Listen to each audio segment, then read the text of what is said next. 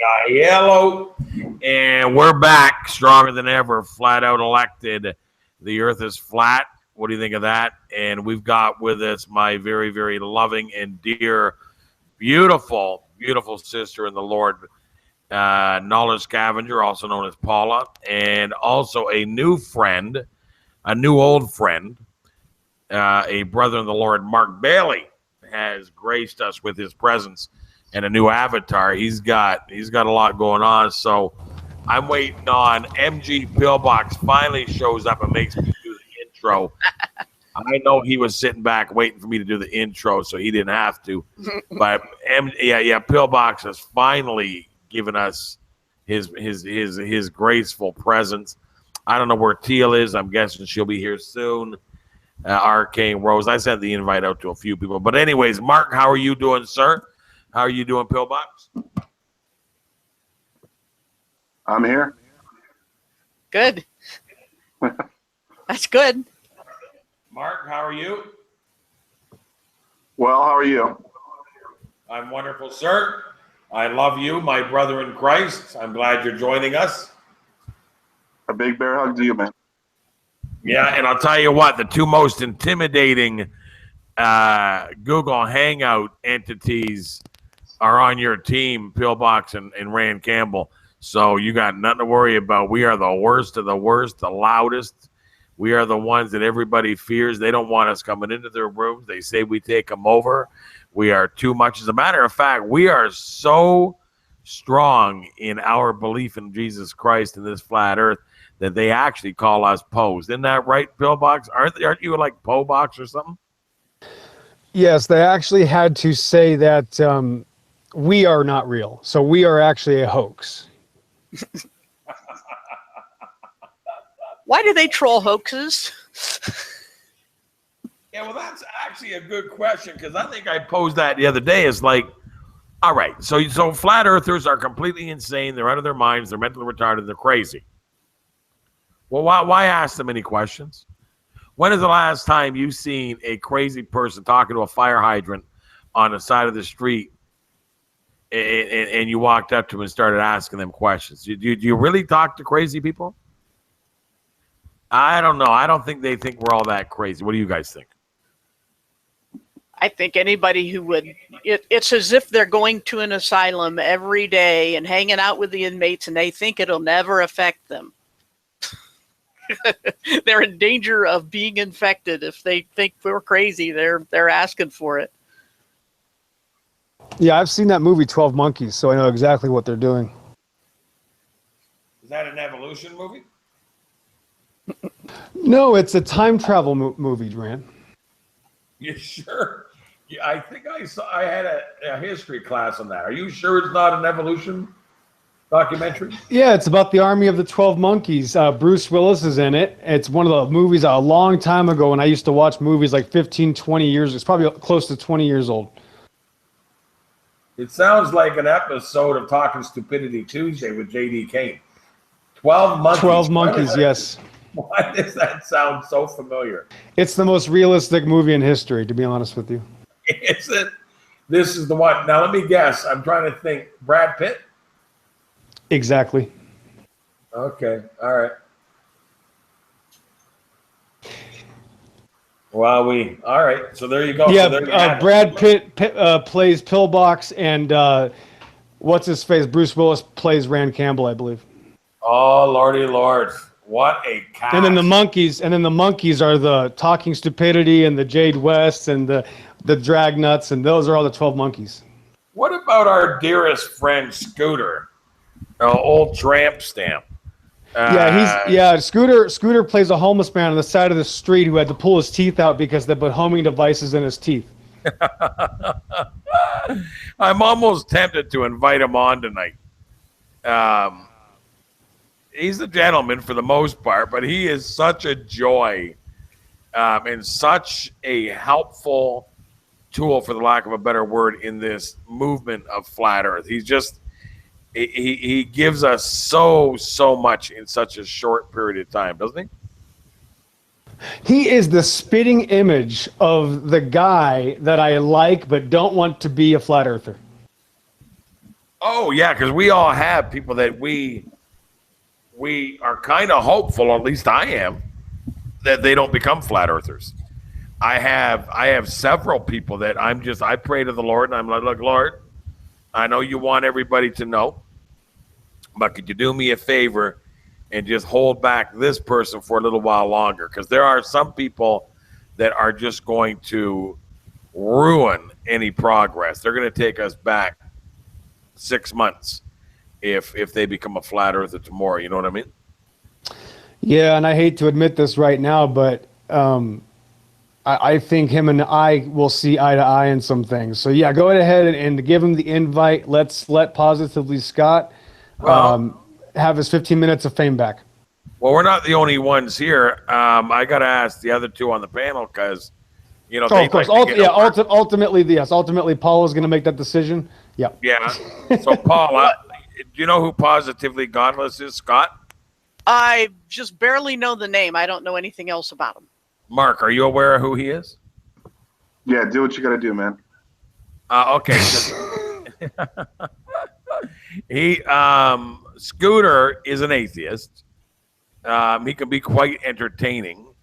He's not anti-Christian in that he's vulgar or rude. He doesn't really swear. Decent enough guy, I guess. Loves to troll the flat earth. Thinks we have lost our nut. Thinks we are absolutely crazy. We are the epitome of today's insanity wrapped up in Jesus Christ and the blanket of flat earth. So he's often fun to have on. Is anybody here interested in having Scooter show up? Oh, by the way, he also has a Prince tattoo, and he works in Minnesota at the Prince Museum. He is a huge Prince fan, even has the guitar. So, again, I ask, are you guys interested in bringing him in for a little flat earth discussion? I guess not, Rand. I guess I was just kidding about all that. Paula? Is he out? I don't know. I don't know the guy, but I don't know. It's just if we're really bored, I suppose it's okay if he's not going to be mean. Ooh, that's a good justification, yeah. He's not mean, but he really does enjoy, with great pride, knowing that his great grandfather was on a strictly banana diet. He is like pro monkey all day long, and he's quite funny. I like Scott. Scott and I are friends. I have no issue with Scott. I've been on his show, Absolutely Goddess, a couple of times and enjoyed an hour or an hour and a half of interview with him. So I don't know. I'm going to just see if he'd be interested. Let me contact Scott because he might not even be around. He might be. There he is. There. He might be. You know he doesn't have anything else to do, Rand. I mean, let's be honest here. He might be watching the show under a sock account. Every time we talk to him, he tells us he's busy and he's got to go in 5 minutes, and he ends up staying for 5 hours, Rand, just for the record. I know. I love when I only got 5 minutes. I love when he asks his wife questions, and then he doesn't wait for her to answer. He answers for her, leading me to believe there may not be a wife, but that's speculation. I can't say for certain. Again, I love Scott. Scott is a decent enough guy. He doesn't seem to be responding here. He could be doing the late tour. Well, I guess he wouldn't be. It's 11:30 here. What time is it where you're at? About 8:30 in the pillbox. Yep, 8:21 here. The chat doesn't seem too interested in hearing an atheist, actually. I can't blame him. Yeah, we're going to have to hold off on Scott for a while. Maybe around 9:30 Mountain Standard Time we'll allow him to come on. Well, I sent out a hello. I didn't send him a link. Hold it a second. I spoke too soon. Tell him we got to wait, though. He's got to wait 20 minutes at Ringing least. the doorbell? No, that wasn't Scott. He's got to wait. Yeah, we don't want to chase away our viewers. We had enough Chow trouble. Young keeping Cat. them- What is going on, Chow Young Cat? Brian Verville. Derek is back. Nope, there's John. John Gisgallo again. What up, playa? Shalom. And that is the chat. Yeah. And Pete Van Veet. That guy. What up, players?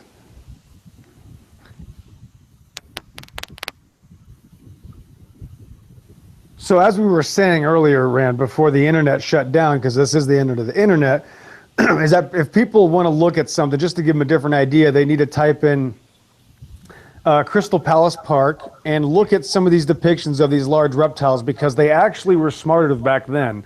And in the 1850s, for some reason, they were able to sculpt them accurately, and the way that they depict these large reptiles now is just not accurate. But my first thing is what I say to Christians is, what does the Bible say about dragons? And some of them can't even admit that, Paul. Some of them try to say that these animals in the Bible or could be robots or could be Satan's creatures. And I find that offensive. And I think that when God is talking about a creature, he's bragging about something. I think he's bragging about his own creature. And it's a big deal to me. It's not a big deal to everybody. But the fact that there's this no dinosaur psyop going around, it's one of the top 5 psyops going right now, to be honest. Yeah, I mean, when we've got creatures described in Job, way back before anybody thought of the word dinosaur, in the 1800s, I think it was, it can't be denied. And when it says it's got a tail like a cedar, and then the footnote of some of the Bibles say possibly a hippopotamus, so you just have to laugh at the desperation. It's just ridiculous. Right, and then the other claim, well, actually, it's an alligator. But then, okay, let's look at, so alligators eat grass like an ox. Okay, yeah, sounds about right. That's exactly what alligators do. They eat grass like an ox. Okay, so it was an alligator. Oh, wait a minute. Okay, no, what eats grass like an ox? And they're like, oh, it's an elephant. I'm like, wait a minute. Well, besides the fact that the elephant doesn't have a long tail, it has a fly swatter for a tail, elephants don't eat grass like an ox. Even children know that elephants use their trunks to grab vegetation. And an ox has to put its mouth to the ground like a tortoise or a herbivorous reptile. So that is the only option, period, end of story. We know what they're talking about. But then not only that, all these people that we're talking about in history that we're trusting to tell us about giants are also backing the Bible even further with even much greater detail, talking about the colors, Flavius Josephus and Herodotus and Alexander the Great. What's the other guy's name? Marco Polo. All that's where the greatest detail is. And all they're doing is describing large reptiles. And people go, well, they're not, that doesn't mean, they're probably just Komodo dragons. And I'm like, well, what do you think the word dinosaur means? The saurus part of the word, that means lizard. So do you understand they're just big lizards? And even children know that a kitten is actually the same kind of animal as a tiger or lion. So if we have these lizards that exist today, and we know things used to be bigger, this is one, beeline to a conclusion when there's actually many more conclusions based on just hereditary strength, the fact that DNA was much stronger then, and some of the species and some of the kinds actually were wiped out and killed off. But this is just normal historical account. And I think that this is a big part of creation because children seem to be very fascinated with these creatures. Of course, I was. And I take offense to it because you're basically telling us that God can't make any of these creatures. I mean, yeah, just because we're depicting them wrong now doesn't mean that they weren't here. Just like the fact that, a rhinoceros is here today, just like it used to be called a unicorn, and so on and so forth. These are all creatures made in the garden with Adam and Eve. And I think that it's interesting because people are so afraid of being wrong and being uncool that they have to throw the baby out with the bathwater. Yeah, that's another one of those science first, Bible second mistakes that paints people into a corner eventually, and then they have to scramble and think of some ridiculous explanation that's even worse than if they had just gone along with the Bible in the first place. And this keeps repeating, and they just don't seem to learn the lesson. And isn't it crazy that we do have multiple different sources? This latest source about a week ago that you found about this, and I call these tortoise dragons because they're all armored up, and I don't believe in secular terminology anyway. Right. But this ankylosaurus creature that everybody comes to mind, I mean, how do you find the same shape skulls, the same looking animals in so many multiple places? I mean, these aren't paleontologists either. This was a mining company that found this structure and hit it with their mining equipment. And of course, I'm just going off the hearsay of the information. But what do they gain out of this besides, I guess, they're going to get millions of dollars for this? Well, this has to be analyzed. How do you fake this? How do I fake a fossilized creature that weighs about 5 tons? Like, I think part of this, like, they had to have special machinery to take this thing out of here in one piece. I mean, how do you fake that? Where do we draw the line? How many different places have to find the same skulls? And I'm not saying we know exactly what they look like, but a skull is the giveaway in a creature. That's the ultimate automatic, okay, this is what we know it isn't, and this is how we know what it is. Like, you can tell a dog is a dog for the most part. You might think it's a cat, you might think it's a wolf or a different type of mammal, but that's not going to be a crocodile. There's clearly differences here where you got to go, wait a minute, what is this? So, I mean, this is a big conspiracy, but the conspiracy is involved in the interpretation. What do they tell us? They tell us they're millions of years old. They tell us that they took millions of years to fossilize. That's the conspiracy. That's the massive deception. It doesn't mean they're fake animals because they're lying about it. And when Mary Schweitzer finds soft tissue inside bones, that right there should tell you that obviously they didn't want to find that information. They had to completely twist their entire paradigm to make it fit. That's how you know what real science is. If somebody has to literally turn their world upside down and say, we were wrong about everything. Actually, soft tissue can last 80 million years. We thought it could only last about 5,000, but we changed our minds now. That's how you know what real science is. When they start to literally throw their world upside down and change their minds anything, why would they fake something that destroys their paradigm, forcing them to change every single opinion about their pseudoscience? You got to really be critically thinking about this in a critical matter, not in a I'm going to throw the baby out with the bathwater matter. There is some truth. Anytime they lie to you, they're putting truth right in front of your face. This is not an exception. Yeah, it doesn't make any sense that they would come up with things that they made up that they are going to have to scramble to try to explain away. That just doesn't make any sense. And people make the ridiculous logical leap that if some things are fake, such as possibly the footprints in the Paluxy River, and I think it's in Texas or someplace like that, that everything is fake. And if the bones that are on display in the museum are plaster of Paris because they wouldn't put the real ones out, then there were no real ones to begin with. I mean, the whole bad logic is from top to bottom, and I just can't get over the fact that flat earthers are falling for this kind of bad reasoning. Right, and what's funny though is that all of the people that claimed the Paluxy Riverbed footprints were fake and they tried to throw all that out were all literally bought and paid for pseudoscience professors, Darwinian evolutionists, from Richard Dawkins down to that Glenn guy that got caught destroying some of the footprints. And then you'll go and find witnesses from the 60s and 70s that said when they went there, they literally had a sign that says dinosaur and caveman footprints, and it was just accepted like, yeah, here's dinosaurs and caveman living together. And I think back then it was like, 20 million years or 30, of course they continued to change the lineage of the pseudoscience history, but that was a normal piece of information and part of the United States. And that part of Texas, it was just a normal exception that man lived with dinosaurs, no big deal. That's what we can see. So, oh well, and we move, it's not even, and then 20 years later, they go back to the park and they go, where's the footprints? Well, I was here 20 years ago and this entire area is cleared out. And where's the sign? Where's the footprint? Not only did they had to remove it all because the human footprint was inside many of the bipedal dragon footprints. Yeah. So they had to remove it all. And nobody asked, where's the skepticism on the so-called new evidence? Why is it that people were, so skeptical at first, and then when somebody comes along and says, well, these were faked, and they just believe that story? I just don't get it. Right, we're listening to the same people that tell us we come from monkeys that are the ones that told us this is fake. Hello, can you not connect the dots?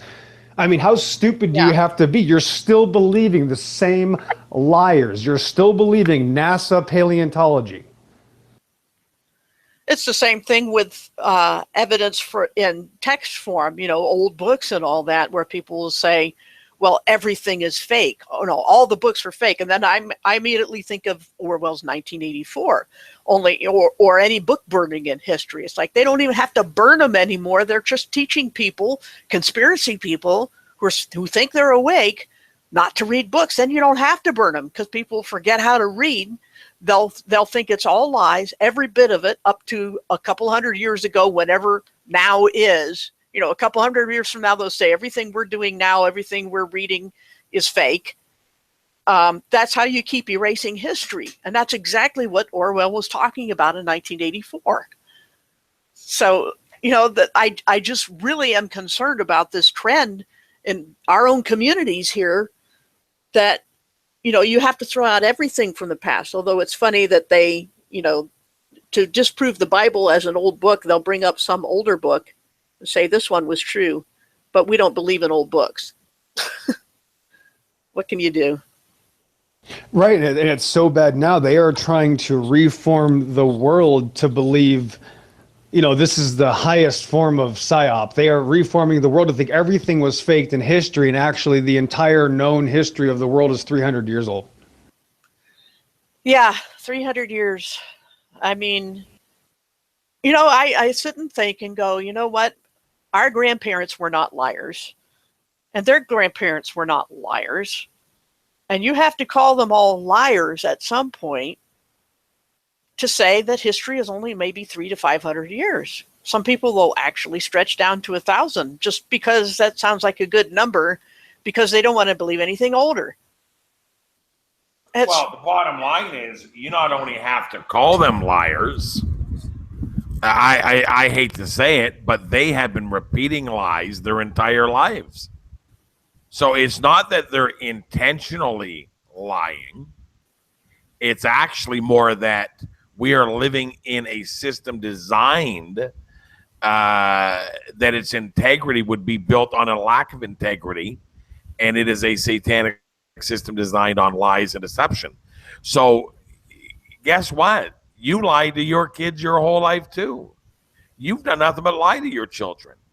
Your parents lied to you. Their parents lied to them. This system is a system that cannot operate in truth. And that's why those that are in truth, those that are in Christ, are pulled out of the system.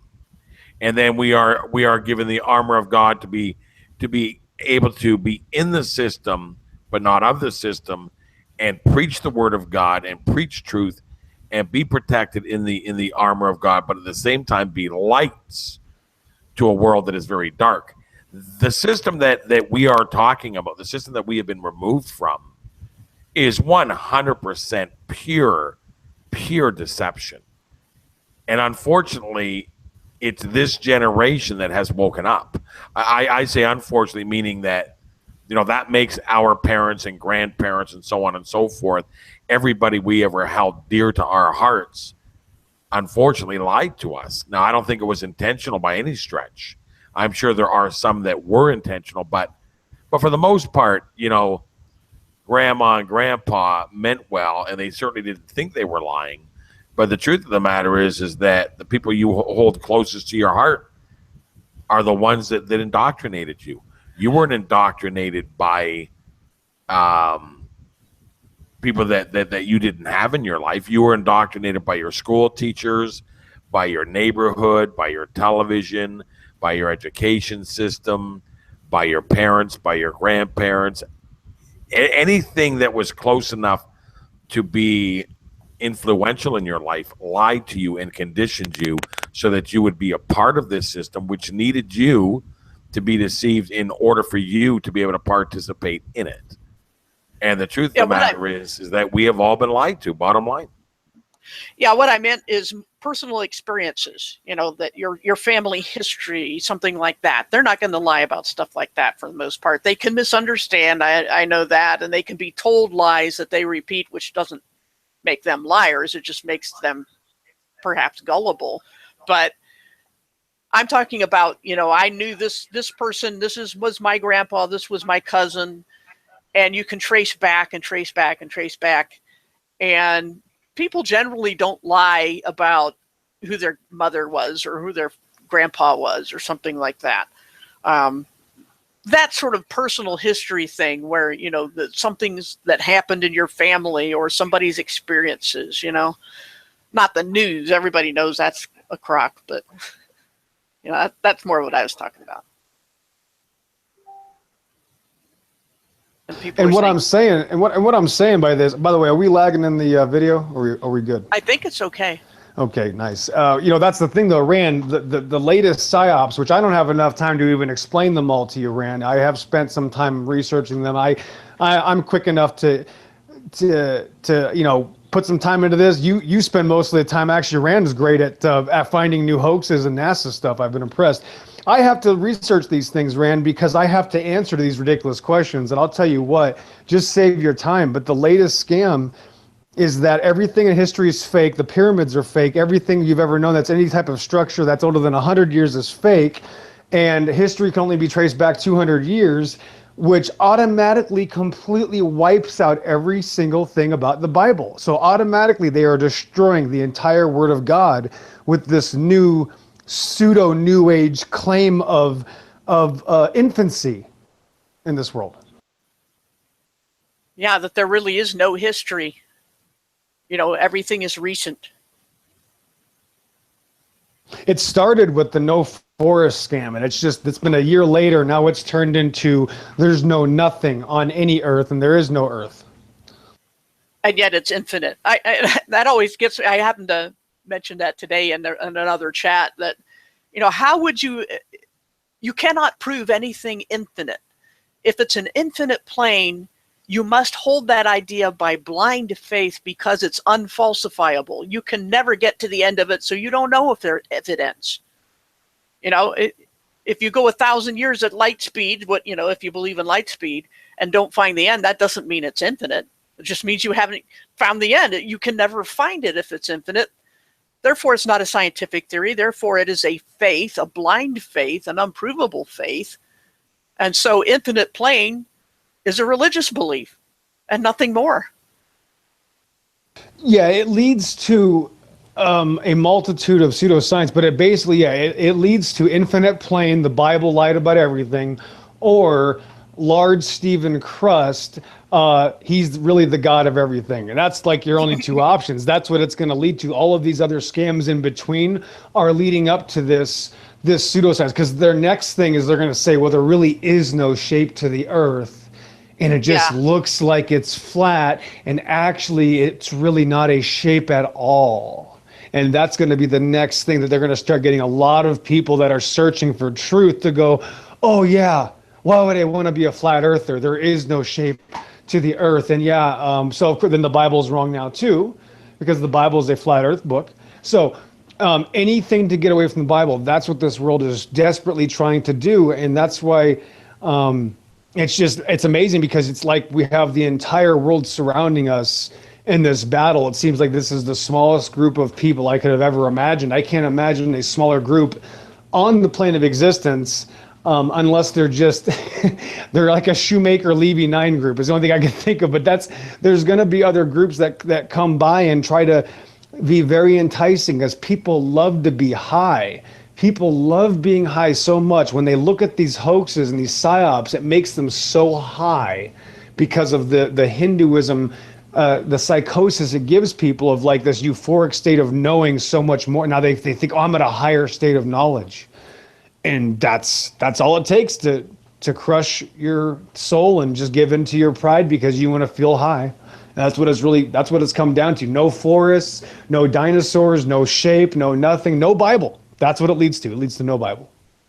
It's a religion, once again, for people who don't want to be religious. They don't want to be supernatural, although they have to concede at this point, if they're honest, that life is too complex to have arisen by chance. And so they abandon evolution, but they still don't want to believe in a creator, in someone who they will have to give an account to at the end of their life. They don't want a moral judge. They just want an intelligent, like a game designer that, that they can judge on their own moral judgment, their own standards. That people are always judging God. And they like these ideas because they still get to retain absolute sovereignty over their eternal fate. And it's a bright issue. It always comes down to that.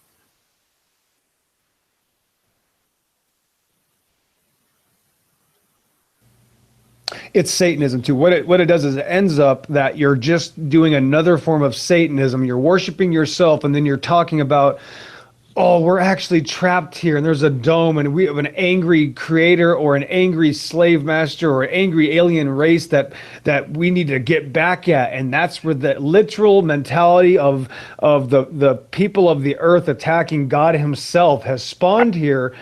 In this idea of a horrible creator that, of course, has been told to us by the anti-theists for hundreds of years. And now it is the New Agers. Now it is the new truthers, the New Agers, and other people that don't want to accept God, don't want to accept the Bible as true. So we're going to be angry at God. We're going to hate God. We don't care who he is. He's wrong for trapping us here, and it's all his fault. And that's where it's leading to.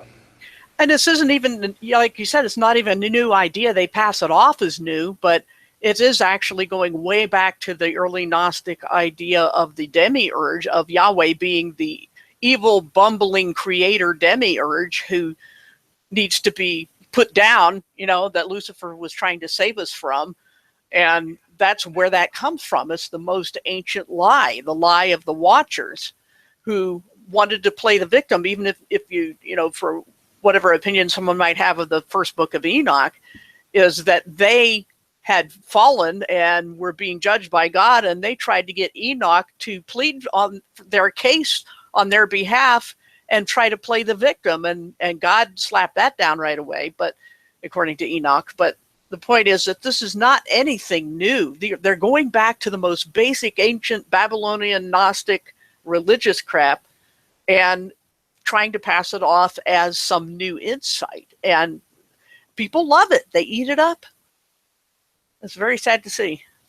Yeah, it's like infinite post shill. I mean, this guy's a perfect example of where people were 15 years ago. Yeah, I saw Zeitgeist too when I was in my early 20s. Yeah, I thought I was real smart too in my early 20s when I saw Zeitgeist. Yeah, that's a long time ago, and that is such garbage. And the entire thing, even if it was true, it's unprovable because you're picking and choosing what parts of history, who you want to believe at your leisure. No, I'm going to pick and choose who came up with the virgin birth story. Yeah, I'm going to pick and choose who's worshiping. I'm going to pick and say that God, Jesus Christ is actually sun worship. Oh, except for the Bible and Ezekiel says not to worship the sun. Do they mention that? No.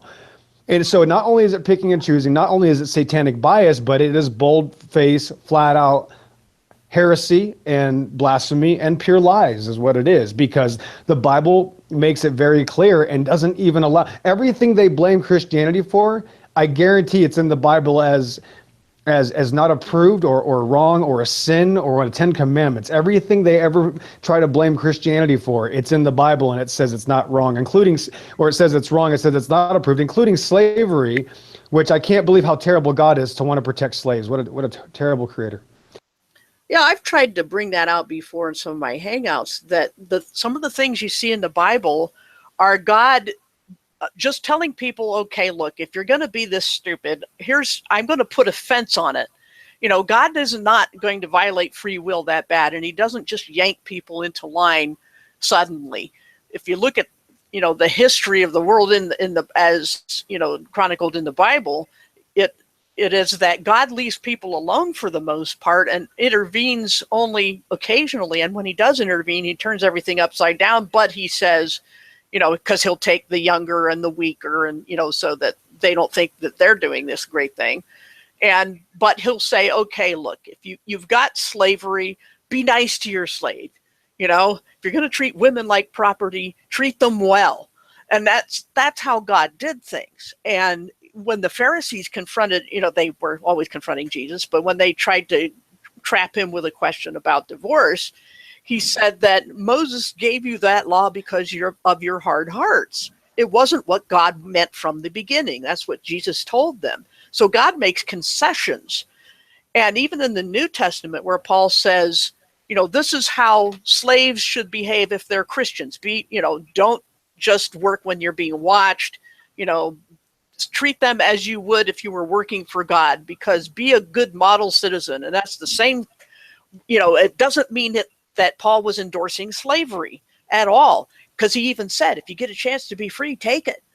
But he doesn't say run away from your masters. In fact, the book of Philemon is about Paul returning a runaway slave to his master, because the runaway slave he had met in prison had become a Christian. And so Paul was not intent upon overthrowing all the social norms. He was just intent upon telling Christians how to deal with those flaws in society. And so when people will say the Bible condones this or that, they just don't know what they're talking about. They haven't read the whole thing or thought about it. But those Christians, they did the Crusades. That's obviously in the Bible, to kill everybody around you, no matter what. That's in the Bible, obviously. So those Christians did that. And whatever the Catholic Church does, that's also Christianity doing that, just for the record. Yeah, never mind the fact that the Bible says, that Jesus says, the Old Testament says, thou shalt not kill. The New Testament says, turn the other cheek. There's nothing in the New Testament that says even to overthrow the government, even if the government needs to be overthrown. I mean, the New Testament was written in the time when the Roman government was occupying the land of Israel. And they never said, let's launch a rebellion against Rome. Rome wasn't the problem that Jesus was facing. It was the religious leaders. And so if everything's to be overthrown, it's the religious leaders. But the point being that, God doesn't, there is, for all its faults, the governments do serve a purpose, which I like to use the illustration of people pulling a cart up a hill, a heavy cart, and they have to rest every now and then. They put a block behind the wheel so that the block does not pull the cart. It keeps it from rolling backwards. And that's what God's interventions are, and stopgap things like governments are. They keep us from sliding back too far. They make it so that people can live in peace, at least to some degree. Because as we know, without individual governments, there's going to be a world one and erase all the lines, and it's going to be orders of magnitude worse than what we've had before. So, there's all sorts of reasons that if people would just think things through instead of just lifting words off the page and saying, hey, I'm just reading the Bible. No, you're not just reading the Bible. The Bible says study to show yourself approved, rightly dividing the word of truth. And you can't do that by just reading the words off the page. But everybody does that, critics and professing Christians alike. And that's why there's so much confusion. Yeah, every time I like to ask questions when somebody just reads out of the Bible, for some reason I can't get any answers. Yeah, because if you try to explain stuff and look at context, then you're trying to hide something or twist it. That's how the mentality is. Well, I mean, yeah. I like to say that there's three ways to read the Bible. There's reading it without knowing the author, and there's a whole lot of them. There's reading it as though you're achieving something fantastico in the carnal sense, that you are going to be able to discuss Scripture or argue Scripture from an intellectual standpoint. And then there is the third way, which I believe to be the correct way, and that is to have it written to you through the Holy Ghost. And to me, that's when you are studying the Bible in truth and in spirit, and you are being guided by the Lord, you are going to get the absolute truth from the Bible, and it's going to sear and become written on your heart. And to me, those are the three ways that we see the Bible being read. There are those that clearly don't know the author. There are those that may know the author, but are reading it for intellectual reasons. And then there are those that are receiving the words of God through the Holy Spirit. And for me, those are the differences. How about the people that read it and say, yeah, see, we're gods too. Yeah, if we just be like Jesus, then we're gods. I love that. Well, that's actually the new one I'm hearing. Our friend, I won't mention his name, he has a bit of an Asian accent. He's under the impression now that we are gods. And this is what he's been preaching lately, is that because we are sons of God and we are children of God, that makes us gods. Yeah, you know that context that people cite when they say Jesus was talking to the Pharisees and he said, he quoted the Psalms that says, have I not said you are gods? What they don't understand, and you really have to look to see it, but it's definitely there, is that he's having this argument with the Pharisees who are there to trap him. And what they're trying to trap him with is to try to accuse him of blasphemy, which is equating himself with God. And what he's doing is turning their nitpicky legalism, slick lawyer mentality back on them by saying, hey, look, I found this spot in the Psalms that says I'm a God and I can say that and I'm not guilty of blasphemy. That's what's really going on in that scene. He is tricking them with their own mentality, their own kind of argument where they would look for a loophole in the law, like such as when they said, if I swear by the gold in the temple, I'm bound by my oath, but not if I swear by the temple. Those are the kind of people he's dealing with, slick lawyer minds. And so he says, look, I found a spot in the Old Testament, the Bible at that time, I found a spot that says I can claim to be God and you can't do anything about it. So he was just playing their game and beating them at it. And so he's not saying we are literally gods. That's just the most superficial, ignorant reading. Well, and they so when use that, and then they also cite when it says that we make them in our image. Oh yeah, they use that as well without understanding the context. That if you want to give a deeper context of that, Paul, I would appreciate it.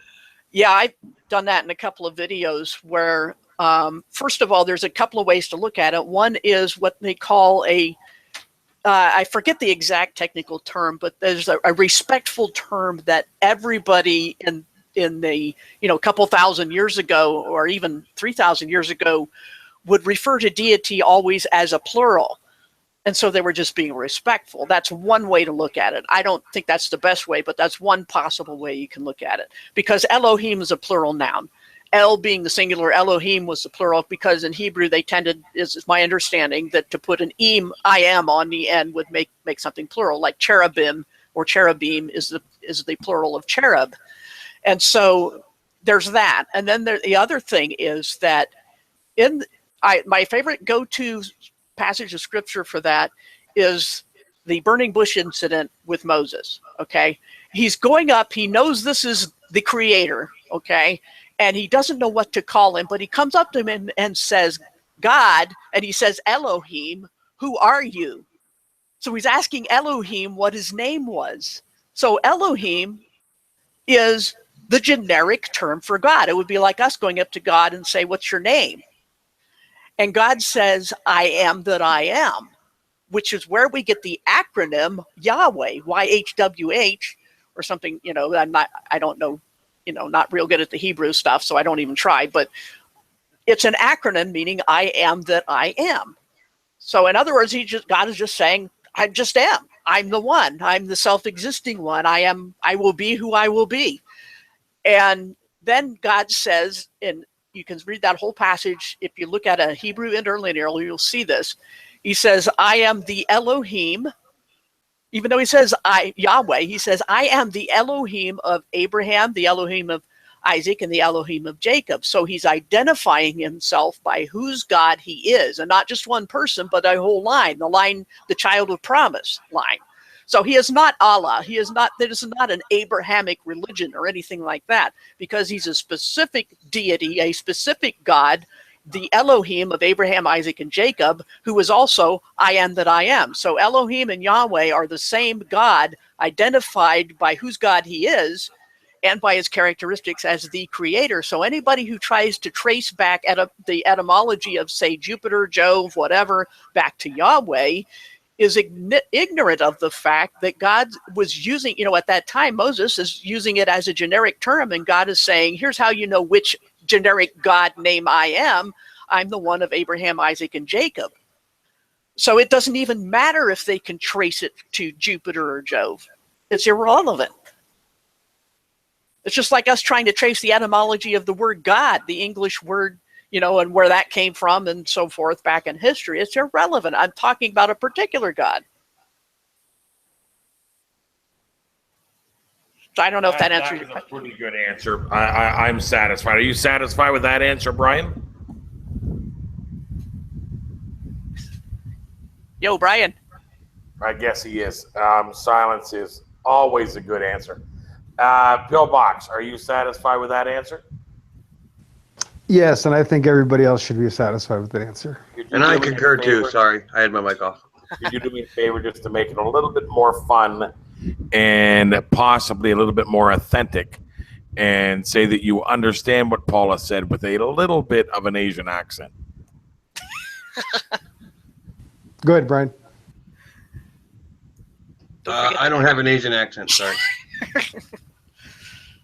Could you say it with a mouthful of Chinese food? Oh, so yes. There you go. Thank you. Good enough. Sound bite. I'll be using that later. Excellent. All right. Very well done. That was exactly what I wanted to hear, Paula. I've often heard people say that, when it talks about we should make them in our image, that it's the Holy Spirit, God, and the Son. I'm not sure I'm okay with that particular argument, but I've heard it. The thing is about Elohim being a plural noun, it's often used with singular words around it. That is to say, it would be the English equivalent of saying, all the pillboxes in the world ate one ice cream cone. The exact. It's a very, very bad analogy. You know what's crazy? I swear to God, God is my witness. When you were getting ready to say what you just said, I was thinking ice creams. And honestly, I swear to God, you said all of the pillboxes in the world, and I was thinking, I was trying to say it for you in my own mind, and I was saying all of the ice creams in the world, and then you go all of the pillboxes in the world, and then you did the ice cream. That is crazy. God is my witness. That's exactly what I was thinking. Ice cream at the exact same time you were. Yeah, and I was sitting there going, why did I choose ice cream? That doesn't even what I wanted to say. Yeah, that is crazy. Oh, but anyway, the point I was trying to make is that they would have a singular verb with a plural noun, and it doesn't work in English. You can't do that in English. It's as if to say, we say, and God's said, I am. Okay, that's what's going on. The pronoun and the noun don't match in number, and you can't really do that in English, and that's why they don't translate it that way. But the point is that in Hebrew they can do that, and in the ancient times they did that all the time because they're talking about deity. And that's why, and it has to do more with grammar there, because they have to use, for respect, they use this plural noun for God, but singular pronouns to tell you they're talking about one rather than many. And this is a nuance of grammar that people complain about because they don't understand it. Therefore, they think you're trying to hide something. And I don't know what to tell them. It's like telling somebody that, taking somebody to an advanced calculus class and them not understanding, so they think you're just speaking gobbledygook. There's a point at which you just can't dumb it down. So it turns out that everybody is saying this name that's not really a name. Yahweh? Yeah. And Elohim, it's just like saying gods. Yeah, that's a hard pill for someone to swallow, especially they spent a long time trying to look up how they're supposed to say that. And they're probably like, no, I'm going to keep saying it. Yeah, the sacred name movement, they've got to be, I mean, that has to be so embarrassing to know if anybody does actually admit that this is the case. It's like, okay, how you pronounce this acronym can make you saved or lost. Yeah, that's what God is all about. Oh, wow. Could somebody decipher this for me, please? It's a comment under our video, Flat Earth, I'm loving it. I guess somehow it was put up on the internet. It got 8 thumbs up, so it can't be that bad. However, Berserked Guts doesn't sound like a flat earther to me. So here's what he says. Let's analyze this if we can. Fun fact: everyone standing in the southern hemisphere looks south to see the same point, just as everyone in the northern hemisphere looks north to see the same point. This fact makes flat Earth impossible. Well, yeah, he saw it on TV, Rand, so it must be real. Yeah. Okay.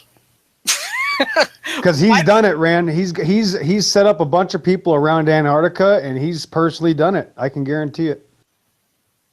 How that proves a flat Earth, proves a ball Earth, I have no idea.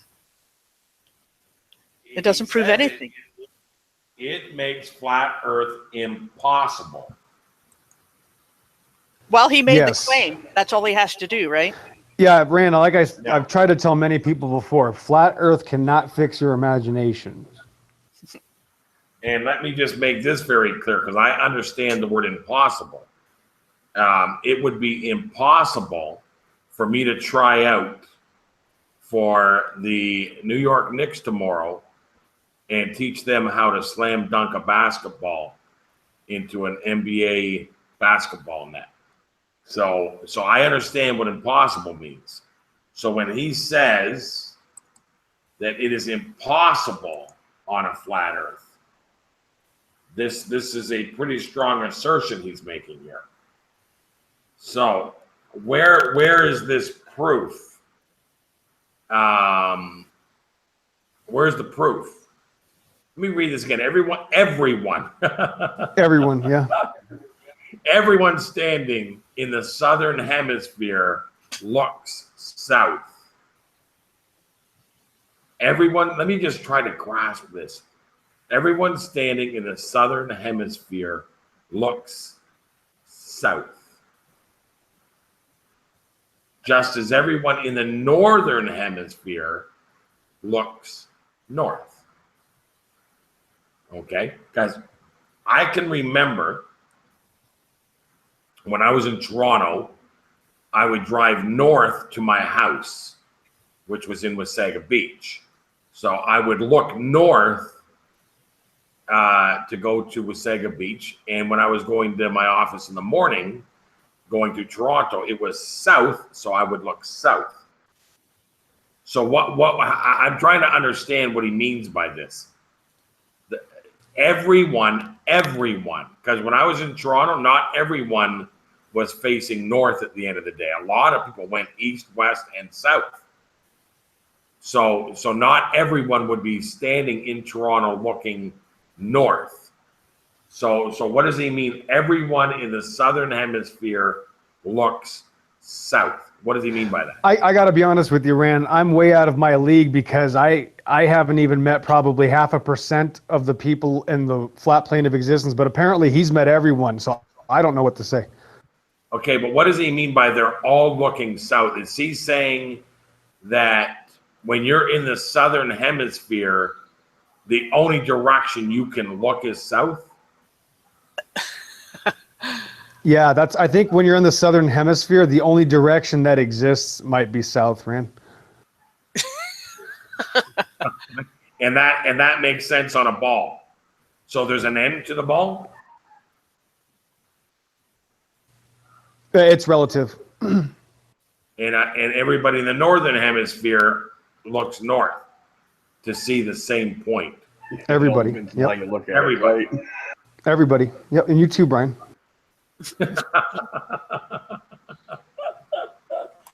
I love these people. And they try to say things to make it sound smart so that you read that and go, oh, well, clearly I'm wrong. Oh, no flat earth. All right. I'm back on a ball. Thanks, Berserk Guts. I can't You believe are I didn't think of brilliant. that. I can't believe I didn't think of where everyone was looking. Dang it. Yeah, that proves the ball all day, every day. I mean, we don't even need evidence. I mean, pack it up. It's just, we're done, I guess. I'm sorry, guys. Yeah, that is some crazy talk there. Even, sometimes, Rand, even I ignore questions. Sometimes I just got to let it go. Yeah. Needs some clarification, I'll say that. It's, you know, I mean, we got 4,000 years of ship travel history, Rand. For some reason, they talk about Polaris. And not until, you know, kids started living with their parents until their mid and late 20s did these experts come along to tell us that 4,000 years of ship travel has been wrong. So Well, God see, bless them. that's why it's convenient to get rid of history. See, then you don't have to deal with that problem. I mean, the same people ran the other day, and I don't know what to say to this. The same guy the other night came to me probably and told me how he's used his telescope to see the moon buggy on the moon. And my question Really? is, my dear Lord Almighty, I mean, just I had a friend that said imagine, the same thing. could you please just call the Lucifer Observatory and receive your Nobel Peace Prize? Because they can't do that. But for some reason, the guy on the internet with this $96 Walmart telescope can do things the most powerful observatory in the world can't do. God bless them, Rand. They're just magicians. Okay, so what we're gonna do for the next, I think I can hang out for an hour. I'm pretty good till 1 a.m. tonight, I think. We're just gonna go over some comments under Hangouts that we haven't gone back to look at. And we're just gonna read some of the comments that have been laid under these Hangouts. So let's look at this one here. This seems like a I can pretty hardly wait. interesting one. This is the Flat Earth, a G-Man Marathon of Foolishness. This one we did on May 3rd, 2017. So I guess Arcane must have been talking about a spinning ball experiment, and he had requested it. So here's the comment. It says, the spinning ball experiment request from Arcane is ridiculous and scary that a grown man would even come up with such derp, I guess, stupidity. You cannot get the results because the gravity of the Earth is greater than the gravity of the ball you are going to use. A 12-year-old kid knows that. So I put, well, a 12-year-old kid is already indoctrinated, so using him as your go-to isn't the smartest thing. And then he says, make sure you tell the ER attending next time you go to the hospital with a burst appendix. I've never gone once with a burst appendix, but apparently I'm going again. That he is indoctrinated with his scientism. Oh, and Rand, enough trolling, dude. It's my video. Well, yeah, I mean, how do you get a burst appendix on a flat Earth? I can see what he's saying there. Yeah. How does surgery work on a flat Earth? Here's another one. I didn't think of that. His name is Vyacheslav Gradzikiak. And he looks like an extra from an old James Bond movie. And he says, I can't believe that retarded idiots like Pillbox exist. He is an effing lunatic or the biggest troll on YouTube. I certainly hope. I mean, that's the thing. If I don't seem like I'm an absolute fanatic lunatic to the dumbest people in the world, Rand, that's when we have a problem. Yeah, okay. So let's look at another video. We'll switch Right on, videos. You guys having fun yet? Oh, I can hardly wait for the next one. Yeah. Hey, Teal Summers has entered the building, so try not to ignore Brian. Come on. And we have reached 550 subs. Isn't that wonderful? Okay, so we're going to look at one of my favorites. We're going to go back a little ways to some older stuff. Actually, as long as we're doing this, I might as well show the screen, present to everyone. I hope for future reference, Ren, if they're going to leave a comment about me, could they at least give me the topic that I was wrong about? I'd love to discuss it with the Nobel Peace Prize winners. Pick a video, Teal. What video do you want to see the comments? Flat Earth, no debate as you were. She can't get on Flat mic right Earth. now. Huh? She can't get on mic right now. Okay, you pick a video for us. I had to say something. Paula's up. Just for a little bit. I should. Oh, look at the time. You're I right. know. 12 What minutes past video, her Paul? bedtime already. Video. That's Yeah. another 50 cents, Paula. How about You guys Flat are bad Earth? influence. How about Flat Earth Scripture Truth? We got 809 views. That was from a week ago. You want to look at that one? I don't care. Yes, the answer is yes. Okay, let's read some troll comments.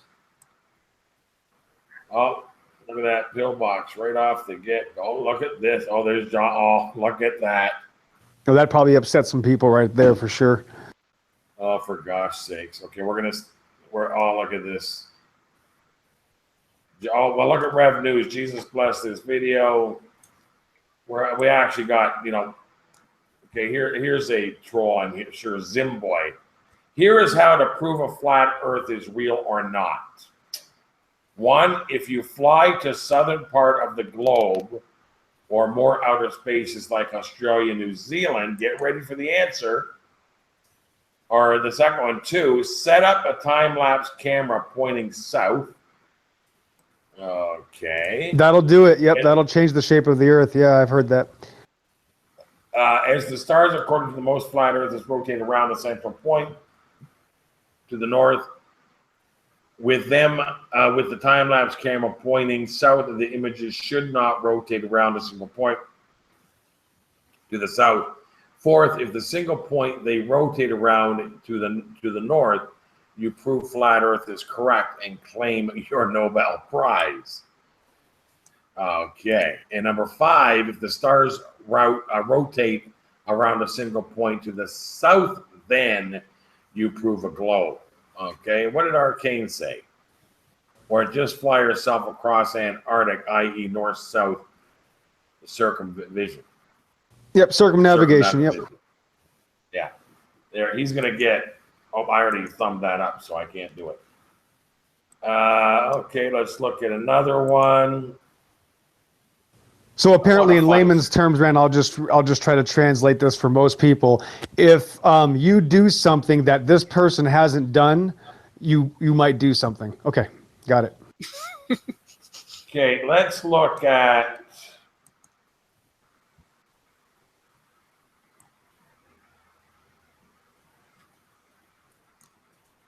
Flat Earth globe equals a flat out lie. This might be interesting. Oh, look at this. There's one of our friends, Silver Lining. Who is this? Oh, here we go. Look at this. Look at this Poseidon troll. Here we go. That's what I'm looking for. Once you start believing in flat Earth nonsense, you get this false sense of superiority from knowing the truth and feel special. You also become annoying as your life starts to revolve around the flat Earth. You spend your time digging deeper into government conspiracies. You become obsessed. It starts to be the only thing you talk about. Before you know it, your family or friends no longer want to be around you. You become the village idiot because you're gone completely bat, blah, blah, blah, insane. Fortunately for you, this nonsense will be gone in a few months. You will get your friends and family back. You will no longer be regarded as a village idiot, but will be regarded as a sane member of the community. I pray against that right now. Oh, I thought that sounded familiar. I did reply to that. There you go. Okay, what did you say? I think you have to click. Yeah, there you go. Okay, so Knowledge Scavenger says the vast majority of atheists and evolutionists I ever met have huge sense of superiority from knowing the truth.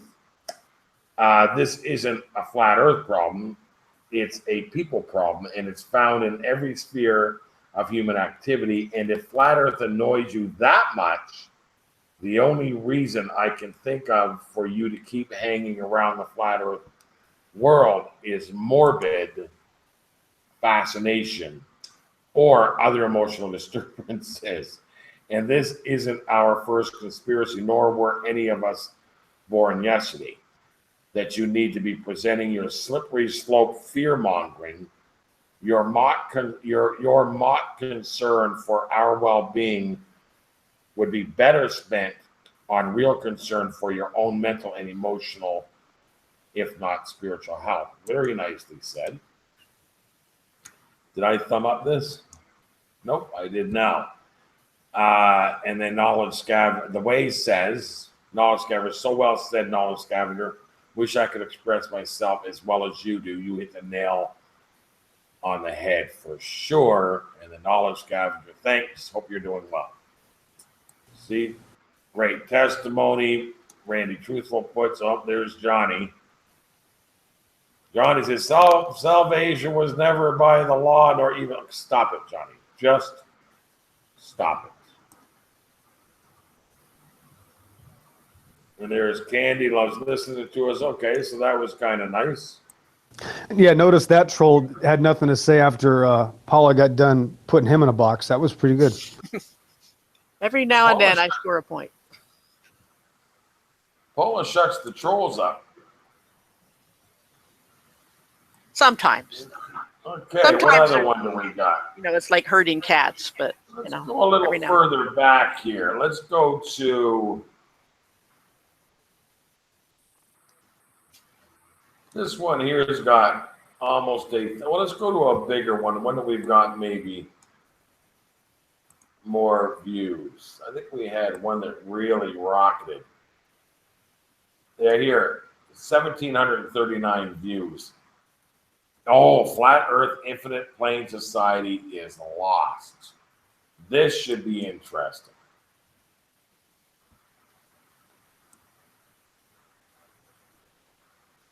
What's going on? Oh, here's the Infinite Plane Society. Yeah, Fanboy. supporter, yeah.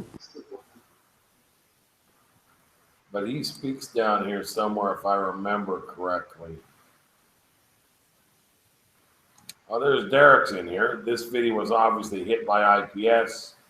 The likes to dislikes ratio isn't respective of reality. Jesus Christ is king. Let's look at the, 68 downs and 37 ups. This over there, what do we got here? Rose Patton makes a nice comment.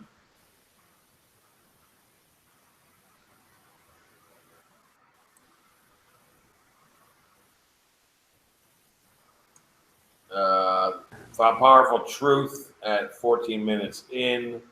We have been tricked for generations. Once you know the truth, you have no excuse before the Father. The Torah life brings blessings. Amen.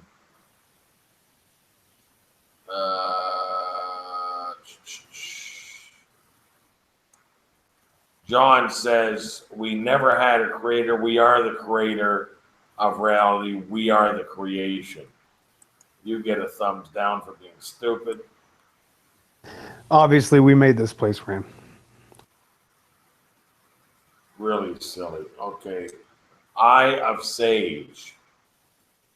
You're on the wrong side of this war. It's a mind control war, and you're no different from the heliocentrists playing into the hands of the ones who concorded this religious mess.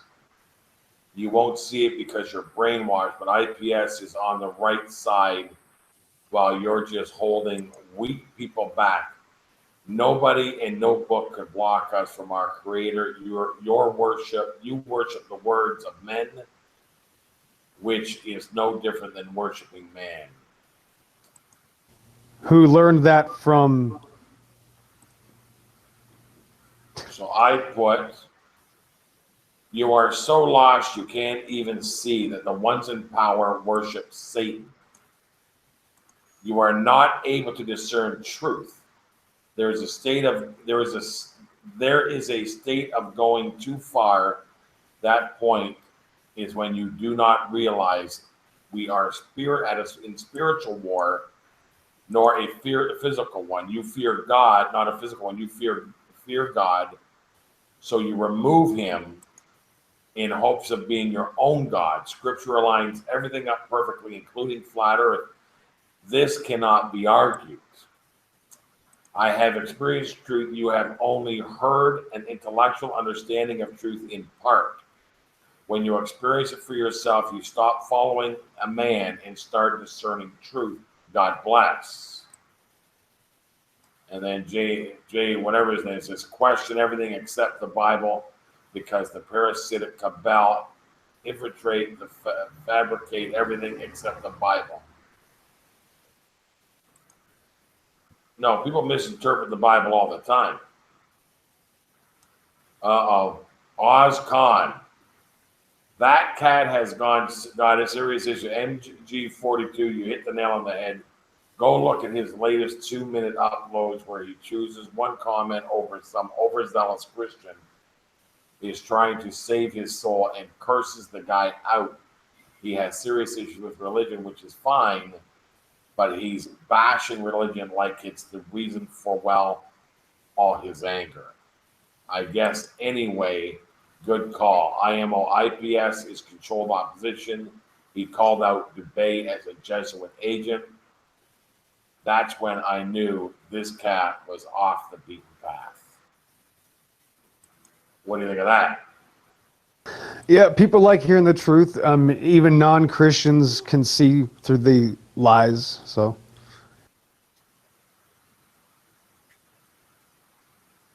Okay.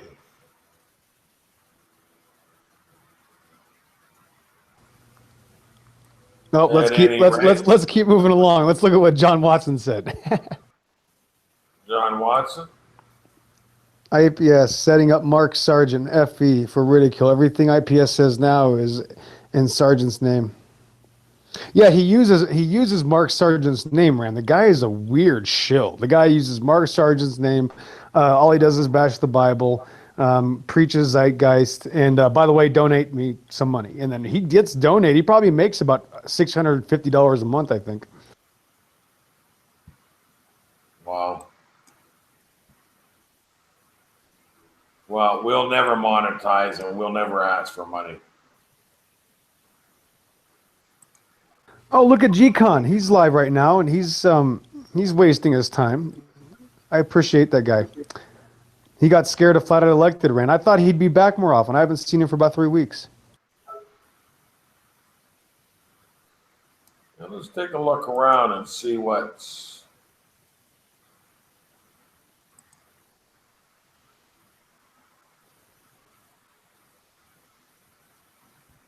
Let's give Scott the link. Uh-oh. I just showed it, but I don't care. There's nobody out tonight anyways. It seems like a boring night. There you go, Scott. There you go. Where was I? Was that where I wanted to be? No, I wanted to be here. Oh, look who's watching us. Look at Thicky. Oh, he's only got 2 viewers though.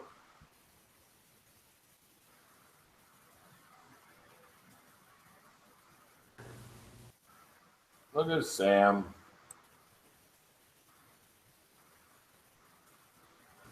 I thought we were all gods, Rand. If this guy wants to preach we're all gods, what's the big deal? What's the problem?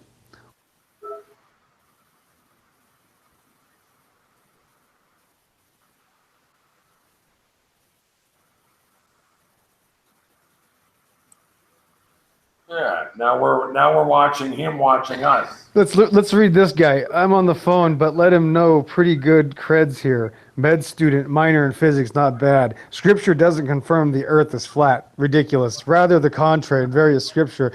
When speaking of variances in the East and West, yeah, that's another brave internet hero. Yep.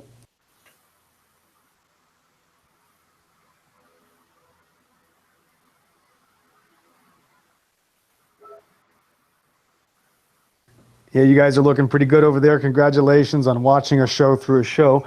But yeah, if you guys over there, if they want, I'd like for them to come over here, Rand, and entice us with some scripture that shows we are on a spinning ball rocket that's wobbling at 666 million miles an hour. I'd love to see that evidence, and I'm willing to talk about it with them. So let them know they are invited to the chat. This Shay guy is literally as sharp as a balloon. His father was obviously, raised in a toolbox. There is no way this guy could be real. Come on, debate me. Shay Armstrong. Yeah. Yeah, okay, Shay. Well, what are you going to debate about? Why don't you come on over here? Got time? Can we see? I want to see some cartoons and some CGI. I want to see some evidence. I want to see the balls flying through space around each other, and I want to see some demonstrations in reality of this without a bed sheet. Yeah, you're on the worst channel in human history. This Thick Shades channel. He tells you by his name that he is blind. You understand? Thick shade. You know what that means? That means he can't see. And this is your go-to guy there, Shay Armstrong. Let me look at his channel. Let me just... Well, he's related to Neil Armstrong, Rand, so... Oh, he's Neil Armstrong's nephew, Shaby. I have math. Look, I don't go to space, but I have math. Do you?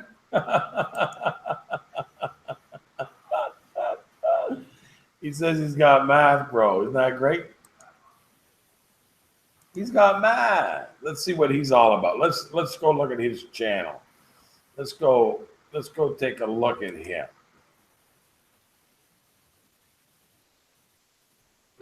I just want to say thanks to Kathleen for showing up. Just a shout out to Kathleen in the chat.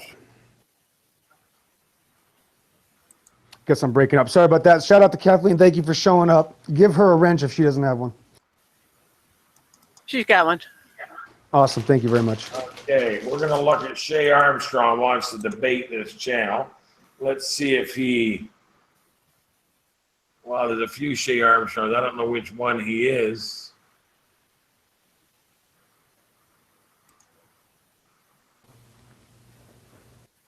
Is that him?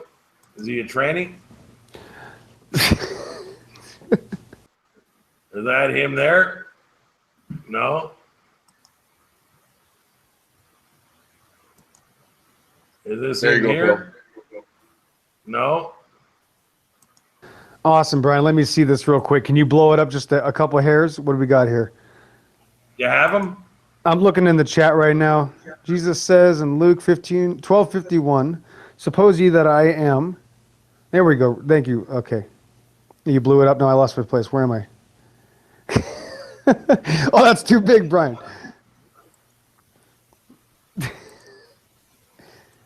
Name calling. What's going on here? Who got blocked? Who's this guy that got blocked right there?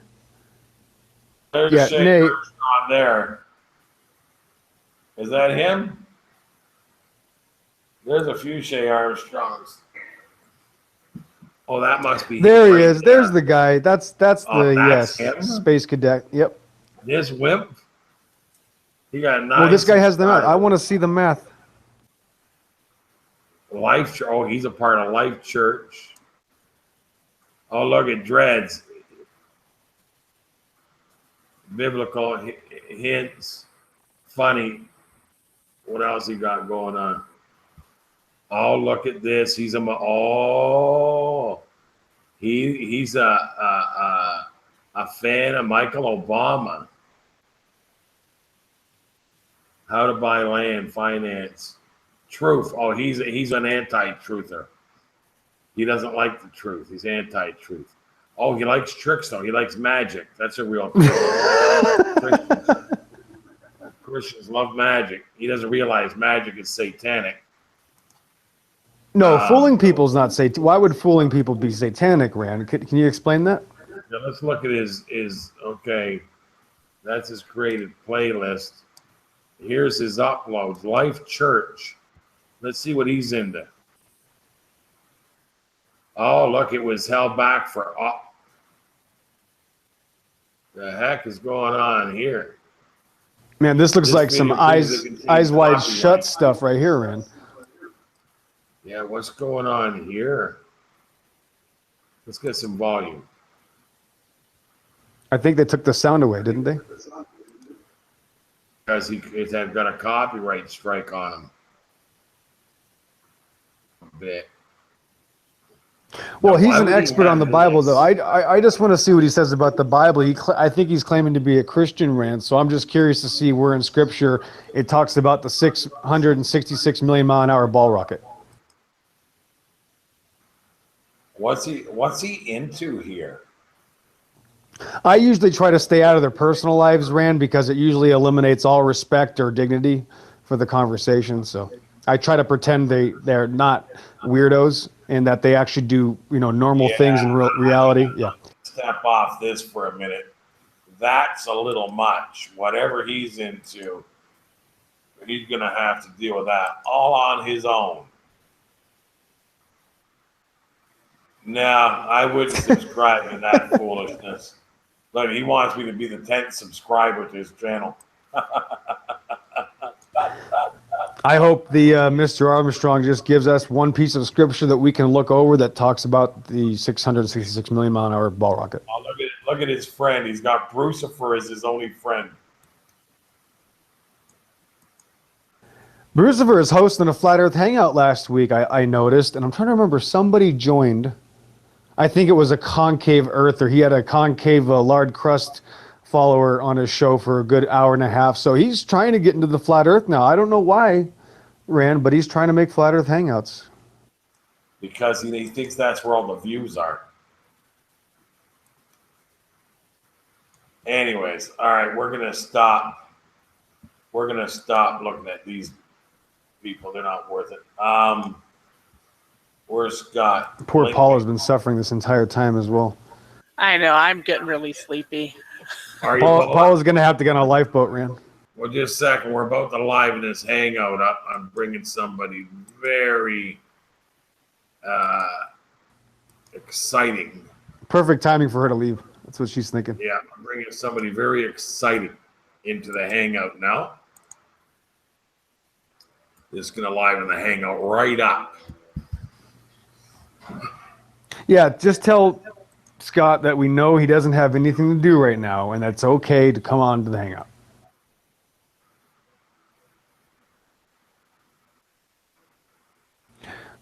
Derek Nelson, we don't worship the same entity. Thanks for your opinion, though. It looks like there's a little bit of an argument going on.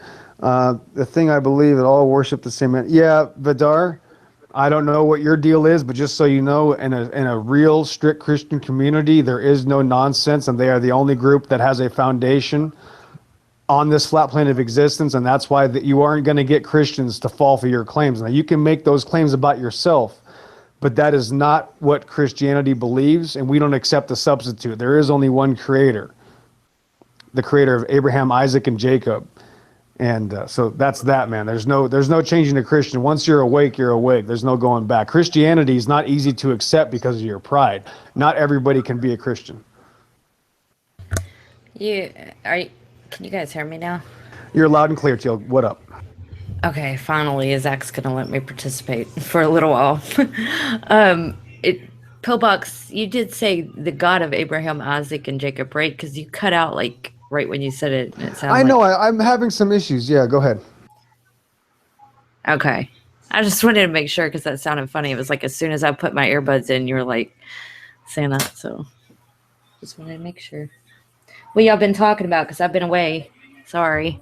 We're talking about trolls. What we should not be talking about. Were some trolling going on, some other people watching our hangout, and of course spying on us, which is fine. And then we're reading some comments for a little while and just going back a little ways to see what people were saying to us.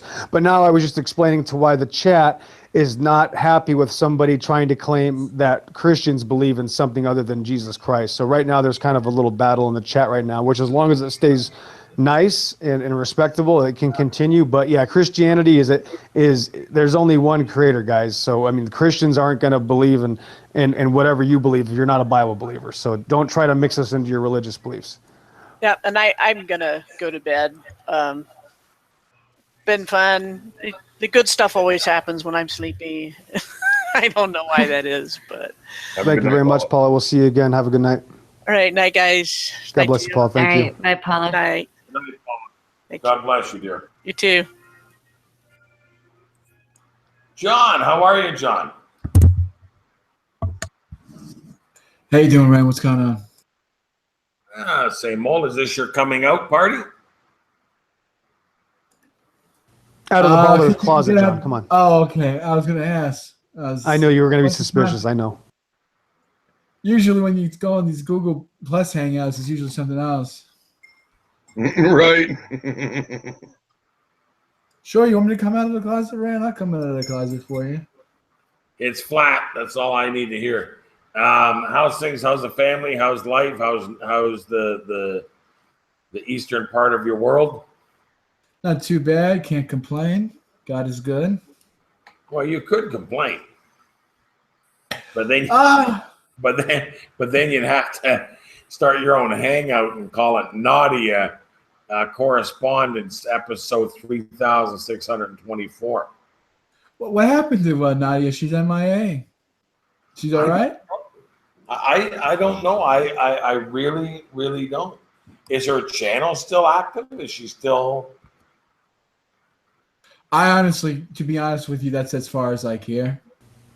I'm afraid to look into it now. I almost won't want to look into it, Rand. Did she meet somebody?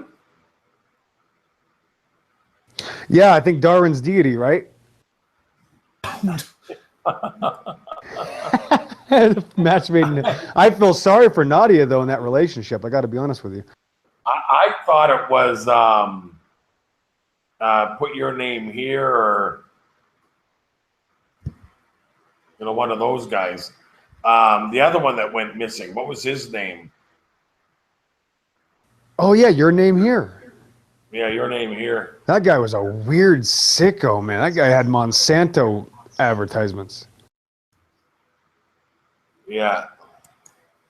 Look at the Christians. I'm sorry, guys. Christians Sounds like don't. good people, right? Wonderful people. Yeah, Christians don't play Vidar. You can't tell us that your belief system is our belief system. We believe in the Bible. We have a standard of truth, and your religion is not part of the Bible. So yeah, we have a very different standard. I like this other guy in the chat. He's up there, Brian? Where is this picture? We I got can't people see in the him. comments that are a little confused. We need to help straighten them out a little bit, Pillbucks. Yeah, hold Bill yes. Bob. Oh, look at Shay. Shay Armstrong came to be a bit of an idiot. Let's see what he's saying. Oh, here to troll you tinfoil hats. What an idiot. Oh, look, there's... I actually like that comment by Guts. I thought that comment by Guts was actually pretty... I wonder how he pulled that out of his rear ender. I wonder when he came up with that. Silly. He heard it somewhere. Thought it was smart. I mean, okay. Do these people think that they're gonna come in the chat when I'm in the chat and say that they're here to troll, and I'm not gonna be like, okay, well then you're banned. Yeah, noobs get automatically banned. They got big issues, man. This Shay guy is a Klingon. He wants to come over here and cling on to some truth, but he's afraid of the truth. Yeah, well, I mean, that kind of shows because there's no discussion there. There's just automatically coming and saying that you're gonna troll. If Armstrong wants to, is he banned permanently or is he in timeout, Teal? I probably should have just put him in timeout, but I banned him, I think. Let me Nope, I'm see if- sorry then. Too bad for him. Sucks for him. I guess he doesn't even get to be asked questions now. No one's ever going to remember his name anyway. So moving on. I do have an unblock option. Can you unblock? Is that what? I don't know. We'll flip the dice in a couple minutes. We'll see. Okay. I'm not worried know. about it. I don't know what that does. Yeah, I don't even think we should even at this Yeah, point. why regret your action, right? It's like trying to take The back a unblock bullet. was unblocked, but just normally leave it until you guys all talk about it. Soul Prince 3, I like that dude. I saw him comment the G-Man earlier. That guy's a flat earther.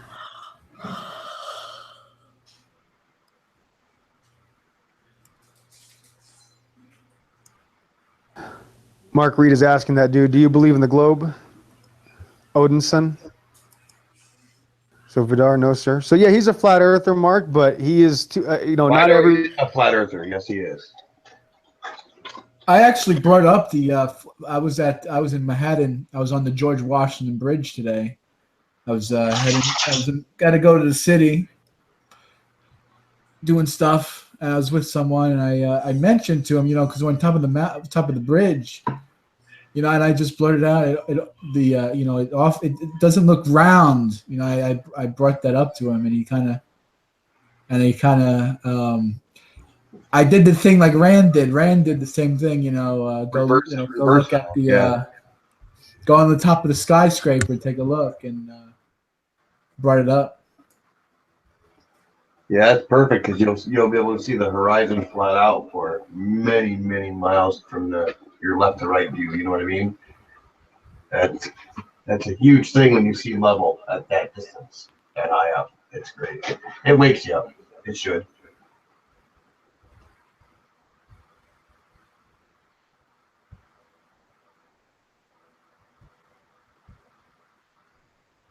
Brandon, everything all right? Yeah. Okay, just checking. Yeah, I was just looking at some stuff here, but I noticed One Way Apologetics came in the room. Flat Earth, or what you? Oh no, I guess that must be over there. I'm looking at. Interesting. Yeah, they don't come over here.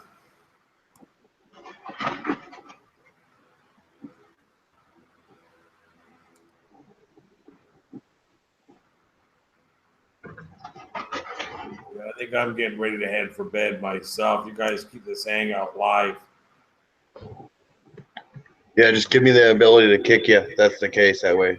Oh, here, I got to give you the controls. Yeah. I don't know what happened to Pillbox. He got kicked like right when he was talking or something. His phone and tablets. You'll notice. Yeah, I'm giving all you guys controls. John, Teal, Rob, Robbie. tablets. Especially Pillbox. It just goes. Okay, you guys have controls. I was never in control. Only God's in control. Yeah, if you're gonna end the hangout, just kick me. Yep. Gotcha. That way, 5 minutes later, it dies, right? Yep. No matter what. Night Rand, thanks for hosting. Yes. Good night, guys. Yeah. Have a good God one. bless you guys.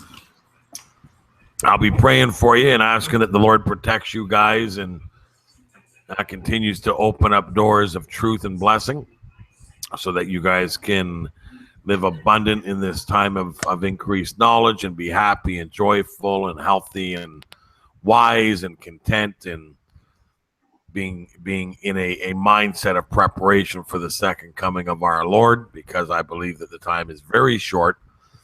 I certainly hope that's true. And so I just ask a blessing on all of you guys. I'll talk to you tomorrow. Good night to the room. Amen. Thanks for that. Have a good night. Wonder where Arcane's at tonight.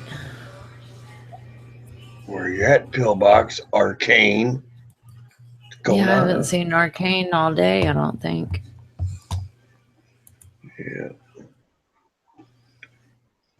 They weaseled out of it.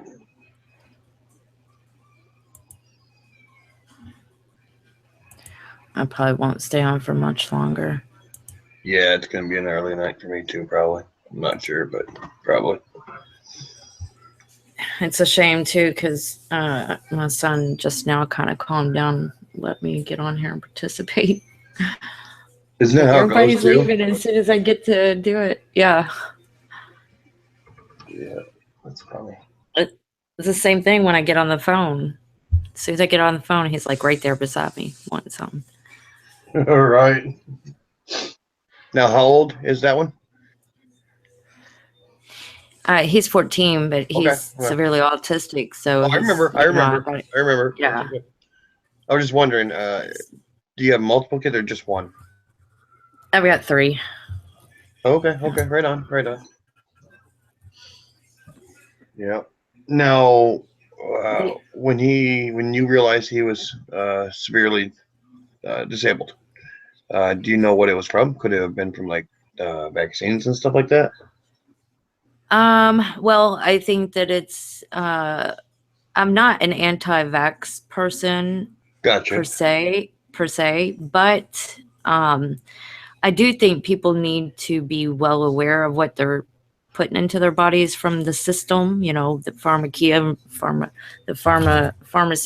industry. And I think people need to be able to make that call themselves, that they need to be able to look into it and decide for themselves. People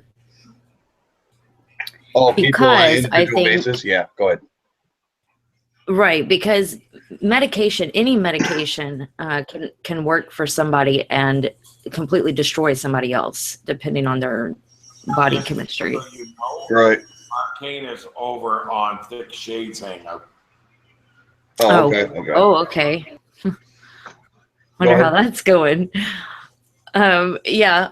So I think it's factors of a couple different things, and one of them would be the vaccinations, because he got 4, and I just, I know that I've heard people say, oh, that's the causation correlation fallacy, but it just happens too much. And just seeing your kid go from completely normal, saying 2 full sentences. I mean, I could show pictures where he's playing with toys the way that they're supposed to be played with, not inappropriately like he does now, like where he chews off the car wheels or something, Said 2 full sentences. He was saying words daily, and then all of a sudden it's just he's not there. I mean, he's there, but it's like in the back of his mind or something. He can't develop and function properly. And it all happened like within 2 months. I started seeing the signs after he got those 4. He had 4 shots that normally were spaced out. But he was behind. Yeah, he was behind, and I was trusting the doctor at the time. You don't do that. Well, the doctor said that he would be fine, and I trusted that. Well, of course, they're like, yeah, it's going in anybody else's body. Yeah, it'll be fine. Going in mine? No way. Yeah, so I do think that played a role in maybe triggering some genetics as well. Like, I believe that, I believe that genetics is involved as well, but I don't think that vaccinations didn't play a role. It's just too... Yeah, you might have had one little thing, but then because of the vaccines, it might have made it way worse. Right. I mean, it just happens so often. It's too much to be coincidence. And just experiencing it myself, I just can't throw away that vaccinations probably were a factor in it. Gotcha. It's hard to prove. Yeah. Well, I mean, they had a whole class action lawsuit going on for a little while, but I don't know what happened with that. I didn't keep up with it. So, and I know that they've made settlements, I think, on a few in the past. So it's crazy. Yeah, crazy isn't even the word for it, The same thing happened with MK Ultra. They had a class action lawsuit against one of the doctors that was doing some of the shock treatment and stuff, and so they decided to pretty much go underground, and blacked out a lot of the information on the government documents and stuff like that. Yep. suppressing it for a long time.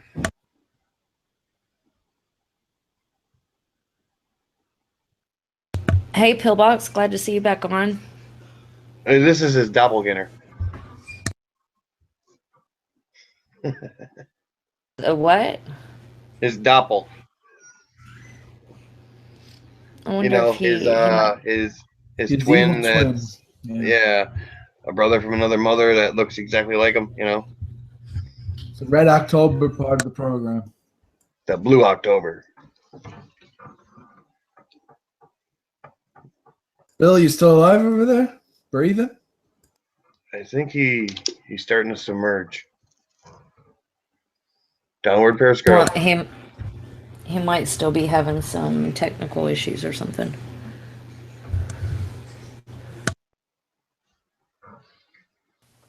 So I wonder. Oh, is that him? Go ahead. Oh, I just wanted to play. Just kidding. But yeah, what is going on, John? No, nothing much, man. What's happening? What's new in your world? This is the 1 week anniversary of Chris Cornell, his death. I'm still a little bit bummed out about that. How about you?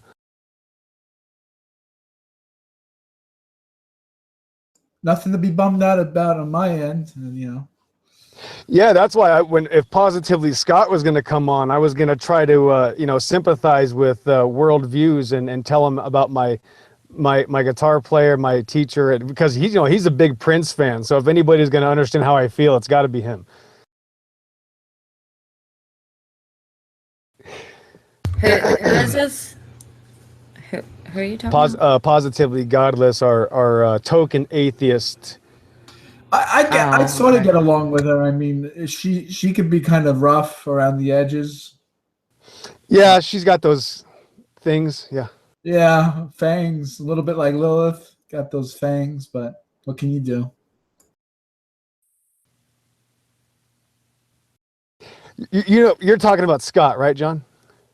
I have no idea who we're talking about. No, he said she, and he's probably getting who you're talking about, Pillbox, mixed up with this one chick that I used to get the same person mixed up with.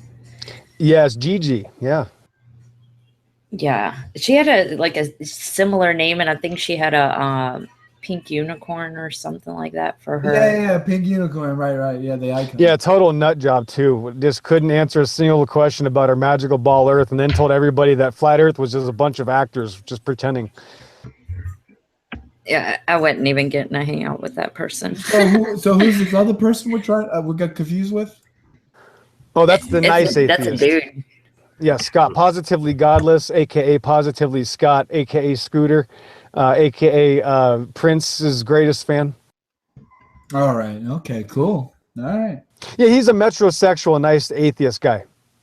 Oh, metrosexual. Nice. Usually running the other sexuals. Yeah, he's ahead of the whole new age world. He's got it all figured out. They're like to the point where it's like 180, like it's like hip to be straight now. You know, like that's like the minority. That's like the it's like reverse now. Yeah, it's hip to be straight, but you used to be gay. You know what I mean? That's what's I think. Yeah. It's It's like, oh, I used to be gay, but now I'm straight. Yeah. Oh man, this guy's cool. So yeah. World is Yeah, Angel said a what sexual? Yeah, they got so many terminologies now. It's ridiculous. It's like metrosexual, and I mean, is that like the same thing as like asexual? No, I remember guys back in my sales days in the car business 10 years ago, and these nice gentlemen that were actually normal men for the most part, but they would do things like get their nails done and manicured and have really nice haircuts, and they'd shave their arms, shave their armpit, that kind of thing. You know, the men, the new age kind of, the advanced monkey men of modern, the more hairless you are, the kind of thing.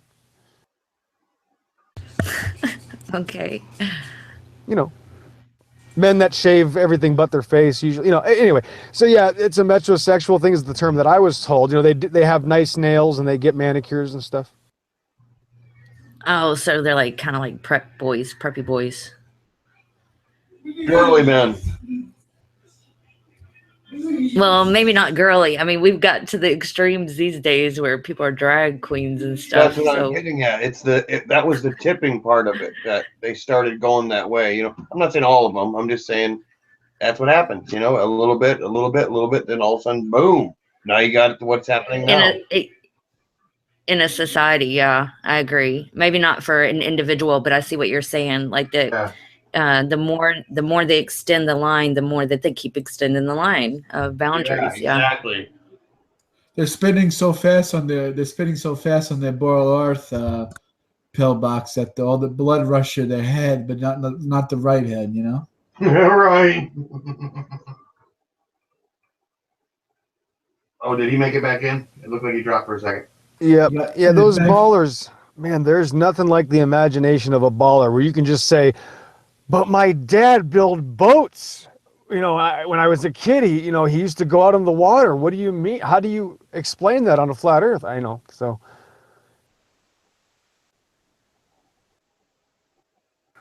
I've seen the curve. I mean, it's there. You have to be by the ocean or in an airplane or in space. Eventually you'll see it. They don't have any pictures of it, but it's there. Oh, well, Brian, come on. Can you show me a picture of the flat earth, please? Right. If everybody in the southern hemisphere faces south and everybody in the northern hemisphere faces north, that proves the flat earth wrong, just so you know. thought that was so funny earlier. That must be comment of the century right there. That was gold. It's pretty good. I'm surprised that person's able to get out of his bed every morning and tie his shoelaces. Right. No, he's got the Velcro ones. And I'm not saying everybody that Velcro shoes, that's bad. I'm just saying that's all he can do. I mean, it's wrong for me to make. I'm not trying to be mean or anything. I'm just saying. It's rough. Guts. I mean, wasn't that his name? Guts. You gotta buy a Brita water filter, man. You gotta stop drinking the lead water, man. You gotta stop. Lay off the sauce. You gotta lay off the sauce, bro. You can't drink unless you're Irish. You're not supposed to drink before 4 p.m. Come on now. He's like, I like fluoride. Well, if you could please get into a rocket ship and take a picture of the flat earth, then I'll believe you.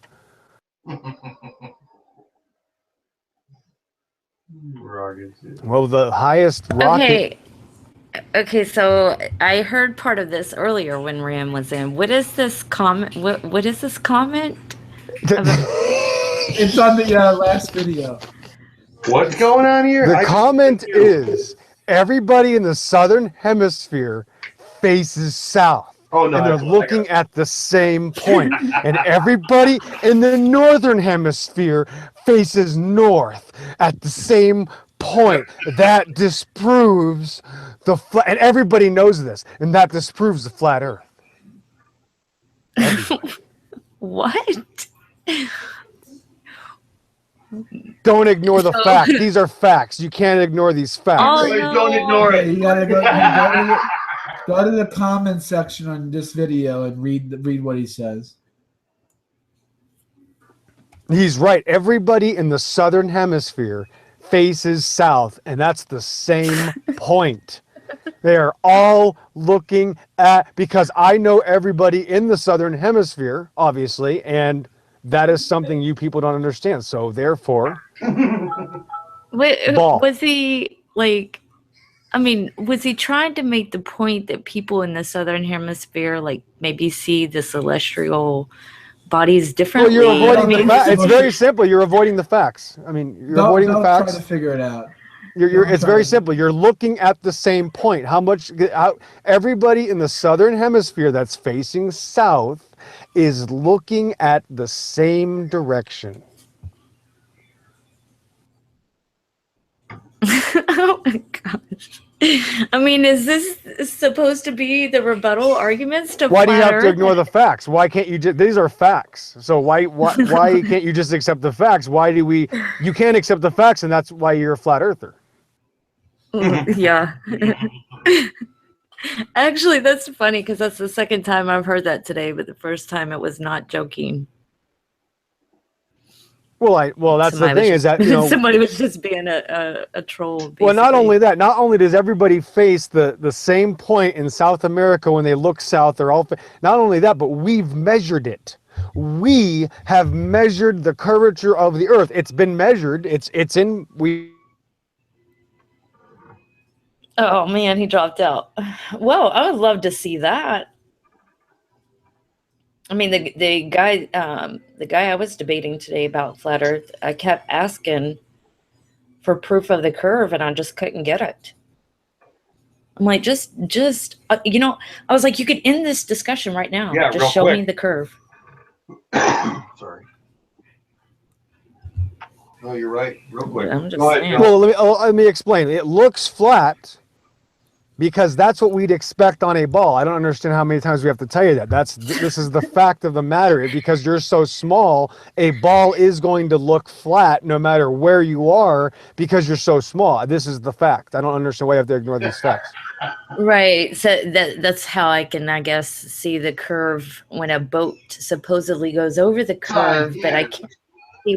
But I can't. Boats. Oh yeah, no, but boats over the curvature. No, that's the curvature of the Earth. Yes. Well, that's why boats are disappearing. Why else do you think they're disappearing? They're obviously disappearing because they're going over the curve. On a flat Earth, the tops of the boats would disappear first. Obviously, Who's this? so. Who's in here? Shirtless. Oh, that's shirtless. Okay. Hey, can you guys hear me all right? Yeah, man, but can you find a better avatar? Because that avatar, man, I'll tell you, it makes you look a couple times. I got to be honest with you. It's kind of weird, shirtless. Not that you're a bad guy or anything. I'm sure I've committed much worse sins. But this icon that you have, I saw it yesterday after we uploaded the video. I looked at that icon, and I about did a triple take because I was like, what is going on here? I had to zoom in and find out what was going on. Actually, I did the same thing. Oh, wait a minute. Wait a minute. Hold on one sec. Oh, that's a flamingo. Okay, good. Okay. I wanted to see what that was. So, but yeah, I got to be honest with you, shirtless. That's kind of it's an issue. It's not an important one, but if you could please maybe something a little bit more obvious, like that wasn't so maybe causing a problematic struck of my imagination that makes me do a quadruple take. So if you want to look into that, for me, thanks. There has to be somebody out there that has seen a scrawny white person with a samurai sword next to a flamingo trying to kill it. Nope. Yeah, the problem is that's not a living flamingo, shirtless, so it's not alive. It kind of looks like a weird invasion. No, it kind of looks like something from Agent. No, what is it? Clockwork Orange, I think it runs through my mind when I see this picture. Like people hunting for mushrooms. Imagine mushrooms hunting people. Right. I think that would come to my mind on this one. Never too old for imagination and an 8-year-old nephew to go do things that you never would think. Yeah, maybe a nice picture with your 8-year-old nephew by a tree in the woods or something, holding a sword, that'd be okay. But this flamingo, I'm telling you. I have one with me and my nephew both shirtless with a whole bunch of sticky notes on us. Yeah, that'll probably be less weird than this one, yeah. Well, it depends. What do the sticky notes say? There is a weird limit, Brian. Hopefully we can't read the sticky notes. I just had to show you my face. I'm like, what? We just talked about shirtless flat earthers icon for about 3 minutes straight. Excuse me. Jesus is God. Yeah, you might actually have to leave your camera on to be less offensive. Right on. I'm going to go ahead and say it. It might not turn out well. Right. Oh, gosh. Now I'm actually going to change my icon, but not right now. See the squinty eyes? All right. Yeah, Now, that's directed what towards were you saying, Pillbox, before you got cut off? Well, first, Vitor is saying, how long have we guys been doing the Flat Earth Hangouts? Just curious because he's been on it for 2 years and he hasn't seen any of us. Well, I've been here since April 2015. I've been a Flat Earther. But we've been doing this for a few months. Other shit and all those other ones we had. Yeah, I've been here for 2 years, so I don't know. Yeah. But you should remember some of us. Come on, wake up.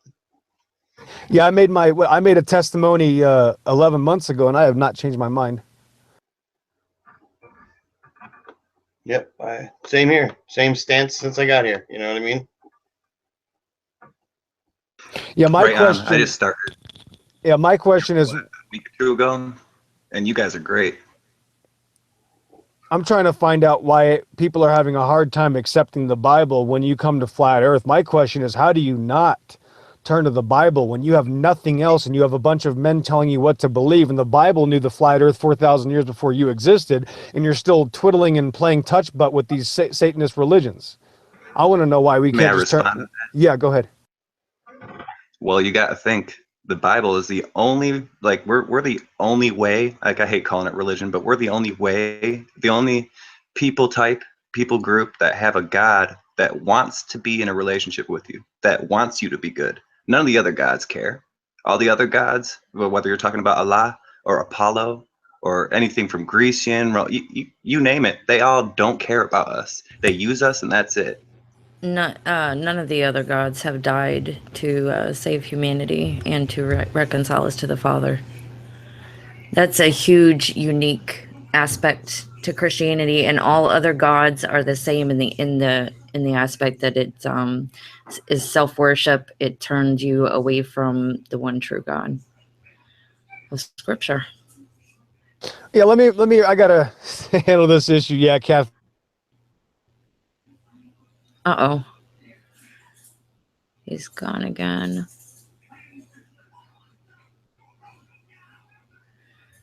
And also most of the other religious views don't have this idea that we're in this the truth that we're in this fallen creation. They just have, it's basically self-help, find your divinity, you are God within, stuff like that.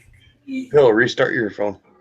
See if that works. I know I did that earlier, man. This thing is I'm not even getting a warning. It's like never mind. It's happening to all Google stuff. And this guy is claiming that he's never heard of us again. He's like, oh, you guys just came out of nowhere, but seems like all these people came out of nowhere overnight. Yeah, man. I mean, this is the end of the internet. So you probably haven't found this part of the internet yet, because this is the last place you can find to go past any other direction that's out there. There's, a bunch of other Flat Earth Hangouts going on, but this is the only one with an actual foundation of truth.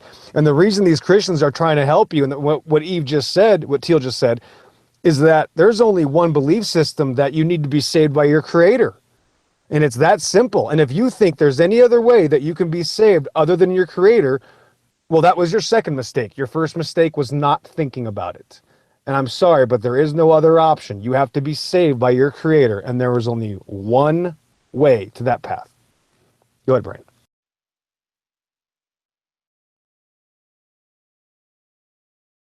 And that path is through the Lord Jesus Christ, who came and died for your sins and rose again. Just wanted to add that. Yes, and there's no other way. You guys got to think about, like, wait a minute, if I were God, how would I do it? Well, you couldn't, for one. Number two, you don't have a better option with any of it. You don't have a better idea for creation. You don't have a better idea how to make this actual existence mean something, and you don't have a better idea how to save it. You need to be humbled. You need to go to your knees and repent to your Creator, tell him that you're sorry, and then get on the right path and start believing in his word. Remember, the Bible was a flat earth book talking about the moon making her own light 4,000 years before you existed. What other standard is there? There is nothing else. That's why this is the end. This is as far as it goes. This information is the final key. And it's not trying to find other lands so that you can escape your slave masters and thinking that you can do all these things and you can save yourself and you can find other people to help you save yourself against a terrible government and the yada, yada, yada. You're still just blowing up your own ego.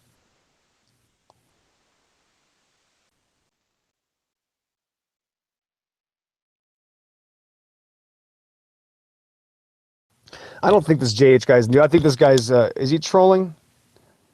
Jay Henning, Kellogg boy, what's up, man? I don't know who that was talking, but they do very good. Okay, that might have been me, I'm not sure. But yeah, you are pretending to be new, but I've seen you use scriptures. You can't be that new. Jay Henning, I don't believe it. I think you're trolling when you're saying you're new, is my biased racist opinion.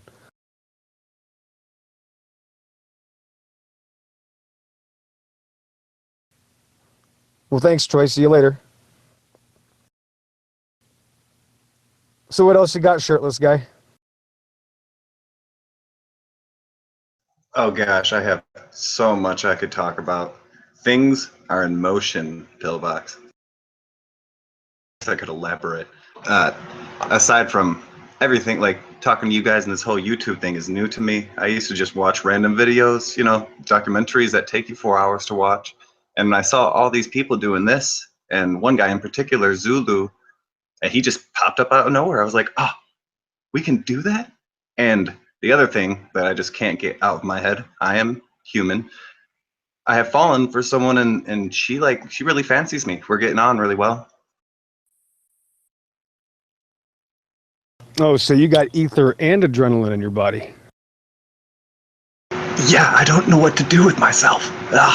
I'm trying to be like innocent. I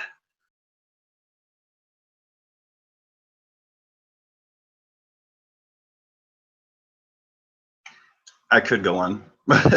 Yeah, you probably could go on, but it might not be.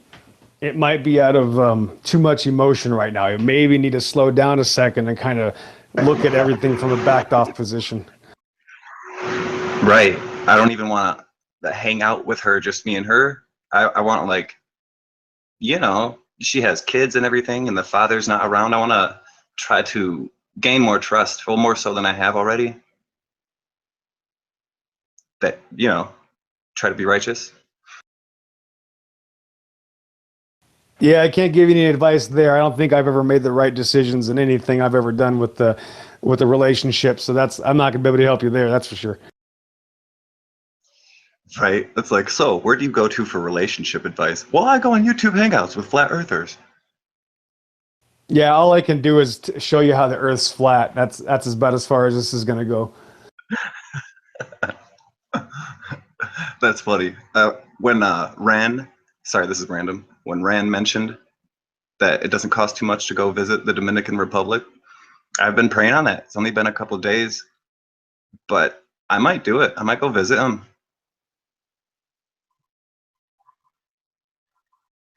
If you have the means, why not?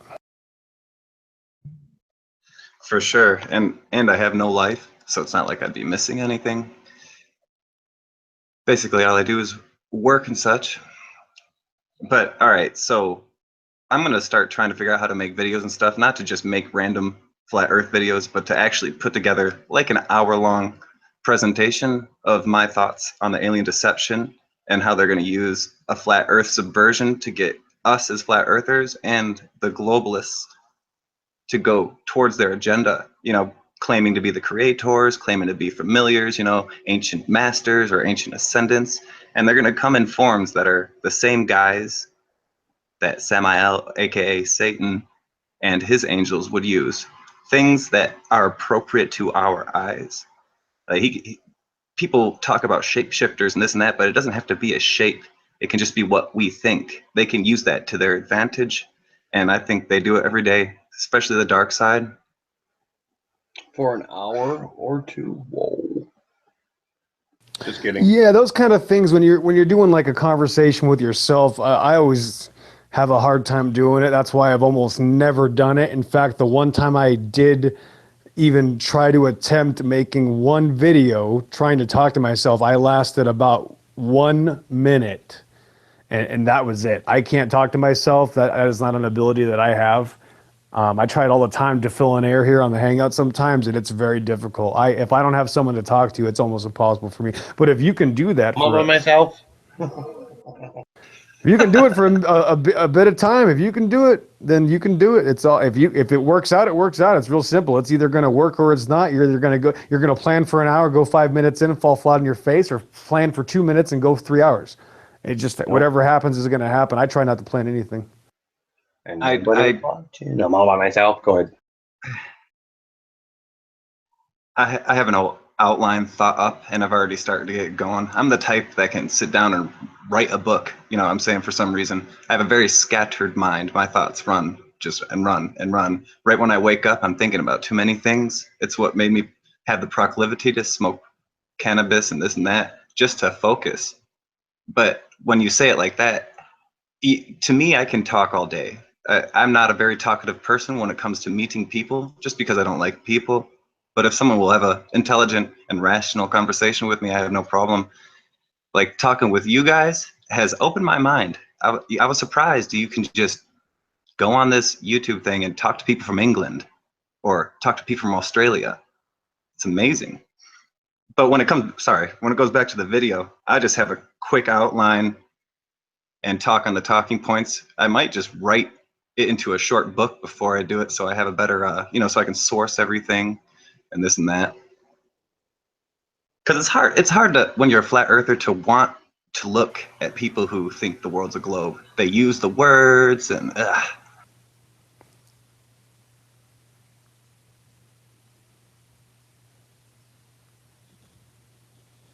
Am I still on? Nope. Yep, you're on, man. I just got to Go check ahead. the chat real quick. I was checking yours, Brian, if I was behind or not. Let's see. And a man that has been cursed by the fall to till the ground works for survival. Yeah, that's a great point, Teal. If you're not working in the ground and trying to be a producer, you're wrong. That means everybody's wrong. That's not trying to produce food. I know that sucks. That's a hard pill to swallow, everybody, but we're all wrong. We need to produce things. We're supposed to be producers, not consumers. Well, you have to think about it. When God cursed Adam, he didn't say, oh, now you're going to have to work. He cursed Adam for his own sake. That if Adam were to go on as he was, he would have to live in a fallen state in a land that didn't agree with him.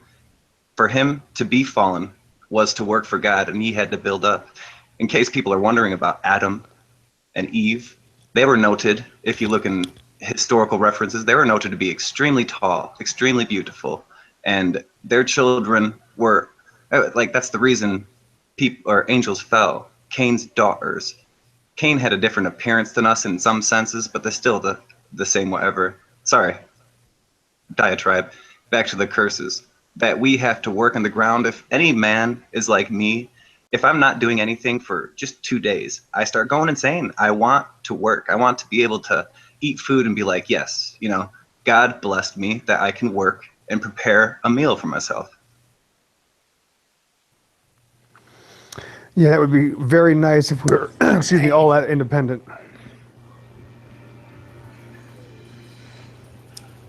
Yeah, I would have to say though that is a result of the curse, because all was provided to us from God.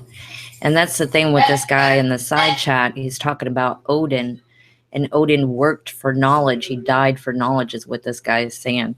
Well, that's not a god. That's not a god. He lacks the attribute of being all-knowing, all-powerful.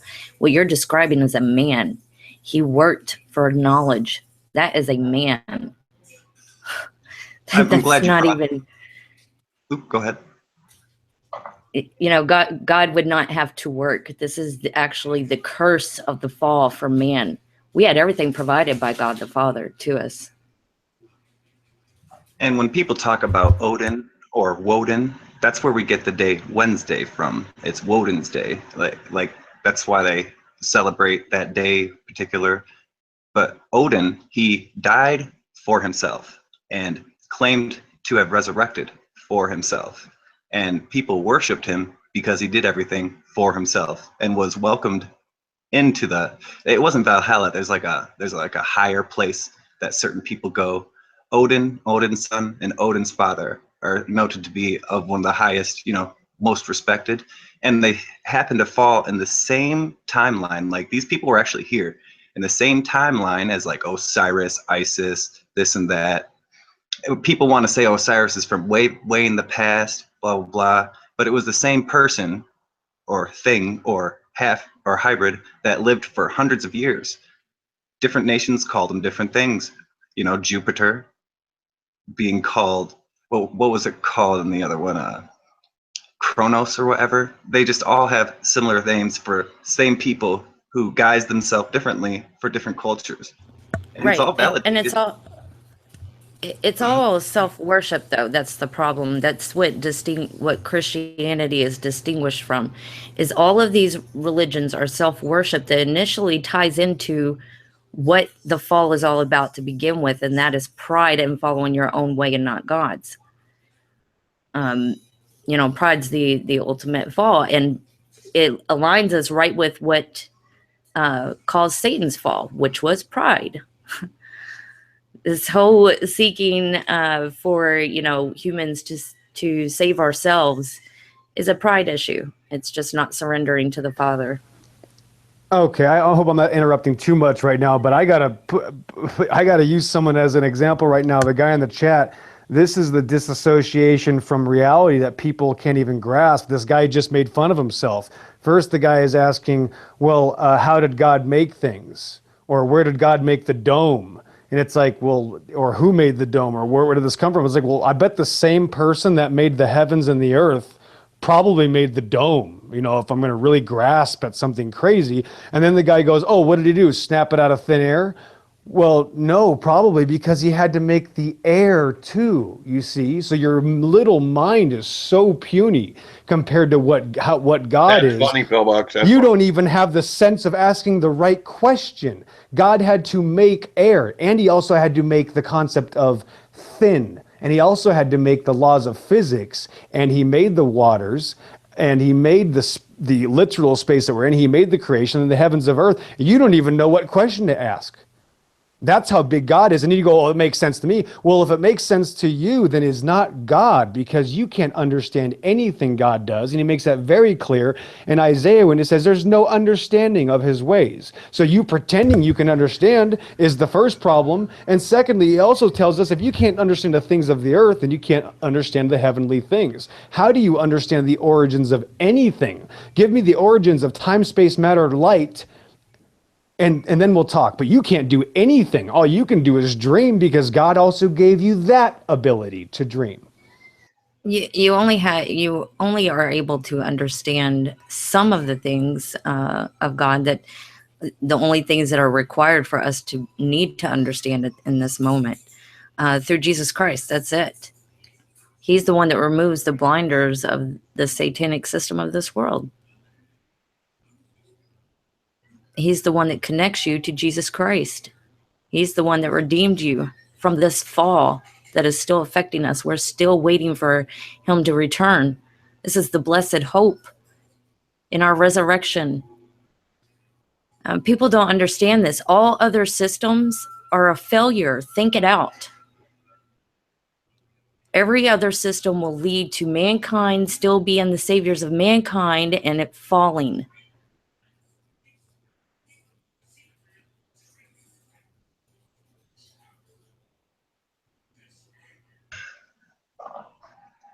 But even trying, what you're trying to do is you're trying to understand how God does something. If that's God, how can you understand anything he does? That's the point. God doesn't have a creator. I just realized that most of these people don't even know what the word God means. A God does not have a creator. A God is, that's it. That's as far as it goes. Just like, this is the other end, right? When something is over, you can't go any farther than it. That's kind of the concept. It is beyond your understanding. Exactly. It is beyond everything you could understand. And if you told me you did understand how God does things, you would be lying. So any man saying they know how God does things is already lying. And no man has a right to make that claim.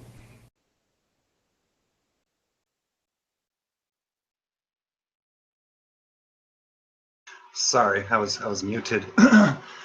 And precisely, whenever people tell me thank God or or like, yeah, I believe in God, anything to do with that, I'm like, well, which God?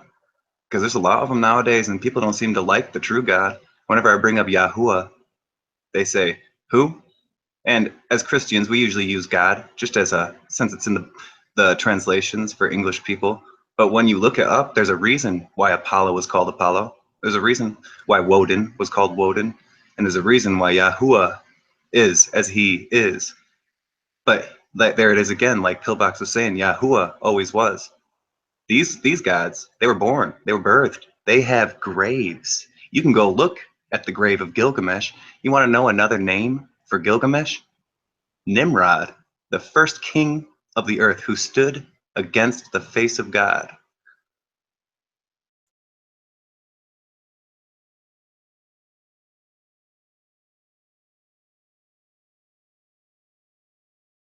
Wouldn't it make sense that the author of creation would probably have made the ceiling above us, though? Like if I'm asking, okay, God made all of this, but who made the dome? Are you going to take me seriously? Right, what are they going to All say? of this means all of this. Like, whoa, no, what if we believe like the Egyptians did, you know, back to Osiris and all of that, where they say the dome is its own entity. If we go and look at the Hebrew, like what we would say Paul or Enoch, what they taught and what they believed. Notice I used Old Testament and New. I think it's all one testament, but onwards. Like they said that the reason for the dome is because there's certain ranks of entities that are trapped here for a reason.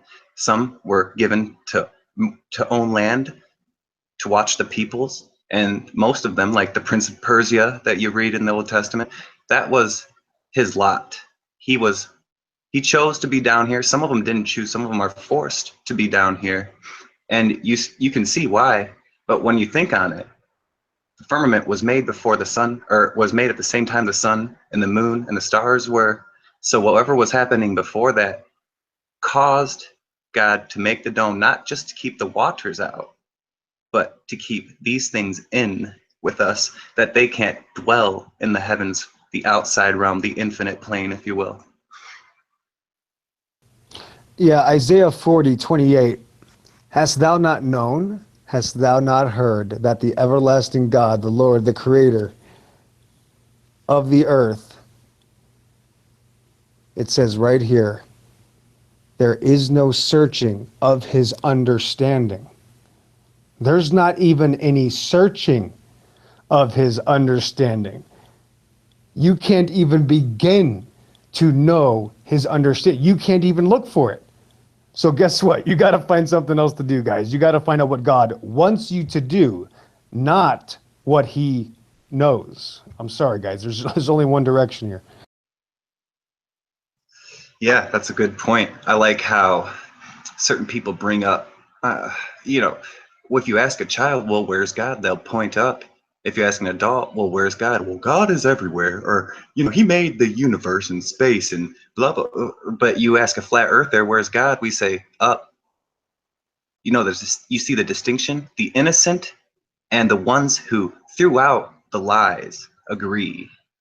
You got to understand. We have to tell people, we have to explain to people what they believe, because they don't understand that they believe in a heliocentric model that is literally ancient sorcery. I mean, if you actually look up Copernicus, if you actually look up Galileo, they were harsh pagans. And most of them committed sacrifices. Some of them had all their workings and all their math given to them by spirit guides, divination. And today we're supposed to accept this because they wear a lab coat and call themselves the science guys or something. They can all get bent. Their punishment is due. They could turn around right now, but they won't. Would you turn around if you had all the money and the fame? Everybody gets to pass by you. And, you know, you can never stop them. It'll never be enough for them. They give their souls up. They give their virginities up, men and women, to do whatever they ask. Oh, that's a harsh reality. And people think we're joking. Why would we even say these things? I don't make money off of being a flat earther, or what do they call it now, a truther. I'm a poor bastard. Well, I shouldn't say bastard. I'm not illegitimate. My parents were married, but I get on and I get by without a car. I get on and get by cooking my own food. Sometimes I have family members cook it. I hate to interrupt this, but look, this is what I'm talking about. Let's look at this foolishness right here. Okay, of course, Christians are constantly held to a higher standard. In fact, when I act mean to somebody, shirtless guy, I'm often, ridiculed as not being a proper Christian. But now here we have, this Vidar guy, and now he's saying that Christians actually slaughtered a bunch of Northern Europeans.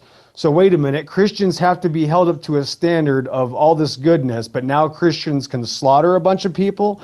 This is what I'm talking about when I'm mentioning cognitive dissonance. If people are this stupid and they are searching for things to justify their stupidity, you can't help them. One minute they say Christians have to be all this. The next minute, Christians are a bunch of murderers. Which one is it? Can you at least figure out what your religious beliefs on Christianity are? Can we have some consistency with your own religion? Because this is a religious belief that they have that they are holding us to, and then contradicting their own religious beliefs by saying, oh, here it also is this way, so we'll have it both ways. Well, that's why you can't find truth, and that's why you're lost, because you can't even figure out what you believe. Prove me wrong in the chat. Oh, wait a second. I didn't even know this guy just showed up here. Hold on. We have the number one YouTuber on the flat plane of existence right now that just showed up to Flat Out Elected. It is 10:33 west of the Rockies right now from Chicago, the great state of satanic liars. Arcane Logos has entered the building. What is going on, Mr. Logos? What's up, Arcane? Yeah, man, a bunch of liars came out of this state for real. But there's a bunch of liars over in Sam's hangout right now, man. He's over there with Brucifer, so I had to go in there and set him straight a little bit, you know what I'm saying? Bring him some knowledge. But hopefully them brothers get it figured out, man, because they don't know what the heck to do over there. Pray for them dudes, man. Oh, man, they can't even figure out what they believe. They're like these other, and they're just as lost. I mean, lost is lost is lost. It doesn't mean if you're a Satanist, a baller, a fake Christian, a flat earther that hates God, you're all lost, people. There's only one truth, and you actually have to walk the walk. You can't just pretend it, put a Christian label on your back, and then go around telling everybody that there's no hell and that everybody's God. Sorry. Yeah. Or that, the earth isn't flat because we have our imagination and stuff like that. So. Yeah, just look at this guy right here. Look at the cognitive dissonance in the chat where this guy knows what Christians did in the past, but Christians now have to be really nice, but Christians in the past were mass murderers. I mean, if you're that stupid, I can't help you. I mean, I'm sorry. Yeah, I hate blatant, ignorant statements like that. People will bring up the crusade. I mean, even Obama brought up the crusade, this and that. And I'm like, have any one of you actually looked up the crusades and saw that anybody who believed the Bible and followed it and were Jewish all got killed? If Christians wanted to have Sabbath on Saturday, they got killed. Yeah, they killed a bunch of Christians because that's obviously what Christians would have done. I mean, that completely makes sense. I mean, where do I sign up? Yeah. You're just as lost as the Glober. You're just as lost as the space monkey. Lost is lost. And that's cognitive dissonance. You are willfully ignorant. Your own stupidity takes over your pride because you want to be better. You want to find excuses why you could ignore truth, and you can justify ignoring truth with your own imagination and picking and choosing who you want to label as Christians. That's not my problem.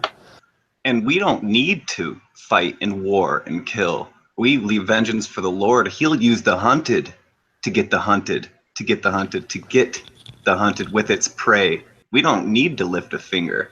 Okay, what did God say? Vengeance is fine? No, vengeance is mine. Okay, that's what it was. Yep. So we get confused. Sometimes we need hooked on phonics. So the Bible is very simple. It's too simple, I think. Too easy, bro. Just show me the freaking curve. That too, but yeah, there's a lot of like I was trying to explain earlier or yesterday, Arcane. The biggest problem I'm trying Is to the- accept their pictures, so I'm gonna look for them and see. Go ahead. The biggest problem is the flat earther that's lying. That's the biggest problem. Even worse than Oh, the yeah. fake Christian, the flat earther, the IPS shill, lying, habitual, and which is actually a good thing. It gets me a lot of work to do, and it actually proves my point. It proves the Bible correct. But that is the true enemy: is the person inside the group lying, inside the club lying. Yes. Right. I was just about to bring up Infinite Plane Society. I actually enjoy him. I mean, I obviously disagree sharply with a lot of his stuff, but here's the thing. I bring up Yahuwah, or if I bring up the Bible, I bring up its actual historical references, this and that, in his chat. And if he reads something that I write, he just says, "Oh, he talked about the Bible. That's just Saturn worship, blah, blah, blah." It's like, whoa, whoa, whoa. So you said I'm going on faith that I believe the words writ in the Bible, but you're not going on faith because it's Saturn worship. It's like there's more history on God, on Jesus, than there is Saturn. Yeah, it's not Saturn worship. It's very clear in the Bible to anyone who reads it. It's not Saturn worship. And I Saturn can was an prove it idol. real easily. All of the gods of the nations are idols, but the Lord made the heavens.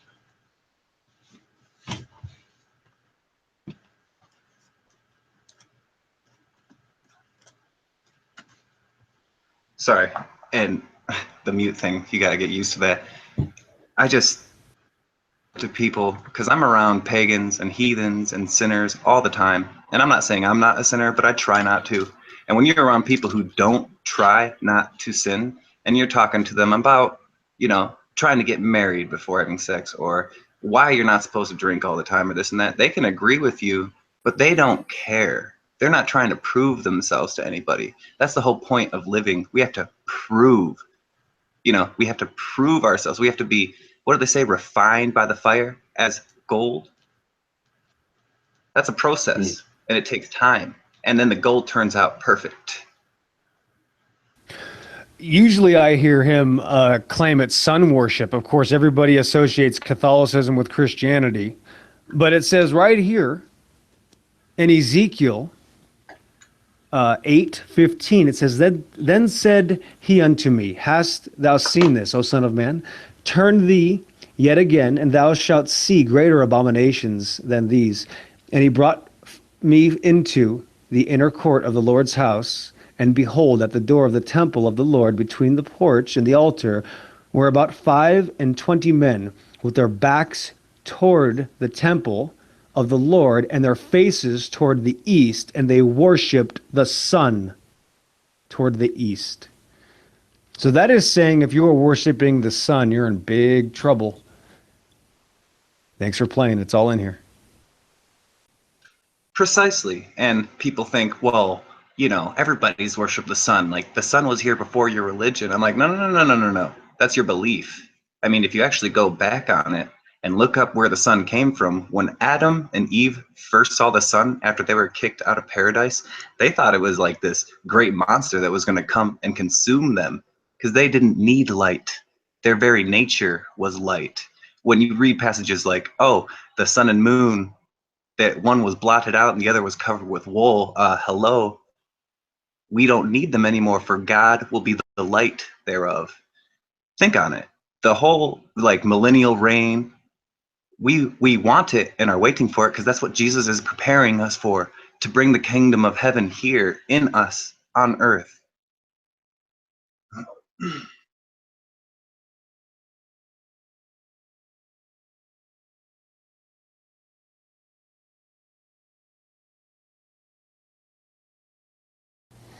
Got a couple trolls out there. What's up? I was about to say, what's going on in the chat? Flat Earther, LOL, Flat Earther. I am Lazarus. Let's talk about Lazarus. One of the stories you can hear from the ancient past, even more ancient than the Sumerian, the cuneiform, the Egyptian, is the Thracians.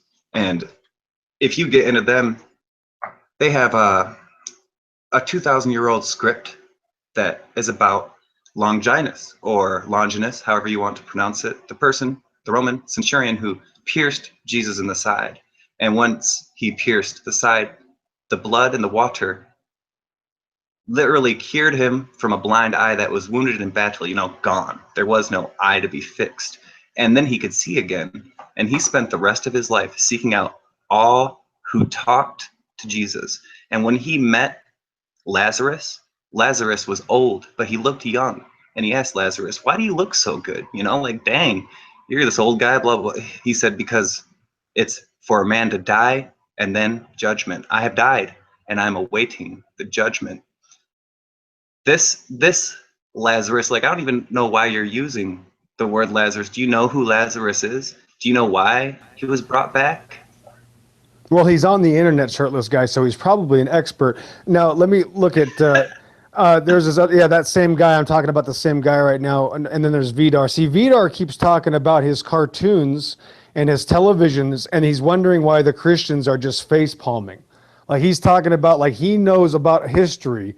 And of course, the Christian is dumb, right? Because the Christian actually believes that Christians have to actually be Christians. And he can just name everybody Christian and say, "See, look what all these people did. I believe they were Christians, so they were. So then you are also, this is what Christianity really is." So he's using cartoons and television.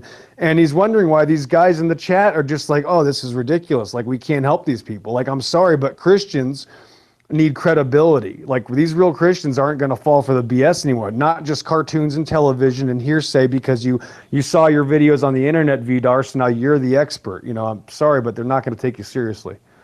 Right. Listen, Vidar Odinson, if I want to learn about history, I'm not going to watch Vikings on the History Channel to learn about Odin. I'm going to read the old scripts. If you want to actually learn history, why don't you look up how they validate historical documents? Just go ahead with that, because it took me about a year to figure it out. But wait, what'd you say, Pillbox? He's on the internet, so he already knows everything. Well, yeah, he's watched a couple of videos on it. And he probably he's going to say next that he has lineage. His family goes back. That's his next claim. Wait for it.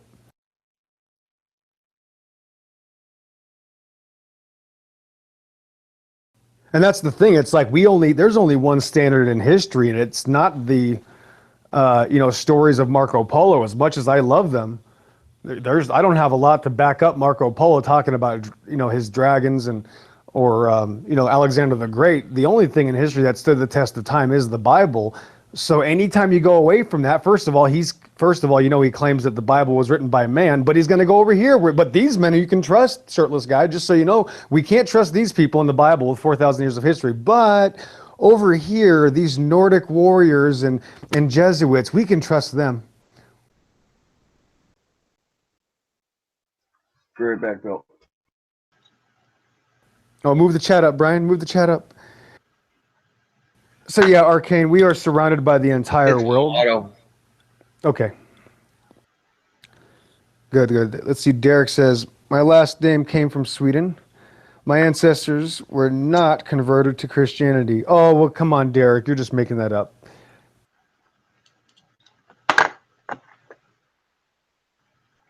What's this guy even talking Look at this about, guy, because he's been to all these burial sites, right?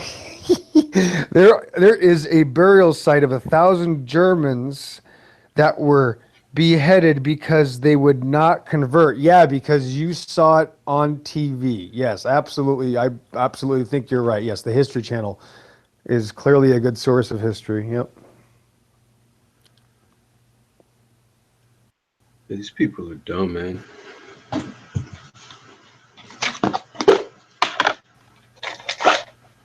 Yeah, because we can dig up the bodies and they're there because they are there, so we don't have to dig them up, and we have the evidence because it's there already. I understand the argument.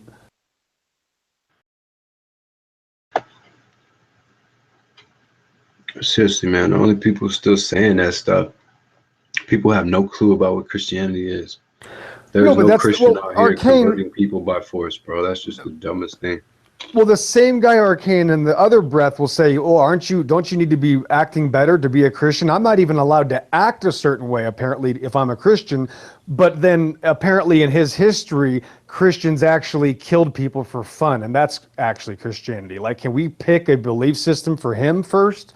Can we get him to nail down his own religious beliefs about Christianity? Either are we going to be held to a standard or are we held to the opposite of standards? Because this type of stupidity can't be fixed if you can't even get them to actually have a straight answer to their own opinion. That's the sickness about this, is that every single other breath is a contradictory of the initial statement they made. Yeah, and it's very sad because one of my eldest brother who thinks I'm an idiot. It's funny because we're stupid, we're idiots. They curse us out, but they have no idea what we believe. Even after we show them and we explain the technicalities, they still have no idea because what they do, just listen and put it out. Hear that they've been lied to. I mean, dang, it's like trying to convince someone who's, you know, a vegan, Buddhist, be like, hey, look, you need to come to my side. You know, Christianity's right. And they're like, why? You're like, because yours is wrong. What do you know of mine? And once you say nothing, they won't listen to a word you say. But all you have to do is take a group of people. It could be Shoemaker Levy 9 Cult 2.0, also known as Large Stephen Crust, and put the term Christian on their backs, and there you go. All Christians are suicidal believers in magical comets. That's all you have to do. Lord Stephen Christ, he considers himself a Christian, or does he literally consider himself Christ? I mean, how could I answer for somebody that's that stupid anyway? There is no answer. So this person is a psychopathic. His name says it all. He's a psychopathic Satanist. We're talking about a Satanist, a self-worshiping Satanist, and people, even smart people, supposedly, will say, "Oh, see, that's a Christian," because he calls himself Lord Stephen. Right. Because he calls himself Jesus Christ, he's a Christian. Like, that's how stupid people are. Okay, yeah, that's fine.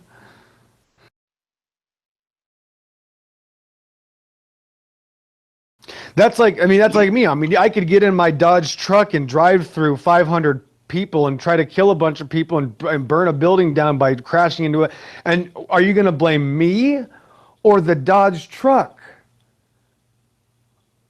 Is it the Dodge truck that commanded the man to use the Dodge truck to kill somebody? No, it's not the fault of the Dodge truck.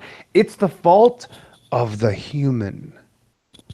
Real technical, I know. Vidar Odinson said that there were no Christians in Europe before the Crusades. Yeah, there was. No, because he was there. No, here we go. He was there. He knows who lived in Europe 1,000 years ago. He's an expert. How can you talk to somebody who pretends they know what Europe was like 1,000 years ago?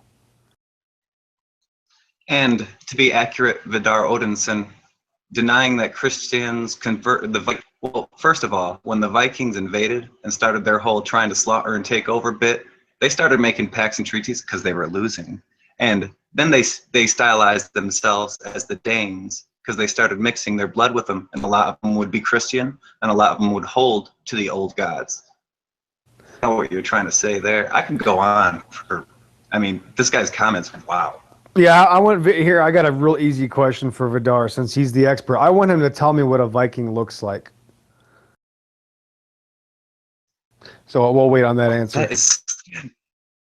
Dang, that's a good question. Because people, you watch shows like Spartacus, which I don't recommend watching unless you want to see some really gross homosexual porn and such. But they have the characters, the slaves. There's people from Galatia. They call them the Gauls. And they have them stylized as these normal looking, big people. But Gauls, that was one of the first Nephilim tribes.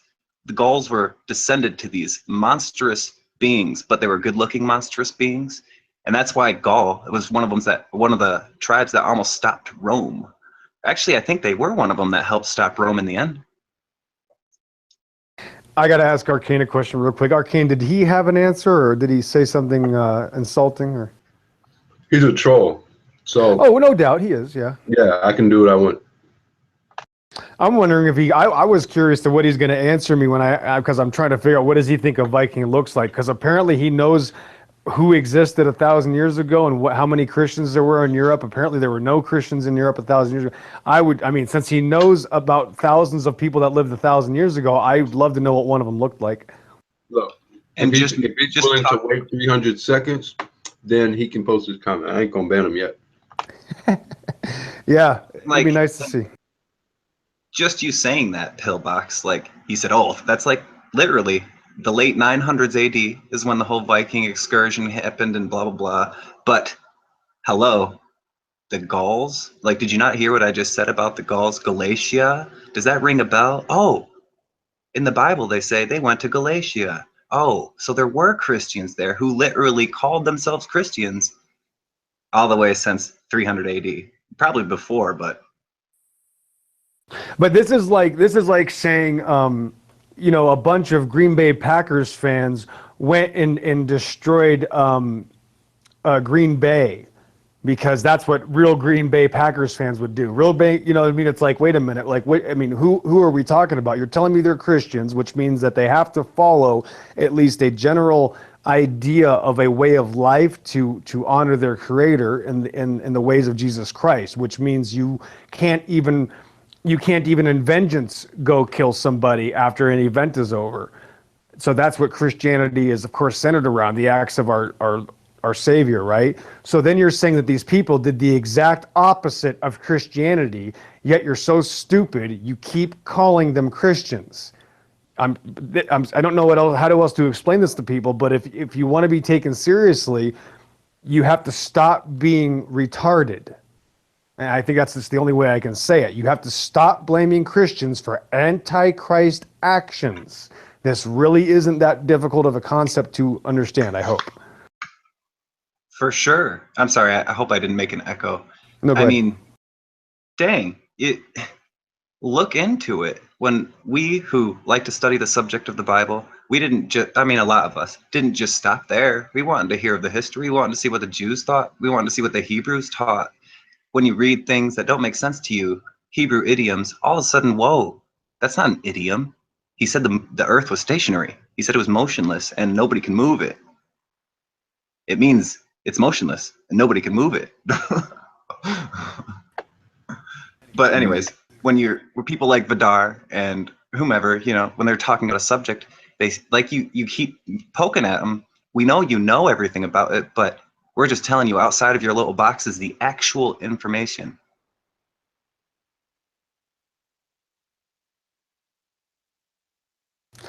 I just like how they get to pick and choose what they want to believe, and then they'll always use that scapegoat. Well, man wrote this, but everything they believe, they've been told to believe by man. It's just like, really? This is a serious conversation. I mean, if you're going to make that claim, that's fine. But that means if you're going to say you can't trust something because man wrote it, then I guess you can't trust anything, right? So then you have to stop making claims.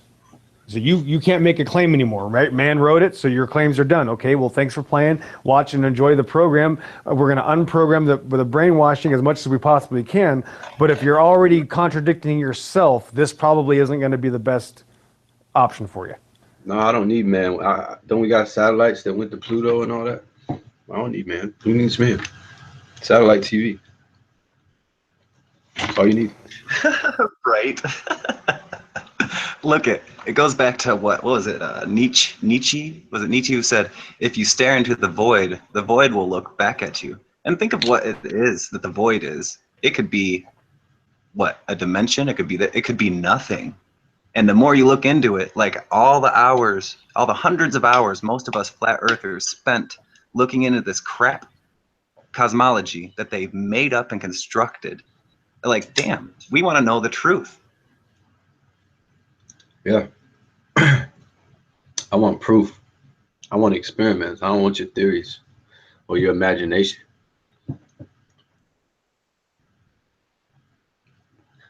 These scientards don't even know what that is. They don't even know what science is, bro. Like, they have this screwed up view of science. That science is basically now whatever that dude with the PhD says. That's what science is, according to them. They believe if it's on TV and presented by somebody programmed to talk like a robot, to tell you something, especially in an English accent, with other people saying that we have the information because we've done tests, that is science. Anything that they can promote to you by a a television programming device and officiated by their officials, that is science, and anything else is not real science. Scientism, man. It's Yep. sick. If it's a science theory, it's fact. Brian, can you scroll down? Yeah, the last message, scientific Brian? theories aren't normal theories. You see, they're almost a fact. They're not proven, but they're confirmed. Date, I think. And yeah, we're not. Yeah, it's not proven, but it's confirmed. And we're not guaranteeing people that they're not going to hurt anymore, that they're not going to go through things that really aren't going to help their life. We're guaranteeing you, if you look into this with an honest and open mind, you'll see truth. Like, your body might not be cleansed, your body might not do this, but your soul and mind will be renewed by this. The Lord will use this to help others. People think, well, people must think you're crazy. Yeah, they do. But the people who don't, that's the ones we're shooting for. The people who want the truth. Exactly.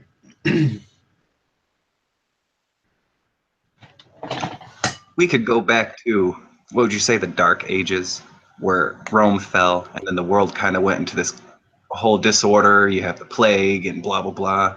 But what was the real, in my opinion, I can't validate this, what was the real reason of the Dark Ages? It was the changing of the calendars.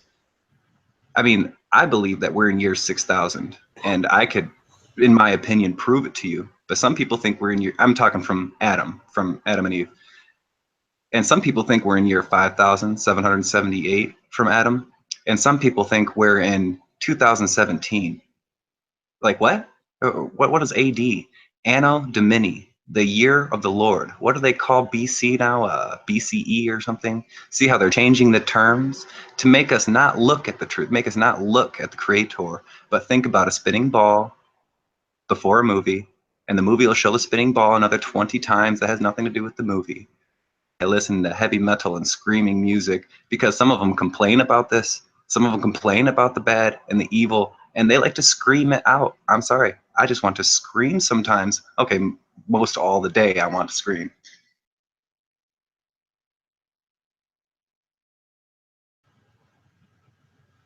The programming is thick, man. This programming is thick. Thicker than I could have imagined, man. Like I tell you, like brothers I really, really, really thought would understand like the simplest things, just refuse to accept it and refuse to get it. So I'm just gonna start, man, telling these people straight up how it is. You do not live on a ball. You need to prove it. The burden of proof is on you. That's that.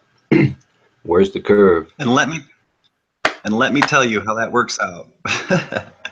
Okay, so talking to any person, I've talked to my parents, I have 2 sets, I've talked to uncles, aunties, I've talked to friends, very unreceptive. But my dad and my stepmom, they're very, very Christian. Some of the best people you'd ever meet, like admirable people.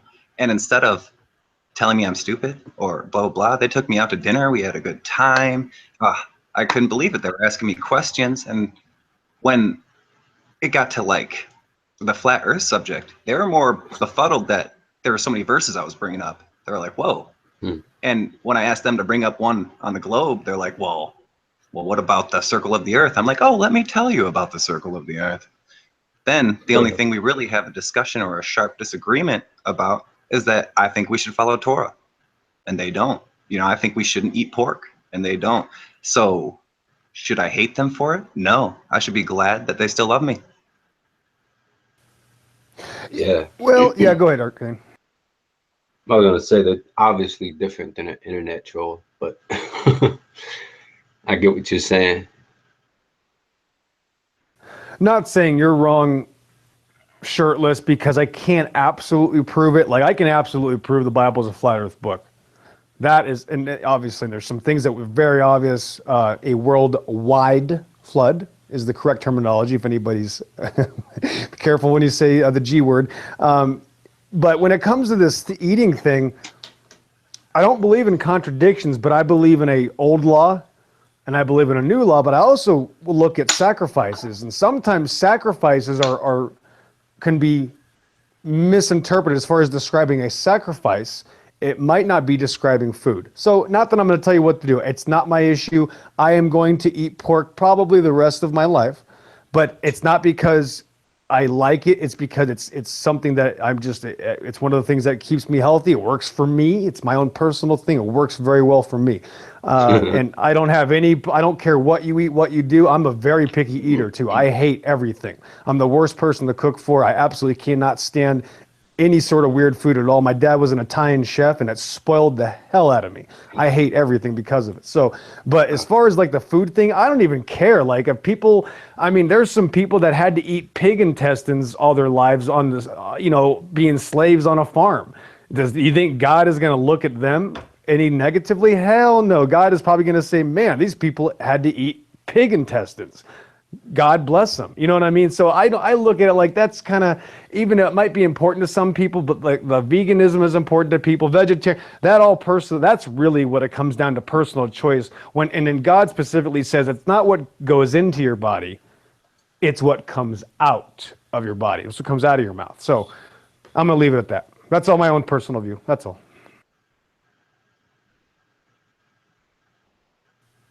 I mean, if you can convert them to a flat earther, I wouldn't worry about the other stuff. Yeah, man. If you're not a flat earther by now, I mean, I don't know. Hey, Arcane, Jason, the boat was leaving. Jason jumped on at the last second. Yeah, man. Yeah. I threw my life vest. But like the people that argue about it, though. You know what I'm saying? The people that ask us questions every week. Like these people, if they don't believe by now, it's too easy, bro. Like, come on. This is easier than disproving evolution, for crying out loud.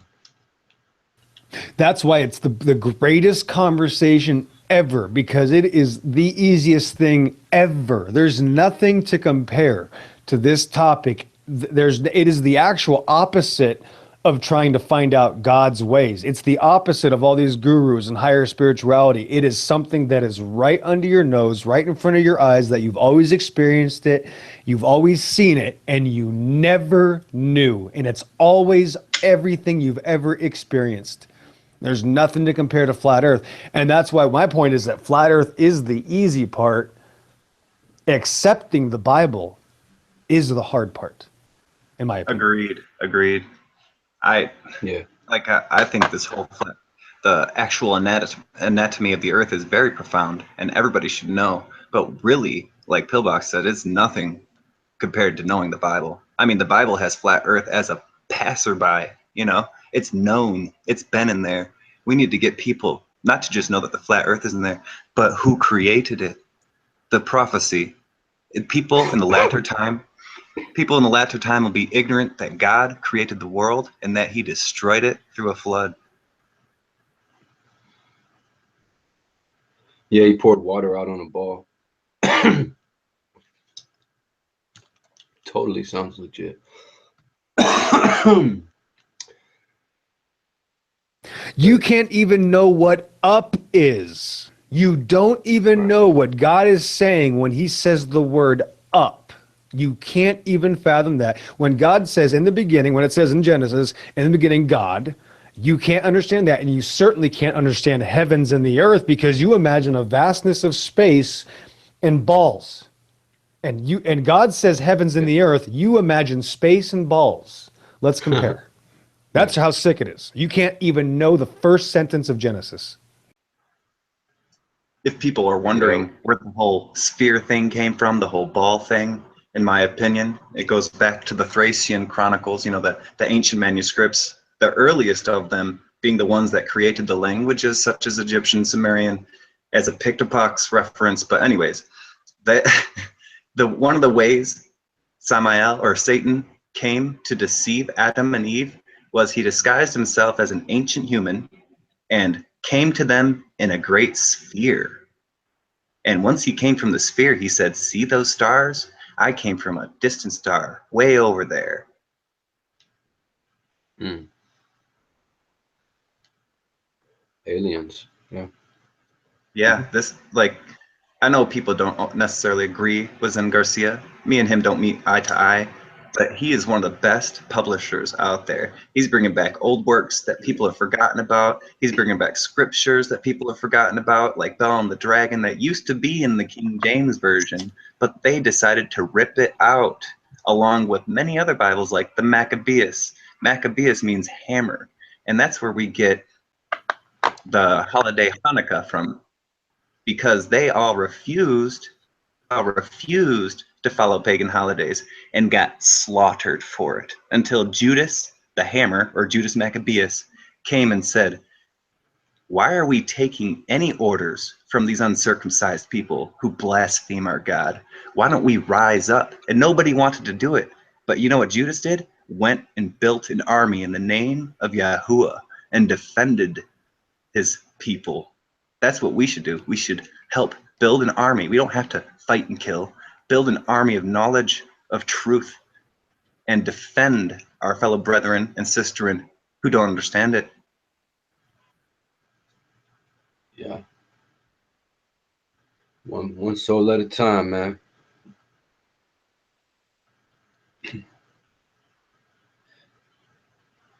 The truth, like they say, is like a lion. You ain't gotta defend it. Just let it out. It'll defend itself. As long as we keep telling the truth, someone is gonna respond. Just like you did, just like I did. Everything we do is research. It was searched before. There's nothing new under the sun. Right. And to Jay Henning, who actually I really like Jay Henning, one of the most intuitive people in the chat. They just keep going. They said, no, it was Apocrypha, shirtless. Not in the Old Testament nor the Testament. Wait. The word Old Testament and New Testament. Wait. Who canonized the Bible? Wait. Who changed the original canonization of the Bible? Oh, Roman Catholics? Oh, pagans? Oh, wait, so you want me to take their word for it? When I've actually done the research and found old manuscripts, everybody in the New Testament believed the world to be flat. Everybody in the New Testament who actually followed Christ followed the Torah. Everybody in the New Testament, sorry, I could keep going. I'm not going to, but it's just, I know we don't like the words apocrypha or pseudepigrapha or this or that, but just research them. Find out when they're actually from. See if there's any manuscripts that match what the KJV came from. See if there's any manuscripts that match what things like ancient Thracian chronicles came from. If they match and they're not telling a different story, then they might be of the same essence. Should take on Enoch.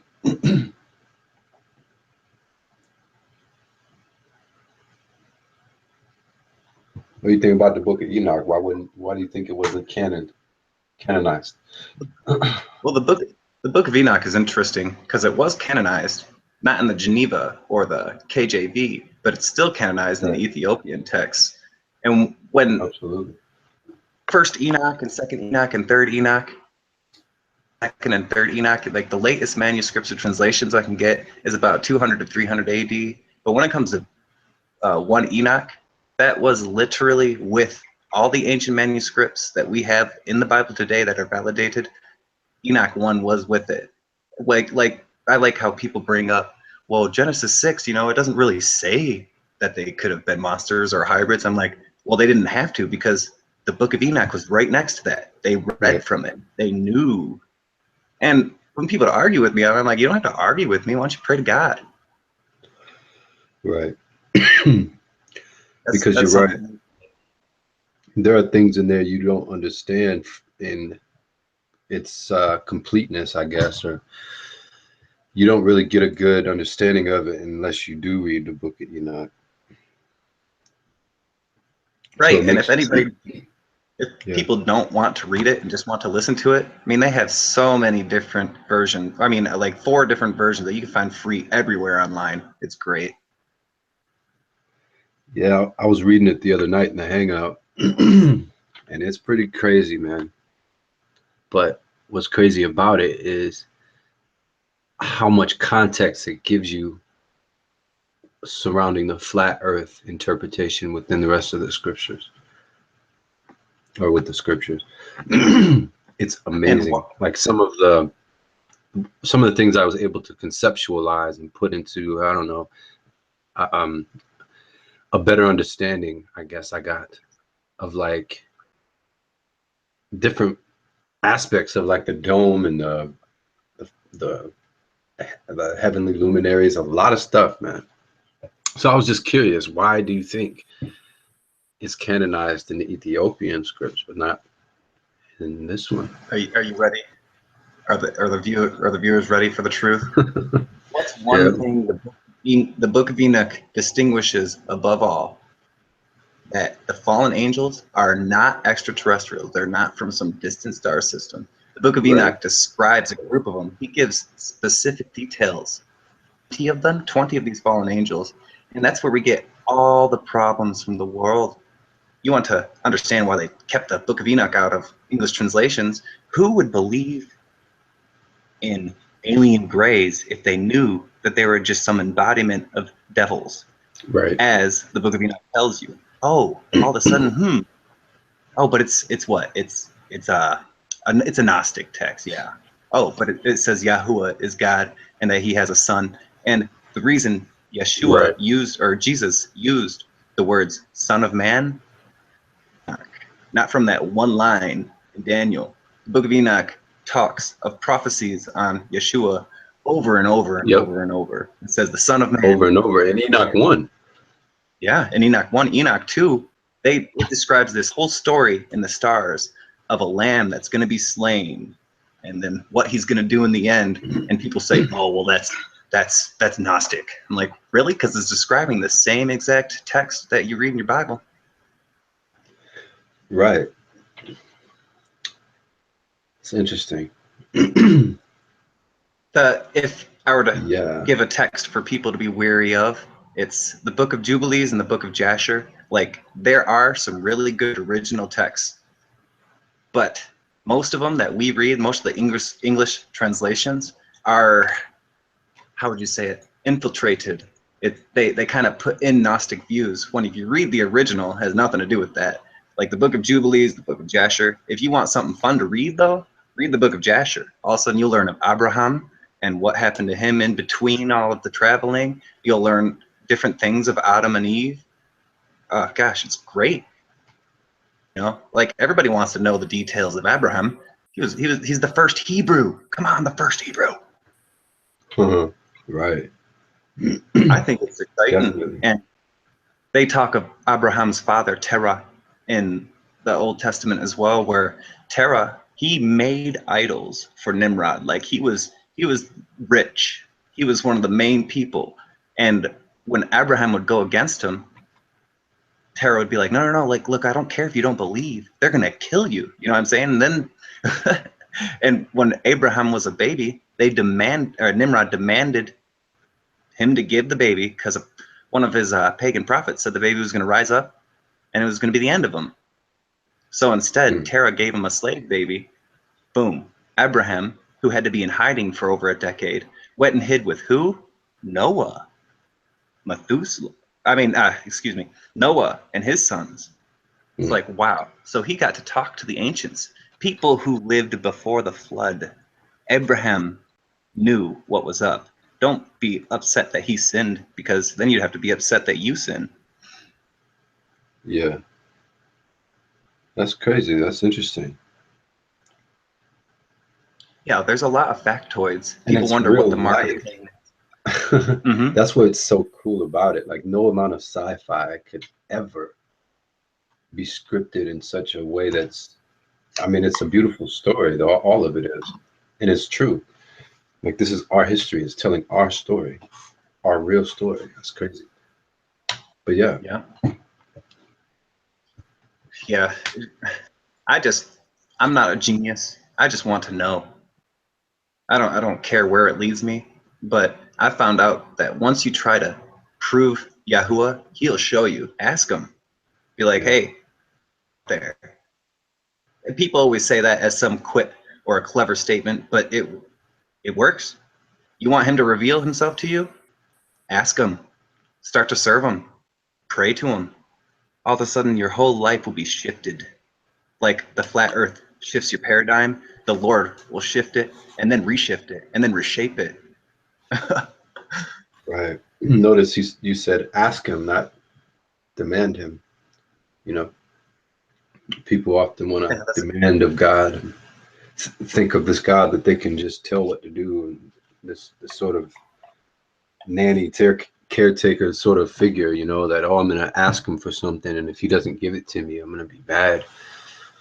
He meets you where you are, man, and if you're humble, you know, he'll meet you. If you've got your guard up, he'll have his up, you know. Right. What? How is it writ? If you are in need, ask of God. It doesn't say if you are in need, you better tell God, and he'll come running like Ned Flanders in The Simpsons or something. Right. Like I really try not to ask for too much, but for understanding, you know, necessities. And I really, when I pray, I try to give more thanks than anything, and I think it's worth it. Because God wants us to endure and to figure out things on our own too. He doesn't want to just be our caretakers. He wants to be our, you know, our God, our Savior. Right. And people want power. You know, people want magical powers and this and that. You want to do something magical. You know, someone who died. Why don't you fast and pray for 2 days for the family and for the soul that's passed on? Why don't you get on your knees and skip a day of everything that you do? Ask of God what you want or what he wants you to do. Whoa, things start to change. You start getting outside of yourself. Food matters, but it doesn't matter as much as God. Water matters, but you can go without it if it's to help save a thirsty soul. Right. Yeah, we're consumed. We as humans, we can push through. We can push through. We have to. We're not going to meet God in the flesh, you know? And we're consumed by it. You're right. So I wake up every morning and I pray to come out the flesh, and at least for part of my day, you know what I'm saying? We have to connect with God on a spiritual level. And like you said, that we have to get outside of ourselves, humble ourselves before God. And that's uncomfortable for a lot of people, man. It was uncomfortable for me. It's still uncomfortable a lot of times to like praise him in public around certain people because I know how they feel about it. But like you said earlier, you know, every day is like another step. We're just refining our gold, you know? Right. Putting us through the fire to be refined. Like, that's the thing. We don't have to be scared of fire. We don't have to be scared of water. We don't have to be scared of the air, even though Satan is the one who runs. What do they call him? The Lord of the air, like the God of this world. Look at who created this world. The God of this world didn't. Yahweh did. Exactly. You know what's crazy, man? When I was a kid, I met this girl when I was really young, and she was into Wicca, man. I must have been like 10 years old. And I thought it was the coolest thing ever, right? Like some of the stuff she was into. And you know, I was so innocent, naive, you know. I was just a little boy, and that kind of stuff intrigued me. You know, like I was a vampire every year for Halloween. You know what I'm saying? I like that kind of stuff. And I honestly, truly believe that messing with that girl and some of that voodoo Wicca stuff that she was into, I think that might have opened me up to being, you know, just to allow the spirits to come around me or something. You know what I mean? I really felt, I was in a dark place. And I think we should be careful with all of that stuff that seems to be, you know, like ancient knowledge or ancient wisdom or powers or what have you. Because, you know, Scientology is one thing that comes to mind. That whole concept of, you know, don't they have like this of like ascending through some sort of program to reach All some right. sort of, I forgot how Sci- Scientology goes, but yeah, I fear that this new age philosophy or ideology is really appealing to the youth. And so And it's crazy I that it's think, so. yeah. It's crazy that it's so appealing. Because does anybody know anybody that went through Scientology? Oh, I have. The girlfriend that I dated over a year ago, she went through Scientology, the rehabilitation program twice, and it is messed up. Everything has to do with money and programming. They tell you to do things like, oh, go stand over there. All right, come stand back over here. Oh, go pick up that bucket. Oh, go do that. And if you want to get out, it's called a payout. You cannot just walk out. You're locked in legally. Hmm. It's a very messed You up know, program. it is crazy. Before I became a believer in the Bible, Scientology kind of helped me in that direction to realize that, there's a lot of deception out here and that the Bible is true. Like, so this is what happened. I came across Scientology during my research, or if you will, and there was a Scientology place up the street from where I live. It was just like a little hole in the wall place or whatever. So I decided to do some research on it because I was really searching for truth at this point. I was searching for everything. I was going to see psychics. I was talking to Hindus and Buddhists, whatever. So I decided to do some digging, and the more I digged on Scientology, the more I figured out what it was really about. It's like you said, it's all for money, it's all for programming. But the guy, L. Ron Hubbard, I guess his son came out and exposed him. He said, yeah, this guy's really worshiping demons. And that's what this whole system is built on, is like witchcraft, basically, like, the occult. And I gathered up my little notes or whatever, and I actually went into the Scientology place, and they asked me to take an audit. And what they did was they asked me a whole bunch of questions. It was kind of like one of those personality assessments that you take or whatever. And it was very repetitive, and it was like they'll ask you the same questions different ways to try to get you to answer in different ways. And at the end of it, this lady, she sat down and she read to me basically what the results were. And it was really shocking because it was nothing like I saw myself, but it was everything that you would expect them to say if they were trying to improve you. Like if they were trying to sell you, like, we can help you with this. We see some issues here. Maybe we can, help you with this over here.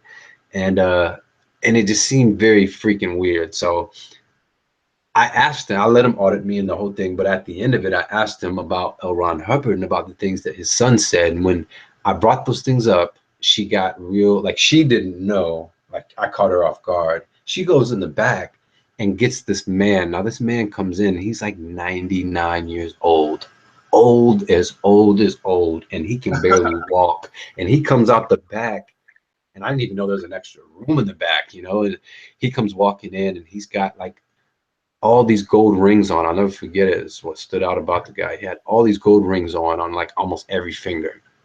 And he could barely see, like his eyelids were like drooping down over his eyes. I mean, this guy was old. I guess he knew L. Ron Hubbard personally.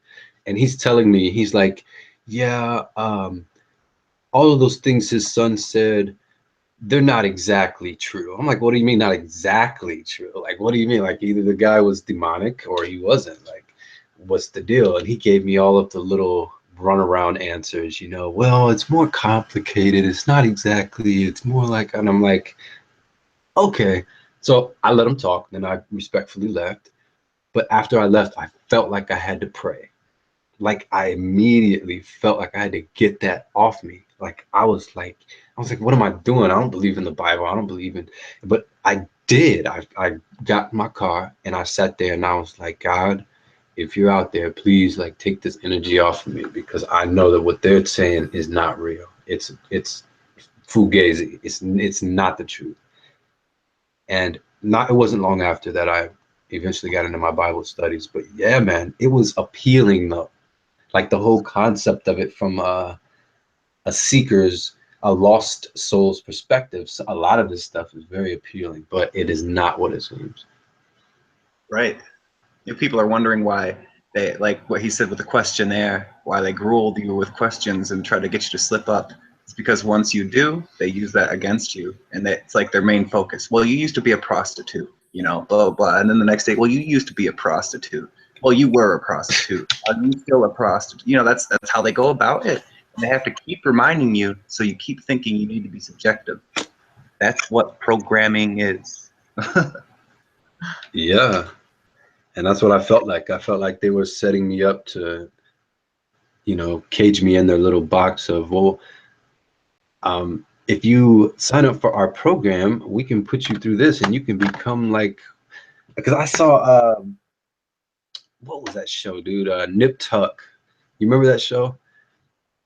Yeah. And they had like a segment on Scientology on there. And I just remember like it was having flashbacks to that. Like that is like a weird cult. And they believe in aliens too, don't they? Okay, Yeah. right. They have a god like Xenu or something like that, right? Yep, the South Park episode, very gruesome, very explicit language, but it explains it to a T. Scientology. South Park? Yeah, they have a Scientology episode that just explains it to a T. It is hilarious. Hilarious. I shouldn't even say it. I won't even watch South Park anymore. I can't do the Family Guy and South Park thing anymore because they're so anti-Christian. You know, it's like, damn, okay, we get it. You hate God, you hate Jesus, and you think it's fake. Okay, well, get over it. But Scientology, Hubbard. Where does that name ring a bell? Oh, NASA. Wait, Jack Parsons, Hubble. Oh, they were together. Oh, they were partners. Oh, they both did the weird orgy ritual that helped the 1947 Roswell become so famous. Wow. And Scientology, what do you call is it Jehovah's Witness? No, Scientology, Mormonism, and NASA all came out about the same time. Hey, wait a minute. Let's back up 1 second. What were you saying about Roswell 1947? What are you accounting that for? What's the deal on your side of that? Hubbard. So what I mean, I know, well, I'm talking about let's back up a little bit just so we can get some details, because I've always been fascinated in that story since I was a very young person, and I understand it a lot better than I used to, obviously. But what do you think about, can you give me some details on the Roswell incident in 1947 from your take, Shirtless? If you want to get just a little more descriptive, it has to go back to Aleister Crowley, who Jack Parsons basically worshipped and learned every ritual that he did, helped rape kids with them, the whole bit. Aleister Crowley in the 1910s did a sex orgy ritual that involved blood and all that crap in Roswell, New Mexico, which isn't exactly in Roswell, but you get what I'm saying. That the same place that everyone declares claimed to open a gate where an alien gray walked through and then close it. Jack Parsons, Hubble, and whoever it was that was trying to propagate Mormonism, they did the same thing and then claimed they couldn't stop. They couldn't close the gate. Boom. We have a technological surge that's profound. But the technological surge actually happened in the early 1910s when Aleister Crowley opened this. That's when we started seeing alien things pop up everywhere. UFOs were noticed, hybrids, blah, blah, blah. And wow, there's where we get Scientology. Wow. So around the Roswell incident, you're saying that of course it was, you know, propaganda, but who's behind it, you think? How do you draw the connection with Hubbard and Hubble? It's actually quite easy because they were mates. You know what I mean? They hung out all the time. They wrote letters to each other. And Jack Parsons' name was actually Marvel Parsons. That's where we got all the Marvel comics, the predictive programming from there. The original Batman Gotham symbol is actually one of the first military symbols that was used worldwide. Wow. It's all right here in front of our face. And if we Yeah. want, like, people are like, well, it sucks, you know, it's so depressing, this and that. I'm like, so if the truth is depressing, you don't want to look at it? So the little alien gray that they saw, or whatever, that's the thing that Aleister Crowley drew. Is that the same one? Yeah, he called him Lem. He was actually trying to get the whore of Babylon, the spirit that, well, in divination, the spirit that claims to be the whore of Babylon. And he sort of messed up, and Lem came through. Lem gave him knowledge that was so profound, even all the Freemasons who didn't really like Alistair, they all gave him this and that. All of a sudden he had medals and more stuff than what he could do. You know, I mean, more stuff than he could hold. And that was just for what? Not really opening a portal? Like, it was just, he drew a picture and they all loved him all of a sudden? No. He knew what he was doing. I have to go get coffee real quick. Yeah, he knew what he was doing. He was doing somebody popping out Bush babies too. And don't they say he's the father of the Bushes? Mama Bush, little George Bush. I must say he looks a lot like them bastards. So just yeah. He was doing a lot. But that explains a lot too. Technology really started to explode at a certain point. Exponentially, I guess we were gaining new ideas and advances out of nowhere. I'm not saying necessarily out of nowhere, but it was the growth of it, of the progress, I should say, was becoming more exponential over a shorter period of time. Like, it was like, you know, look over the last 100 years and compare that to the last 500 years. We've definitely taken a spring. It's like everyone was basically on the same, you know, standard of living, if you will, industrially or whatever. It was pretty stagnant. And then, I don't know, the growth would be unexpected for its abnormal growth for the period of time. So it does make sense. Like, perhaps, you know, they did come through and give him some knowledge, gave him some game. He went back to his little secret society buddies and was like, look what I got. Y'all should bow down and worship me like a little god now. He was probably a punk. Yeah, he was probably a punk in real life. He was probably shaking his boots if I approached him with the gospel. Who was it that you're talking about? I'm sorry. Oh, Grandpa Bush, Aleister Crowley. Oh gosh, Papa. There's Papa Bush. There's Crowley. I mean, talking about relations. Then there's the other Bushes, of course, that we all know on. What was significant about Papa Bush, Prescott Bush? He made the Bush family famous. How did he do that? Oh, he was a Nazi collaborator. The Nazis were the ones who really put him on, gave him his first, what? Oh, I'm sorry. I don't want to go on to a diatribe about that. Oh, don't let me stop you.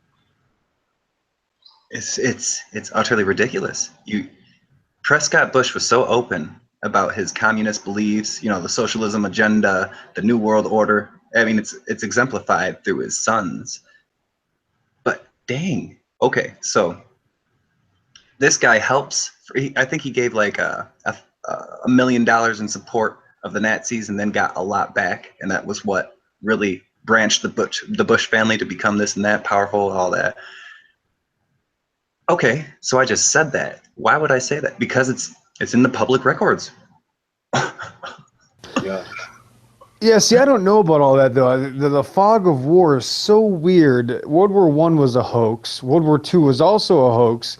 Now, the Nazi political machine, this Third Reich, if you will, seems to have been a puppeteered resistance against another puppeteered cause and effect over a period of time. It was all orchestrated by the same puppet masters to, of course, cause, problem, action, solution, just like they always have been. They just were drawn out in much longer periods of time back then.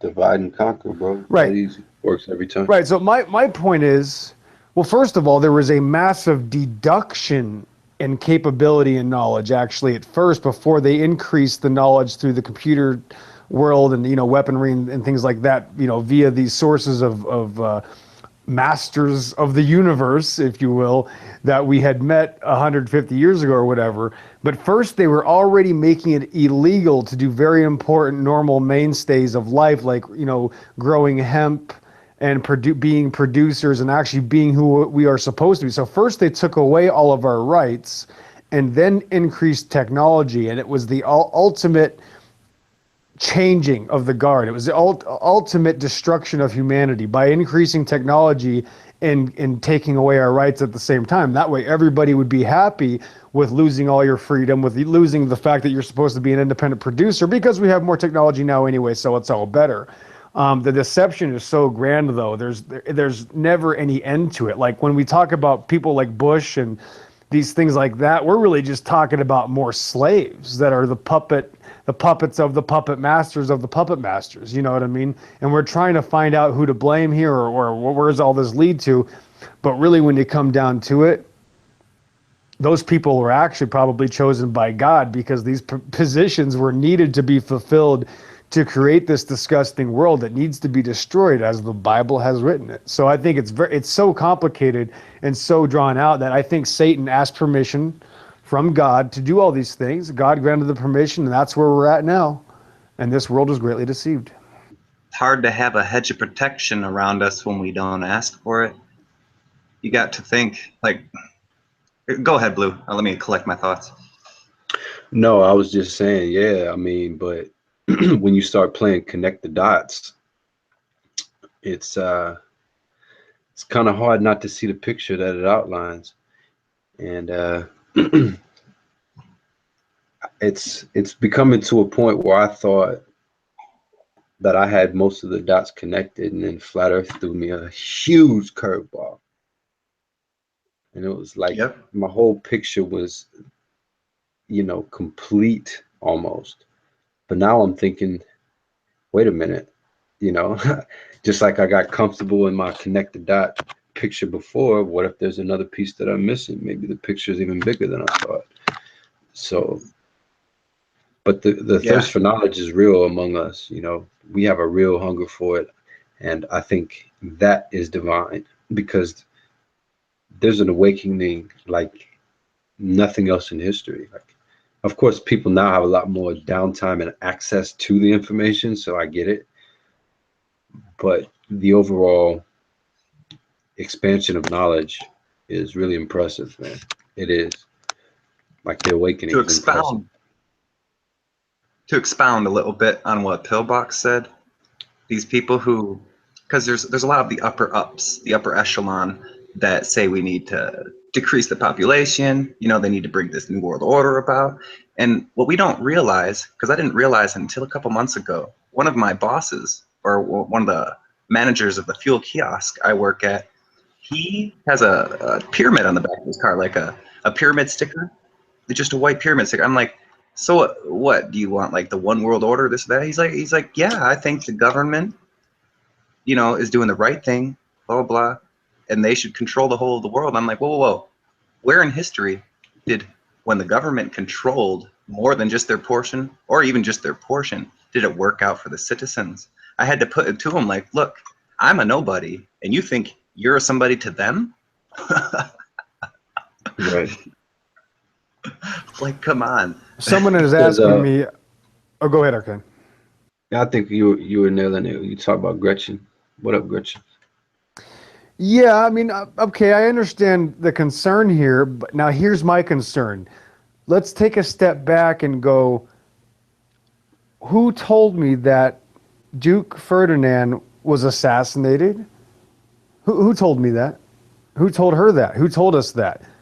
Do I have video of Duke Ferdinand getting assassinated? Do I have that footage to watch right now so that we can watch that? Is that what we were shown in school? Were we shown footage of this person being killed? How do we know this? We're being told to believe this, right? So not that I'm saying that's absolutely not true, but my question is, how do you know that? Who is Duke Ferdinand? Archduke Ferdinand wasn't assassinated. What are you saying? I think they're asking me multiple questions here. Gretchen? Yeah, go ahead. I'm just saying, like, I don't know. I wasn't there.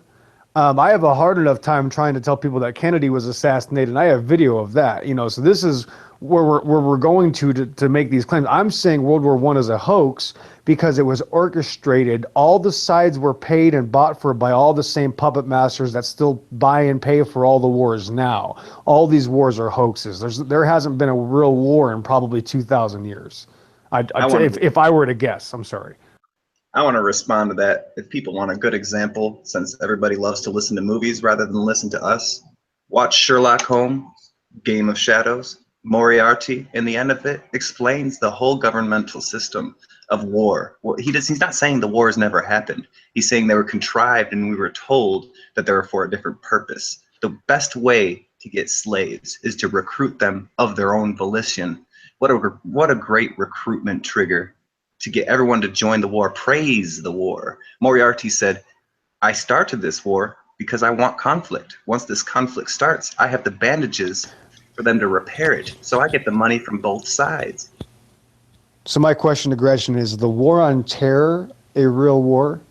Would be my question to her to see what she says about that. And then whatever her claim is the war on terror is, I would ask her to also incorporate every war in the last 1,000 years into that demographic. Yeah, I like how you put that because you can't. It's impossible. If you really want to correlate wars and what their meanings were, I love history, and that history is so misconstrued, so misguided. Disinformation is everywhere, especially when it's brought out on YouTube or on the internet for the first time, and the upper echelon is like, whoa, when did they realize that?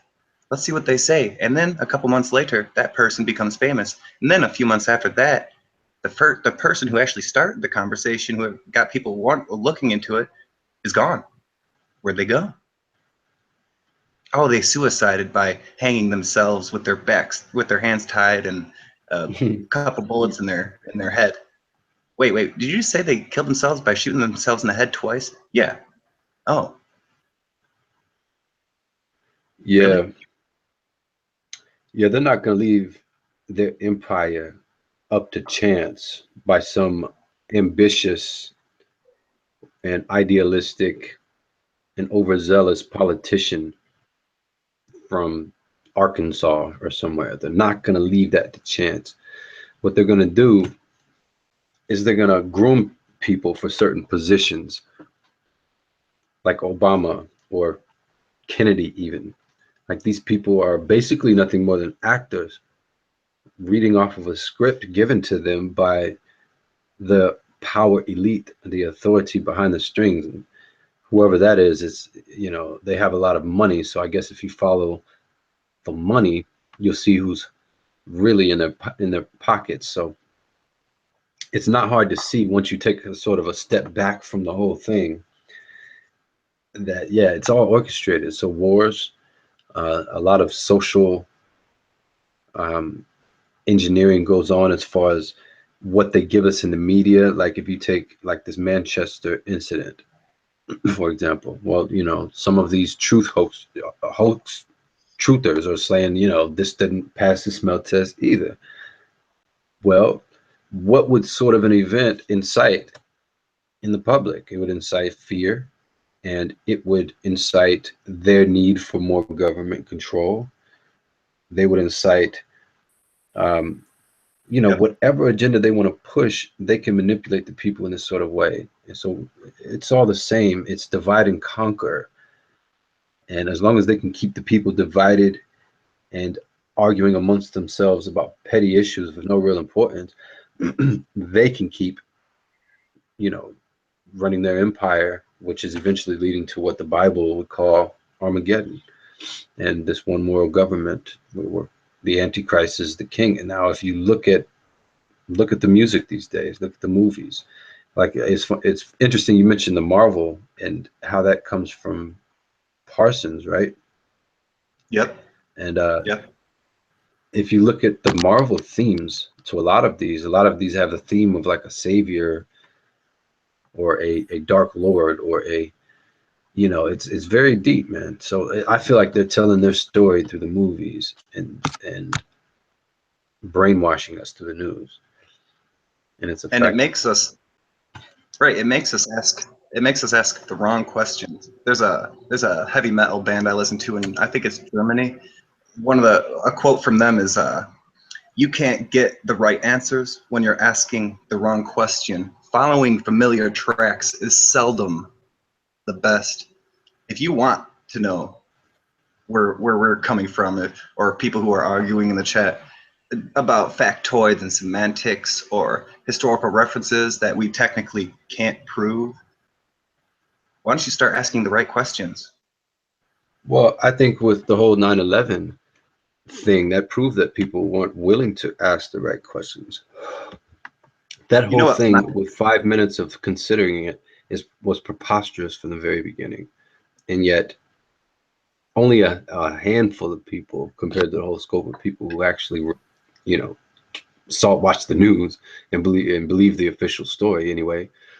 There's only a handful of people really asking the right questions. Just like with the flat earth, they're asking questions that have nothing to do with the shape of the earth. Right. So yeah, it's a willful ignorance, but it's not entirely their fault. They have had some help by, you know, some deep dark forces in high places. Right. Gosh. You know what I'm saying? And that, yeah. But you think, you know, I didn't have the excitement, like, oh, I think I can convince people of this when I started, because I didn't really talk on it. I told people, you know, I heard the earth is flat because it's really, oh, I just heard it. But once I started telling people and seeing the reactions, that was my validation. Like, I had already checked that there was no curve. I lived in Florida. The beach was right there. Easy to do. I already found out that the horizon rises with your eye level. And when I started telling people, just like when you bring up discussions in the Bible that people get vitriolic for, like the tribulation or whatever, when you're getting really upset about that, that just shows you haven't looked into it. Or if you looked into it, you would have been calm and be like, no, this is why I disagree.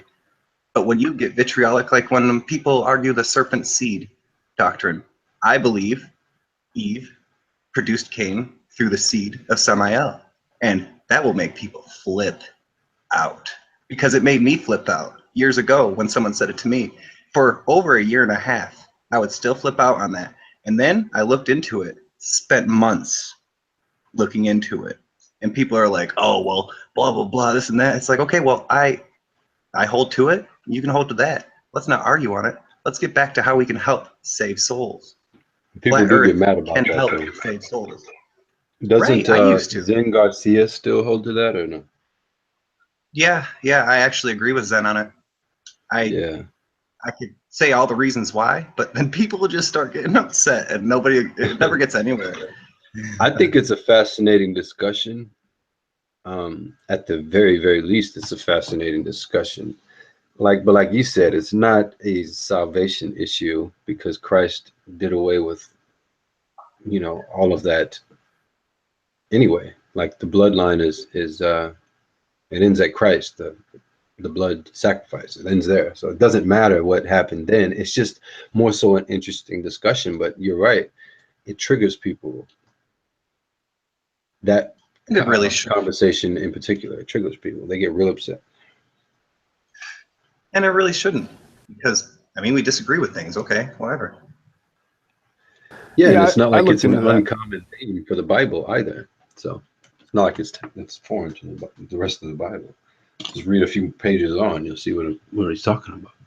I'm not saying it's true. I don't know. Honestly, I've went back and forth with the ideas. Like I said, that's why it's fascinating.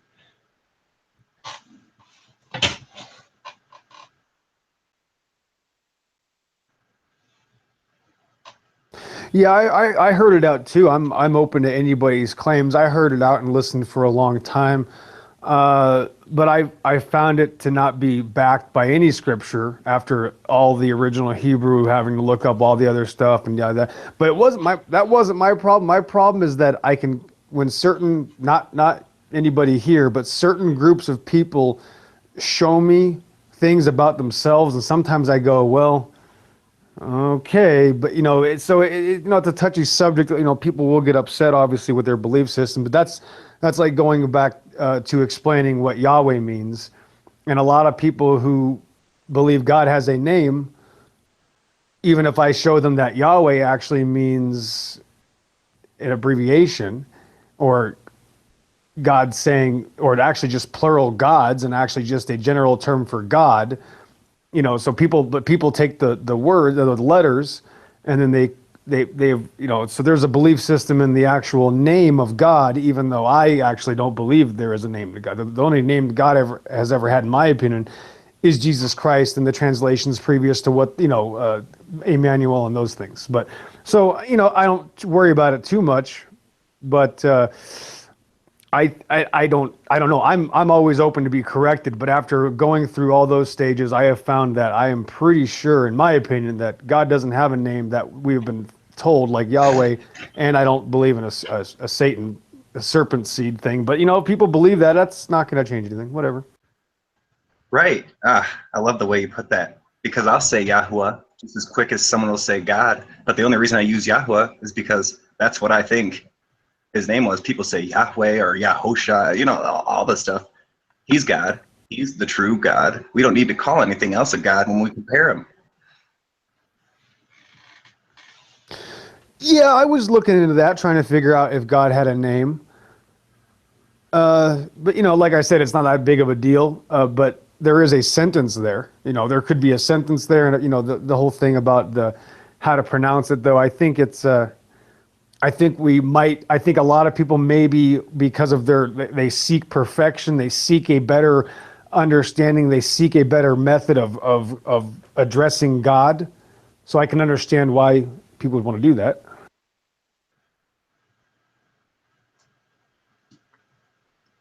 Right. Yep. Here we go. I'm gonna have to, if you don't mind me talking for a minute. I love it when getting into Matthew or John or Mark or Luke or whatever, because the way Jesus would put things, he always prefaces it as they ask him, what's going to be the signs of your coming and the end of the world, and he said the first thing he says is, take heed that no man deceive you. Whoa. They just ask you for the signs of the end of the world. What? Take heed that no man deceive. For many shall come in my name, saying, I am I am Christ, and shall deceive many. And you all shall hear of wars and rumors of wars. See that you all will not be troubled. For all these things must come to pass. Nation against nation, kingdom against kingdom, famines, pestilences, earthquakes in places that haven't happened before. All these are the beginning of sorrows. That's where we are, people. We're in the beginning of sorrows. If you want to read on, that was what, Matthew 24? Read past verse 8. It just keeps going. This is what's happening now, the beginning of sorrows. Wait till it kicks in. Thank you very much, Gretchen. Have a good night. God bless you.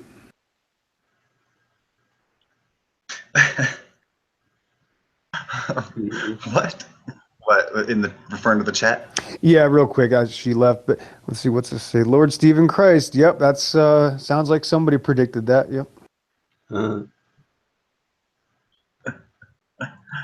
Yeah, Matthew 24, for sure. My favorite of the Gospels is John. I cannot get over, right when he starts, he just puts it out there. Jesus is it. He's the Word. And the Word became, that's what happened. He's the author of life. It gives you Jesus' lineage from God, starting the chapter. And then it gives you his lineage from Mary. Read it over again if you don't believe me. The reason you can read over it so quickly is because when you're talking about the lineage of God, he is it. There you go. Yeah, I'd agree with that. I'll be right back.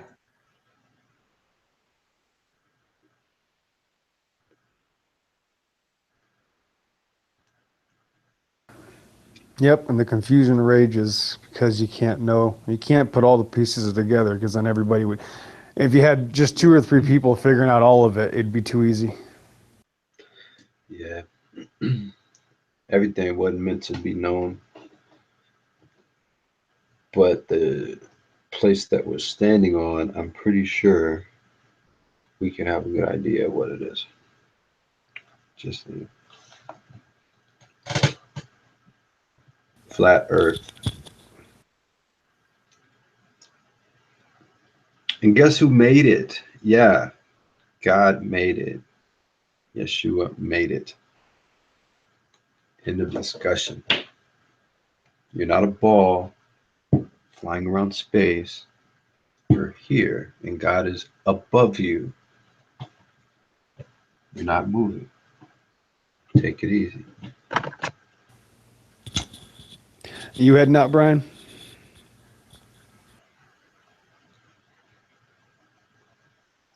No, I'm here for a minute. I'm just finishing up cooking. So I'm listening and trying to help out at the same time. Thanks, man. Yep.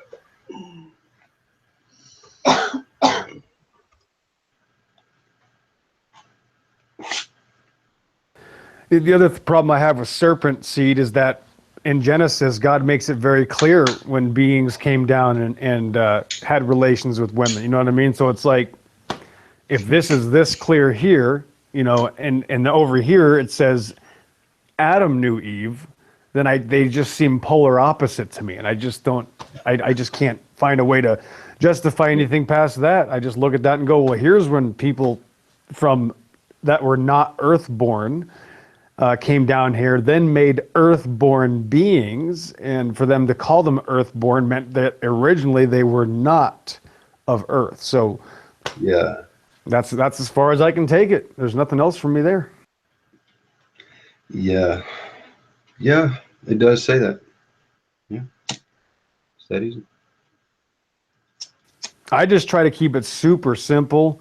The most basic, what it says is what it is, and that's exactly why I know the earth is flat, not just because we can read it, we can see it. The problem about all these things about scripture is that we can't go outside our doors and just look to see if that scripture is true. Is this scripture true? Nothing else but the flat earth is that. You can go outside right now. In fact, you can make it even easier. Get on top of your roof and really take a look around. And you can spin over and over again, and it's going to still be flat. Precisely. I like the way you put that. Keep it simple. Keep it simple. Keep it safe. Because look do you want me to describe what lascivious means to everybody? Do you want me to get into the genealogies of David? Like, probably not. But if you want to learn and find out what all the big words mean, go do it. That's what I want to do. I want to know. But don't describe them to people like that. If you say a big word, define it real quick. Like, oh, blah, blah, blah. Oh, here's what it means. Let me ask you a question. And this doesn't necessarily have to do with like whether or not Eve laid down with the serpent. But in the Bible, it does say, God says that he will put enmity between her seed and his seed, right? Yep. So if you'd like, what do you think is meant that by that? Like, are you suggesting that his seed came from Eve, or could his seed have possibly come later on, like in Genesis 6?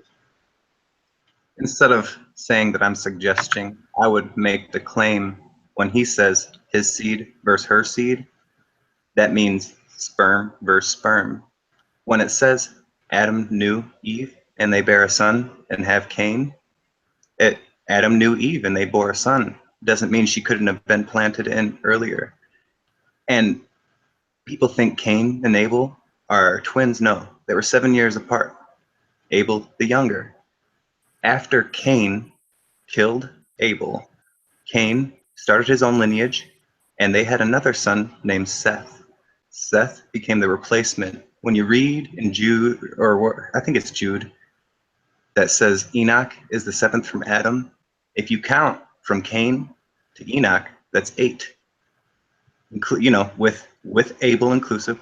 If you count without Cain, it's 7. Cain is his own lineage in the sense that if you want to know what the mark of Cain is, it's actually a horn. People say it's like an X or an ancient symbol. No, the reason someone accidentally killed him, Lamech, in the Bible, was because he had a horn and was mistaken for a beast. We don't think of that. We don't want to think of that. Right, but if I have 2 sons and my red son has 2 kids and my blue son has 1 kid, and well, if I'm going by the red son's lineage, it will be a different number than if I go to the lineage of my blue son. So that's the way I would look at that. Yeah, that's true. But you can look up any genealogy when it comes to Cain or when it comes from Adam. And Cain will never be in Adam's genealogy when it comes to Hebrew texts, but he'll always be in Eve's genealogy. Well, it isn't of Cain's blood, right? It's not Cain's bloodline, though, right? Shouldn't he be in both bloodlines if both are his parents? He should be in Adam's too, right? Yeah. Well, I agree. I agree. There's definitely some information I need to look into. I certainly don't have all the answers. But I don't think I don't remember anybody claiming they were twin. I was under the impression that they were brothers, but not twins, and that I didn't have an issue with that either. So Yeah. The reason I did, for some reason, I've been hearing it since I've been growing up here in Michigan and Ohio.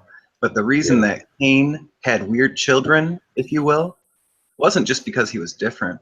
But Cain and Abel, both when they were born, had twin sisters. And Cain was instructed not to marry his own twin sister. You can marry one of your half, one of your other sisters that isn't directly born with you. And what did Cain do? No, I want to marry her. And that's what he did. That's why you get they saw that the daughters of Cain, like the daughters of Adam were fair, and that's actually referring to the daughters of Cain, the Canaanites. Where's this at in the scripture though? Where he married his twin sister?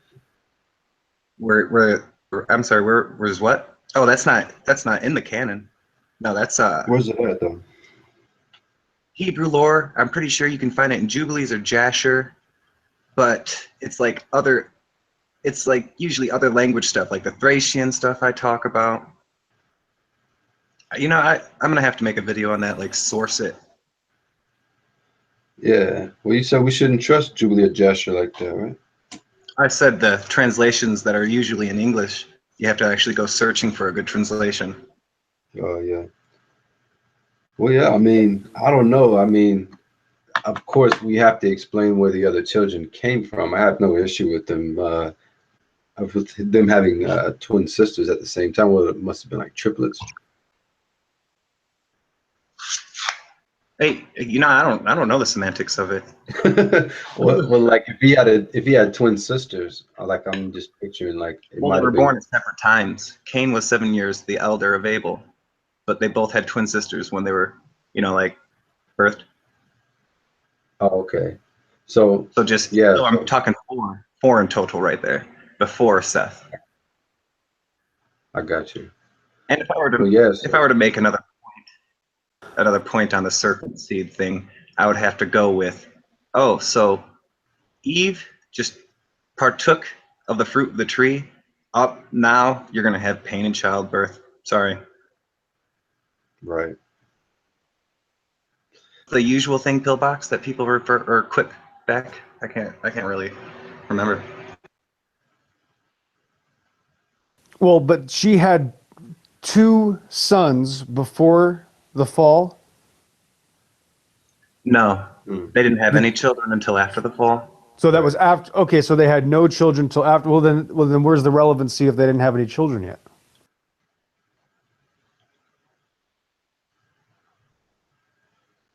Sorry, I was muted. Because, okay. So for This is gonna sound weird, but I'm gonna throw it out there. When Also, remember this: that not mentioning something doesn't mean it didn't happen. Go ahead. right, Eve, when she partook of the fruit, then she noticed she was naked. In a sense, like it's not meaning they were always naked. It wasn't just the light suit that they wore or whatever. It was that their parts weren't necessary. They didn't have to eat. They didn't have to walk.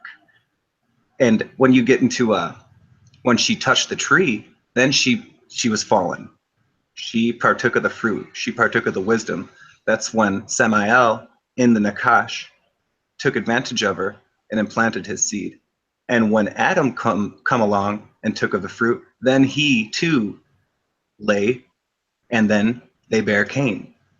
Mm. Well, what's see what I'm saying? the point of the serpent seed, though? I would like to know, what do you think the point is to the serpent seed? The point, of course, was for Satan or Samael. He wants to stop the seed of Christ. But the point that God lets it happen or keeps, instead of just destroying it, lets it happen, is because they're part of the ranks that are stuck in here with the firmament, inside the firmament. They're being punished as we are being punished. But here's my problem. What's the point? And none of it would matter at all to me, because this woman has already been deceived and has already sinned. So what would be the point of any of this afterwards? Very true, but I would say because I really don't know. I'm just saying this. But I would say, if I'm Satan, right? If I'm somebody else, I'm going to try and hit that. I'm just saying, I would try. If I was him, if knowing the way he thinks, I wouldn't put it past him to try to do that. I'm just saying, I would try. Why wouldn't he? Why wouldn't he? If he's going to take advantage of her in that way, why wouldn't he say, oh, by the way, this is how your parts work? Then she's like, right. Oh, now I'm naked, okay.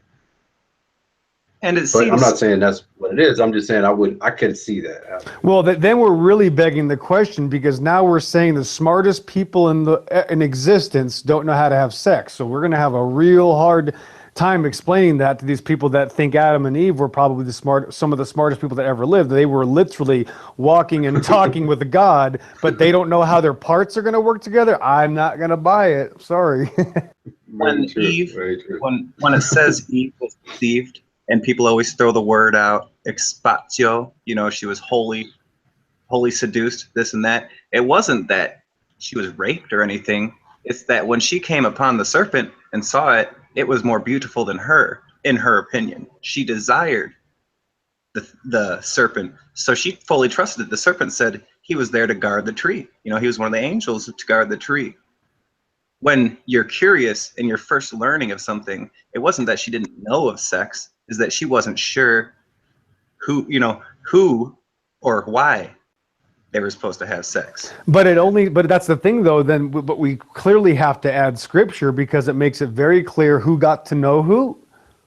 Yeah. I mean, so I'm just running into a lot of problems, and I guarantee you, the more I look into this, when I experience 2 or 3 or 4 problems, I'm going to look into this, and I'm probably going to find a lot more. And that's not going to matter to anybody in the long run. But I'm saying that I just have a hard time looking at it this way, because now I have to take so much credit away from Adam and Eve. I have to take so much away from these 2 beings that were so special. They were placed in the center of this amazing creation in such an amazing time, that not only were these people so important, these people were made. Adam himself had to name the animals, and then some serpent comes along and impregnates the lady made for Adam. I mean, there's just so many other problems I'm going to have with this. At the same time, though, she was deceived, so we can't put it past them in the long run. But I do get what you're saying. But in my opinion, let's take it back. Let me ask a question. So, when God created them, you're saying they weren't aware of their physicality, right? They were beings of light. They didn't necessarily have to be aware of their physicality. Right. Not that they weren't. They didn't walk. When Eve, where I'm getting this for the viewers is actually from the book of Adam and Eve, like the story of Adam and Eve, whatever they call it. I'm referring specifically to the ancient Thracian one, but still. Well, I do have to make this comment before I forget, and I'm sorry to say this, but there's children that by the time they can talk, sometimes they get caught with other children before they know how to talk, literally trying to have relationships. So, I mean, I'm just Right. looking at this even 4-year-old kids have been caught doing stuff that what the heck, I mean, so it's like, But it's bigger than that. It's more like this. It's more like because God gave them the command to be fruitful and multiply, and this was before the fall. So they obviously would have had to have some sort of means to do so, some mechanics involved in the procreation of other living entities, because he did create Adam from the dust and he breathed life into him. From the dust you were created from, and he took Eve from a rib. So maybe their level of consciousness might not, like you said, not that they weren't aware of it, it's that they didn't have to be. But I'm just asking the question now.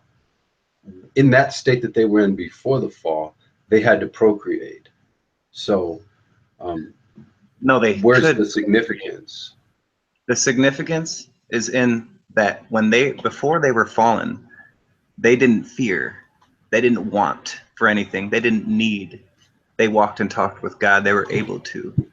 When they fell, they understood fear. Before they feared, I mean, with the Eve thing, referring to what Pillbox was saying, Eve didn't fear Samael. She desired him. And again, this isn't like the canonized scripture thought. This semantics with it. I'm with you though. If she did desire him and she did fall and found out her mechanics, she thinks, hey, maybe I'm supposed to do this because I'm supposed to procreate, like you're saying.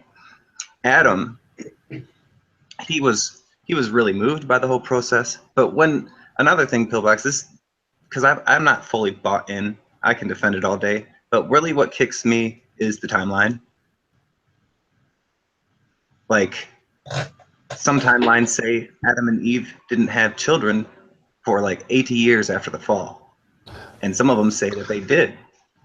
You know what I'm saying? Right, but here's the problem though, is just because something isn't there doesn't mean that we can put something in its place. Right, exactly. So that's my first problem. And secondly, we completely have to go against scripture to believe this, because like this gentleman just put in the chat right here, and I'm trying to look up the original Hebrew. I'm not going to be able to decipher it in time, but it specifically gives these details. So I just don't understand. I've never been able to understand it. I have looked into it for a long time, but it's not something that I can even find a stepping stone to even figure out how to get to that point. I don't see any of it personally, and I'm not going to tell anybody else. If they do, they're going to go to hell. But I don't think it is scripture, and I don't think it's in the Bible.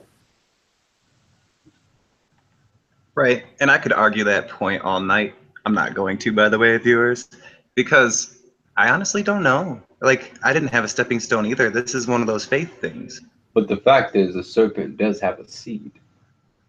That's a fact. Yeah, but So he could have I made wanna- that seed without, if I were to play devil's advocate to myself.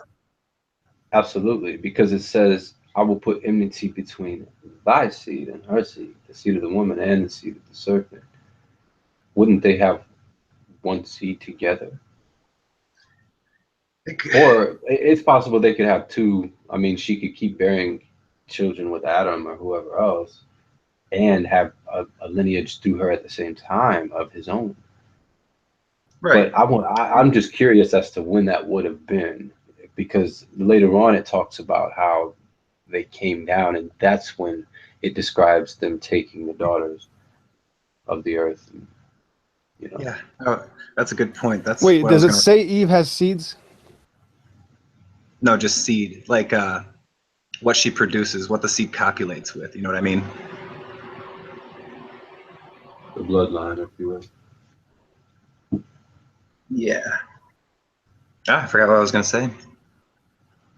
I was wanting to know, like, Genesis 6, when Oh yeah. That's where I was gonna. angels of God came down. Yeah.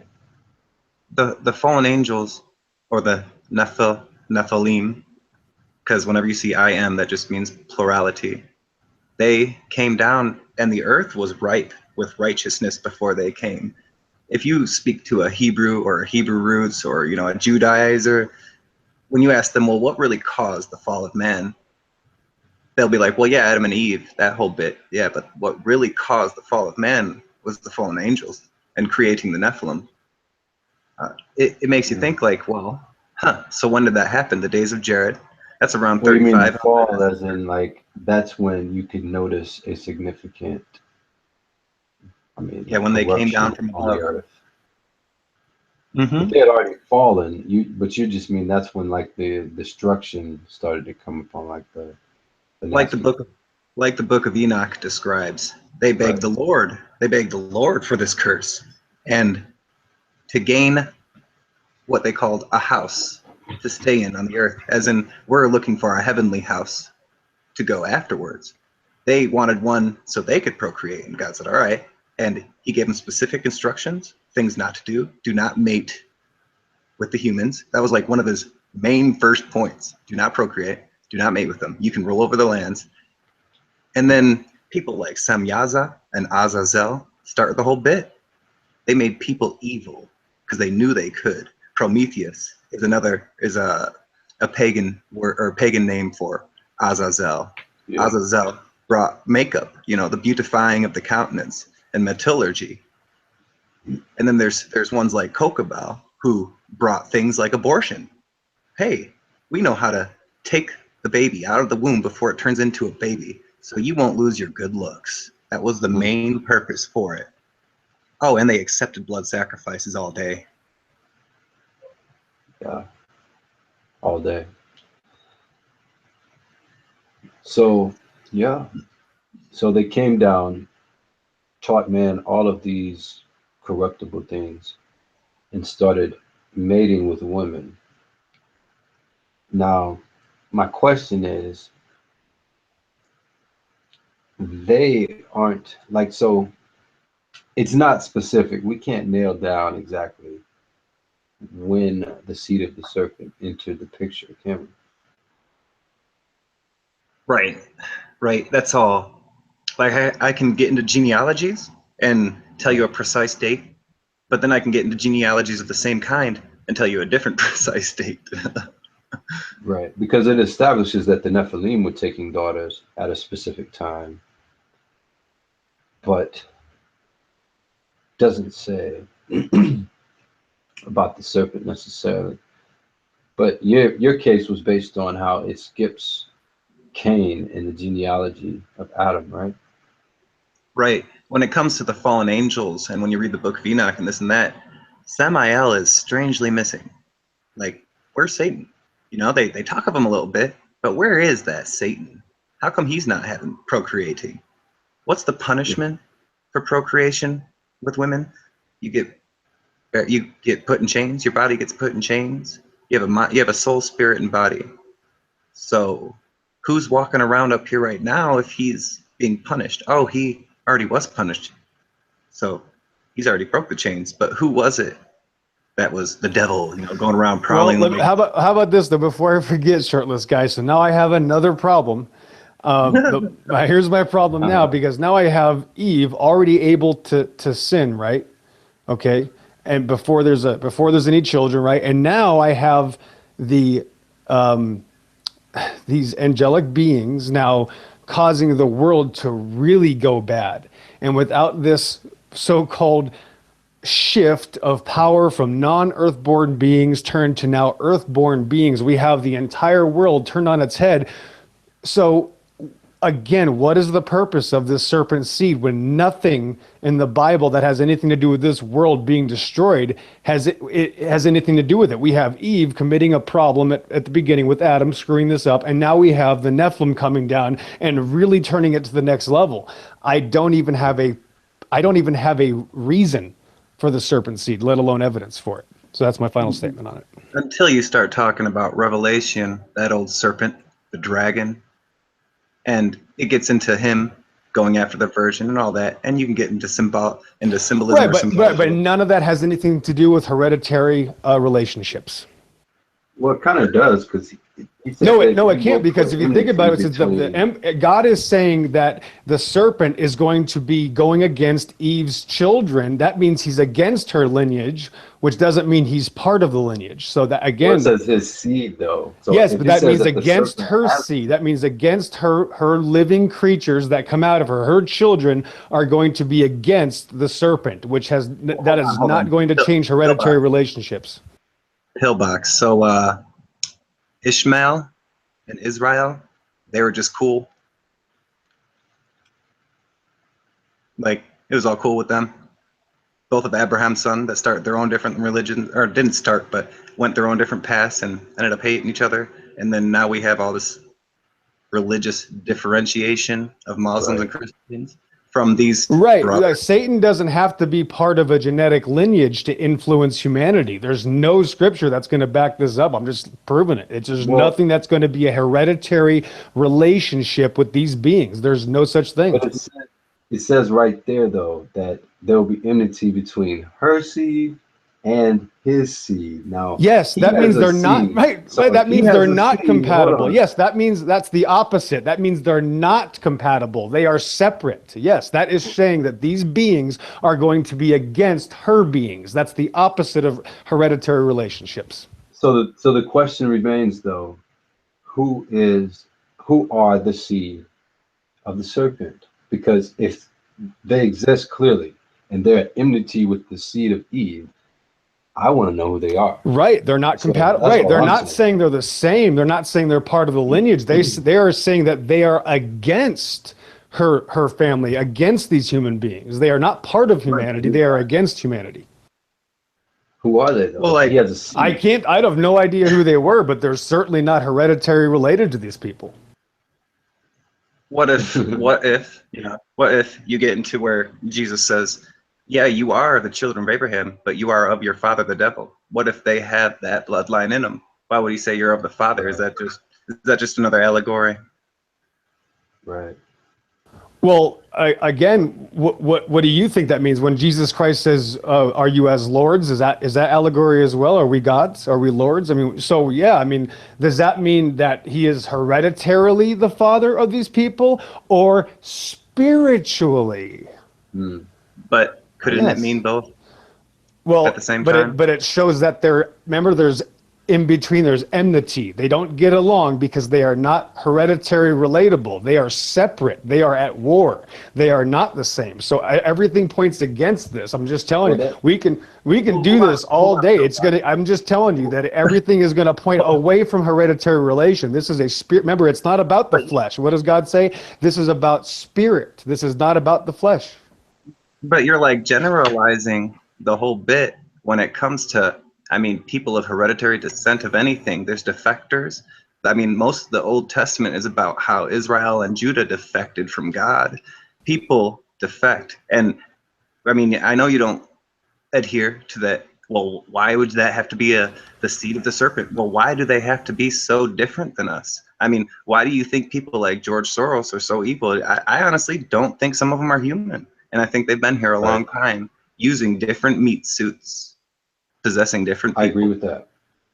You know what I'm saying, Pillbox? I agree Like, with that. we could go on about this all night.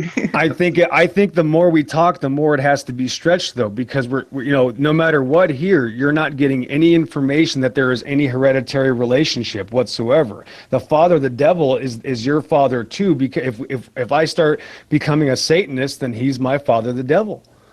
But you're not getting it out of it. I am. You're not. You know, it's the hermeneutics we're But you disagreeing can't get that out of the Bible. You have to go outside of the Bible. Well, I with. Not mean, necessarily. Well, not in my opinion. Like I said, it's not. When I think of Revelation, or if I think of the book of Daniel, and whenever they talk about serpent, comparing him to Satan, I mean, I think that's obvious. But you would disagree, you know? Well, yeah, well, obviously, if Satan can influence this world and is the god of this world, I mean, we're acting like there has to be a genetic relation, or he can't do what he does, and it's just ridiculous, and it's anti-scriptural. not that Well, he not really, can't. because it's Trying to establish. For like me, blue- anyway, bring it this is back. what it comes down to, Pillbox. If there is a serpent seed, right? Who conceived it? Who bore the seed? Was it what bloodline did it come from? Well, if Eve is the mother of all living, it had to have come from something that came from Eve somewhere. And if you, what the seed is, like if you look into the original words, it means sperm. There's no like other ways or other routes or other translations. Okay, so of now this. we're saying right. So we're separating though. Yeah, Everything here is saying they're not compatible though. It's not It saying that doesn't they're say not they're compatible. not It's saying genetically that they're at enmity compatible. with each other. Enmity, like enemies. At odds, right? Right. I'm so at the enmity reptile with people are at odds against the actual human being. So the reptile, I mean, is that what we're gonna say Well, now? look, no. I don't- Look at what they're it not- says in Genesis. It says that God created the serpent as a beast of the field. It was like one of the other animals, but different. So, in that sense, it does have a genetic code. Whatever this beast of the field was, you would have to agree it does have genetics. You'd have to. Otherwise, you'd have to say none of them had genetics. No beast of the field had genetics, which is absurd. So it had genes, so it had potentiality for reproduction through a seed. I want to know, at what point did it reproduce, and with who?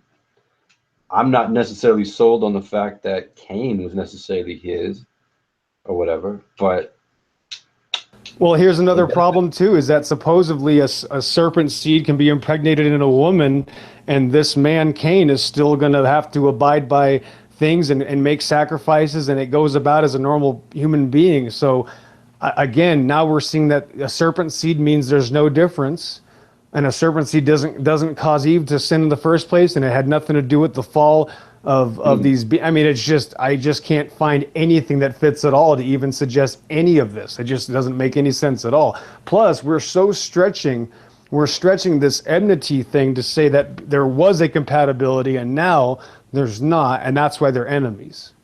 But So there who's is the no seed of evidence the of there is serpent? no evidence of the initial compatibility, and it even tells us who the father of Cain is. so does the serpent have a seed on this earth? Obviously, the serpent seed is got to be anything in the Bible is real. It says the serpent seed is not in agreement with Eve. It's not compatible. Right. Not compatible. But there is a seed though, but it doesn't say it's not, incompatible as far as sexual reproduction. It just says that they're at enmity. That's all that means. So, but if Eve is the mother of all living, I don't have, I just want to know, curiosity. Right. Right. Eve is the mother of all living. Is she the mother of the animals that existed before her? Not those animals, but when it speaks of the serpent, he's spoken of differently. I got to pull this up because it's interesting. But that aside, there is enmity going to be between her seed and I seed. Now, are we going to be at enmity with animals? Are we going to be at enmity with freaking, whatever beasts of the field? No, we're going to be at enmity with, I think, to be other humanoids. And I think that some of these humanoids are soulless vessels for the spirits that came through that Enoch was talking about. That with it,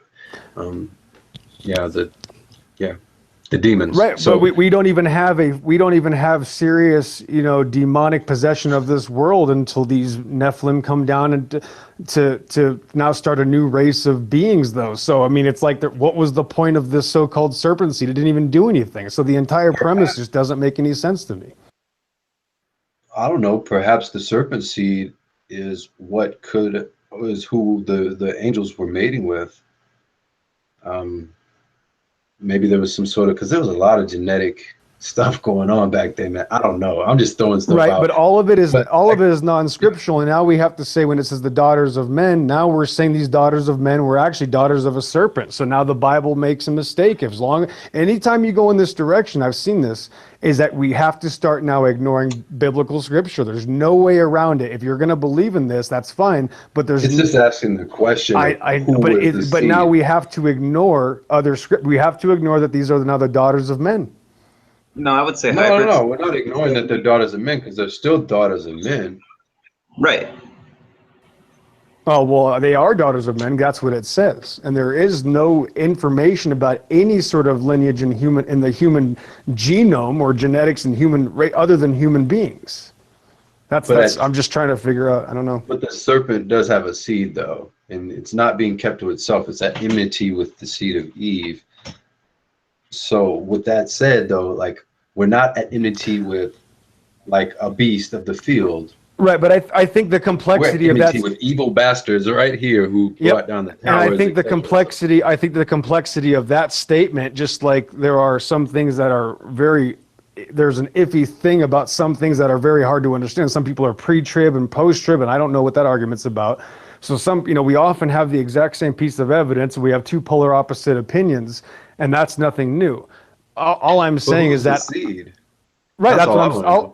Right, but now we have to. There's a lot of missing information here. There's so much not here, and we are now adding into what we don't have. So that's. But there is something here, though. Like it gives us something, and then it kind of leaves us to put the pieces together. Like there's not nothing here. The serpent has a seed here. Who the heck is it? Yeah, that very well could be. that very well could also be a spiritual thing, as well. But they're only going. George Bush. I think it's Aleister Crowley, to be honest. Go ahead, my fault. I know. But that's the thing, though. They tell us later. Why are they telling us later when this, giant Nephilim? I don't even know if that's the right term, Nephilim or Nephilim. When these people come down here, the sons of God, and then saw the daughters of men. I mean, that none of that even has any importance if there's already a serpent. See, what is it? Why do we need this? But this is in clear. My point is, this is in clear detail for some reason, and all this other stuff you have to add to the Bible. I don't understand. Well, think about it, Pillbox. The Bible that we go by is 66 books. Before they ripped out over 15 to 25 books, it had this story, and the serpent seed made perfect sense. But since they ripped but that's the thing, though. But you couldn't show me you could never show me a single old doctrine that says that the serpent had sex with Eve. Yeah, I could. I could show you many. No, and you're going to tell me they're actually legitimately old? You're going to now? Are you going to put your name on that? There's more scholarly evidence of the serpent seed from past and ancient historians than there are modern. I would bet the farm that they're all bullshit. I got to be honest with you. The farm, man. I'm just saying this is the same. This is the same stuff that we've been told about the Bible. And the original reason for the serpent seed, like if you look into it, look at the sources of this information. Okay, Pillbox, here's a question for you. Okay, if the sons of God came down and saw that the daughters of man were delightful to the eye, and they desired after them, wouldn't the serpent do the same thing with them? Like, who else would the serpent plant his seed in? That's my point, is if it's already happened, maybe it would have been mentioned, but no, it says this is when this happened. This is when this is basically explaining this is the first time this happened. So now we have to even add more biblical text with our imaginations to say, no, it already happened once in the Garden of Eden. But it happened at some point, though. That's what I'm saying. Like, when did it happen, and who are the seed line? So now we have to go out of order. So now we're going to have to go out of order, and now we're going to have to throw the whole thing out. The whole thing goes out. The whole genealogy gets thrown out if you do it, though. There's no way around it. No, it doesn't. There's plenty of people on the earth, though. Like, you got to understand, like, it doesn't necessarily have to be Eve. Like, even if you throw that out the water, so let's say he took some of the other daughters at the time, or whenever. Let's say he did it after the flood, for all we know. I mean, but I can't even say that, because there are people who hold the view that how there were giants on the earth after the flood is that they came on through the wives of Noah's sons or what have you. So at some point, there was some procreation going on. That's all I'm saying. The serpent has a seed. It wasn't just the seed. I mean, because you can't say the angels, the sons of God, are the seed of the serpent, right? Can't say that. So that rules them out. He has his own seed here. Who is it? Pillbox. That's not. Well, wait a minute. I mean, where's the seed that's mentioned in the Bible? Right. So if we don't if we're not told information, though, I don't think I'm supposed to add to it. But isn't Satan's job supposed to? I mean, when did Satan start to hate man? Wasn't it before the fall? It was before he fell. Right. Yeah. Yeah, Right. Satan started hating man when God said, "You'll worship this man." Pillbox, how do you hold to when it comes to extraterrestrials or aliens or interdimensional beings? Oh, there's no such thing. They've always already been here. So, where'd you get that information? Like, what do you think they are? Oh, I don't claim to know what they are. I claim to I claim to know that they're already here. That they're already here. Yeah, I don't know what they are. So me too. So then they're not extraterrestrial. So I said there's no such thing as extraterrestrial, except for God himself, if you want to think of that as beyond this terrestrial. So you hear that, viewers?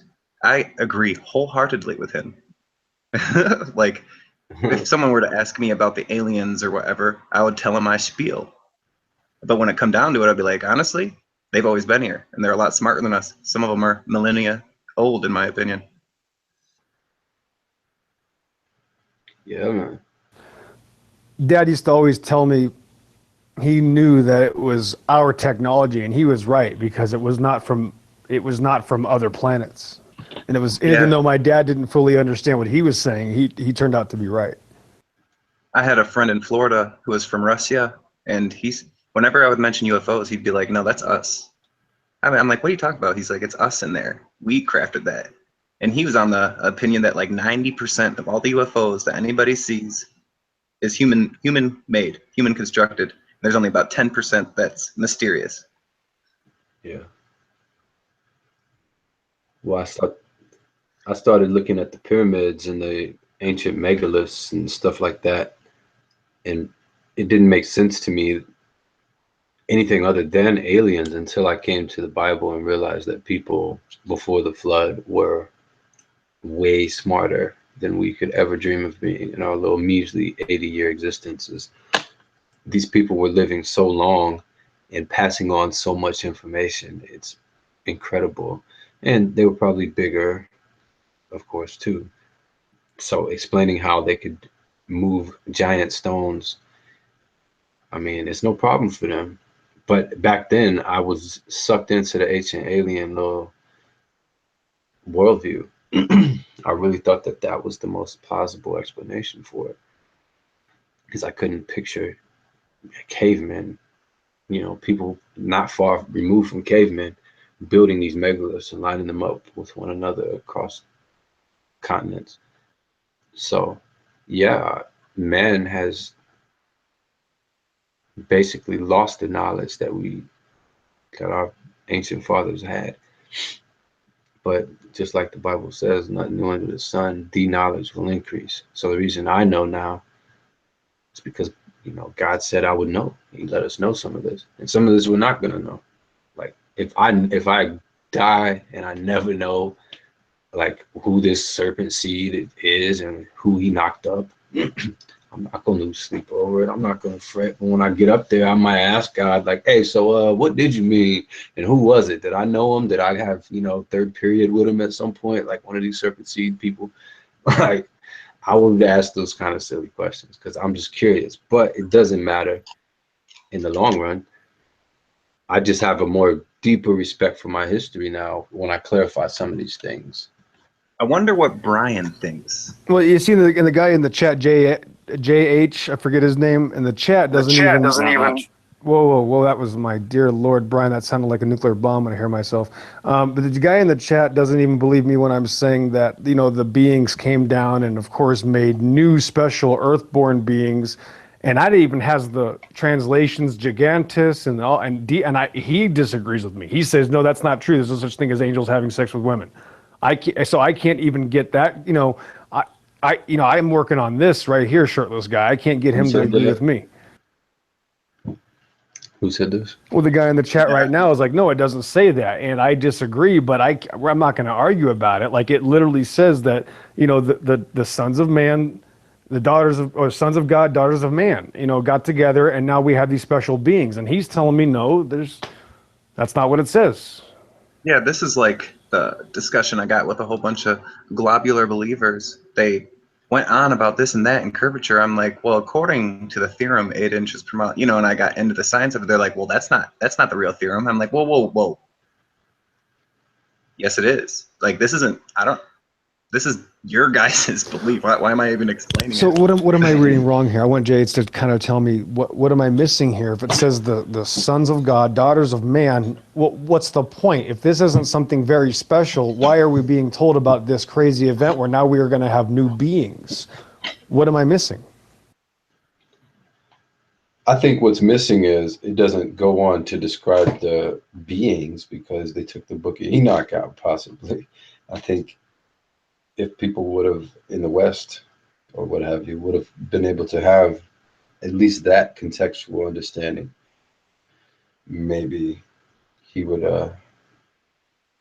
understand it. But it's clearly outlined in text that yes, they did come down and took women as they saw fit and bore children with them. And those children were mighty men, men of old, men of renown, giants. Right. So why would God have to tell me this? Didn't men already normally find women attractive? Right? Like, why would this doesn't make any sense either. So I'm talking about this being very plain, and this gentleman in the chat, who's a smart person I trust, and I think he's a Christian and a flat earther, but he doesn't believe it. You know, so then for me to go past that and start, you know, I talk about the serpent seed stuff. I mean, man, you know, I just think it's so far stretched and so far fetched that I don't know. I don't know what the point. I understand there's going to be sources that talk about it, but I think you have to start taking scripture out besides adding. Yeah, there were giants on the earth in those days. Yeah, it's quite easy to do a word study when it comes to the Nephilim. If you want to get technical, give me a minute. I'm sorry.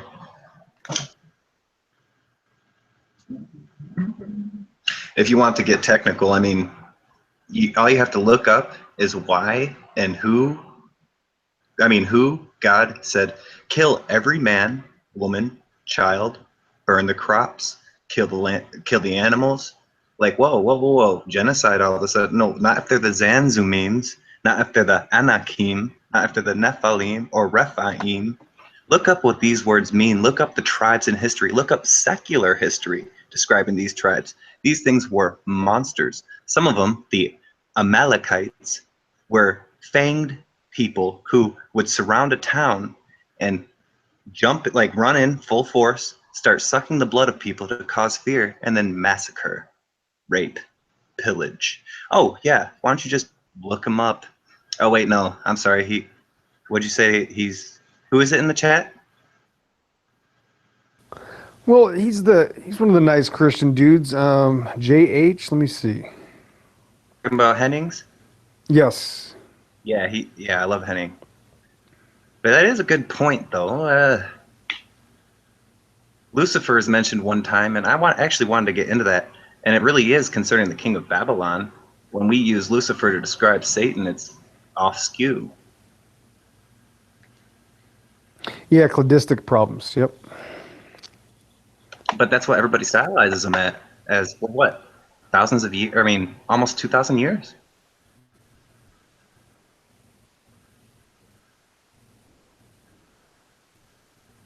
So this Jay Henning, are you saying... Well, Jay Henning, just explain to me this. Why was God talking about these men finding these women attractive? Isn't that already going on? Isn't that normal? Yeah, it says, and it came to pass when men began to multiply on the face of the earth, and daughters were born unto them, that the sons of God saw the daughters of men, that they were fair, and they took them wives of all which they chose. So it's making a distinction here between men and the sons of God. It says, when men began to multiply on the face of the earth, and daughters were born unto them, that the sons of God saw the daughters of men, that they were fair. So why didn't it say that the men saw the daughters of men? If it was men having sex with the daughters of men, it says the sons of God, and it took them wives, all of which they chose. And then it goes on. This is key. And the Lord said, my spirit shall not always strive with man, for that he also is flesh. Yet his days shall be 120 years. There were giants on the earth in those days. And after that, when the sons of God came unto the daughters of men, and they bore children unto them, and same became mighty men, which were of old, men of renown. So it's making a distinction between not only the sons of God and men, but also the children that were born from the sons of God and the children that were born of men. It's saying that the children that were born of the sons of God were mighty men, which were of old, men of renown. And I believe this is when the whole conehead figure started popping up, like the ancient Egyptian pharaohs and the ones you find out mummified out in Peru and in Colombia and these places. These were men of renown, people that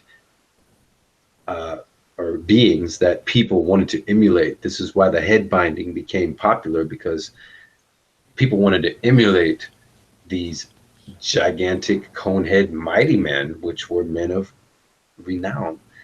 So I think it's clear here. Maybe he has this person has another point to make. I don't know, but it's clear here. Yeah, lots of distinctions and details. And again, why would God have to write a part of the Bible to tell us men find women attractive? You see how we not only do we have to ignore details, then we have to say that God is Captain Obvious. Like, why would you tell me men find women attractive? Okay, God, thanks. I just don't understand. Right. Well, then, and to the point that Shirtless was making, I think it was you were Shirtless. It goes on in verse 5, and God saw that the wickedness of man. Right after it talks about, you know, the daughters of men being taken by the sons of God and then bearing children.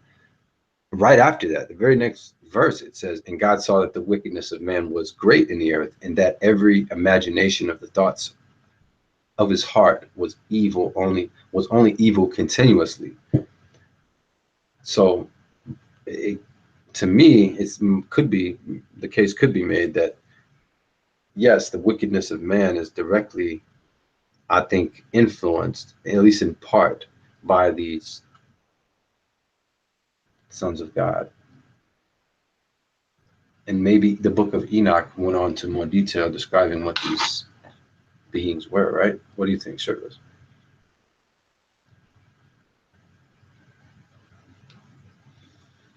Shirtless is muted. Sorry, I was muted. Which beings? Well, it says the sons of God, and I was talking about how it's. Yeah, what do you think? Do you think that the book of Enoch describes them more in detail? Yeah, when you actually look into it, people have a cognitive dissonance when it comes to the sons of God, with the seminaries teaching that it's the sons of Seth, even though it doesn't say Seth anywhere in there, nor refer to his children at all. But the sons of God, if you look up the word, it's Elohim. Elohim is the same word that they use in Genesis 1 to describe Elohim creating the heaven and the earth. But Elohim in Genesis 1 is capitalized, and Elohim in Genesis 6 isn't, because being the sons of God, or gods, if you will, that's pointing out their difference. That's why they wanted to come down, so they could procreate, because you don't have to in heaven. You can't. Yeah, exactly. And then doesn't it say that they left their first estate? Book of Jude. Something. Yeah. The Book of Jude. They left if you read the Book of Enoch, the first few chapters, you'll see a cut and paste that Jude used from the Book of Enoch, saying that they left their first estate, which we are trying to get to our natural estate, our heavenly bodies. They tore themselves from that by a curse that God allowed. Right. And that goes back to what Pillbox was saying. Well, what's the point? What's the purpose? It's because God allowed it. So you're going to have to ask him. I don't know. It's very peculiar, man. Yeah, shout out to Iron Cross, man. Long time no see. What's up, brother? But yeah, man. It's very interesting indeed, man. Some of this stuff. And for those of us who have time to research it, it's I think it's worth it. I mean, why not?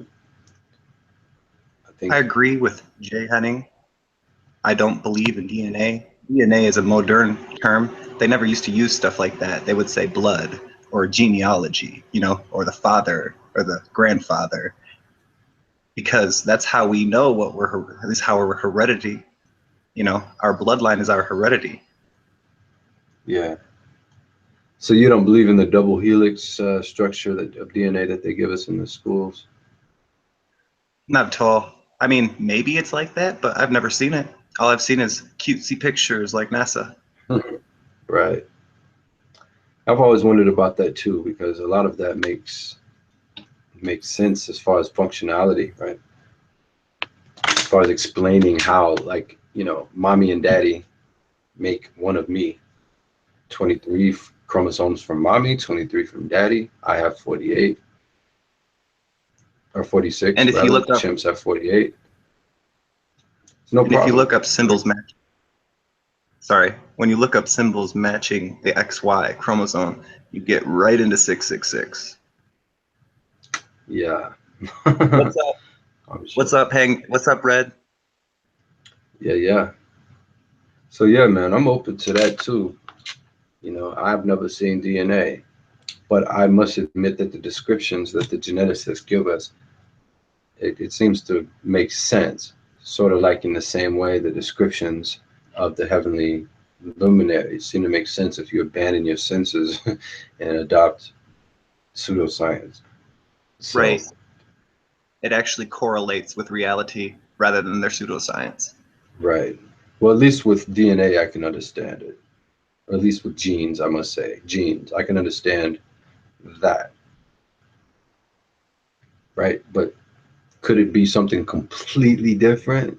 Something that could it be a triple-stranded helix? Who knows? Could it be four? Could it not even be that? Could it just be like a computer chip inside the cell, like just like Microsoft? Who knows, man? But it's just another thing that makes you go, you know, even if what they say is true about DNA, it's a marvelous design. I'm impressed if God made it. Like the little animations they show, that's pretty cool, man. How the ribosome, you know, reads off sections of digital code. Holy cow, man. Wish I could make something like that. For sure. Like when it comes to what we would think would be the most useless bacteria, when you actually look through it in a microscope, or even if you look at it nanoscopically, you see that it has its own system. It's a design, like literally a design that propels itself around fluidly. Yeah. Yep. They're complex functioning machines. Every single living organism is a complex beyond comprehension functioning machines. I mean, it's pretty awesome, bro. If I can create a robot to do what my dog could do, that'd be awesome, bro. Like we can't make nothing, man. We can't make anything. All we can do is tinker with stuff that's already here. Like, yeah, you can mold the clay of the earth and the elements of the earth and make a computer, but you can't make life. You can't turn that computer into a self-replicator and have it do anything that a living system can do. Like Craig Venter in his work, even he's like, yeah, man, he's like, all I can do is put in the code. He's like, I can't create the stuff that makes it run. He's like, I could just copy a code and put it in. So I think that they could even create life intelligently is bonkers, let alone life tinkering itself into existence by happenstance. It's ridiculous. It really is. And the ridiculous. So I have to read this real quick. Okay, so God created man in his own image.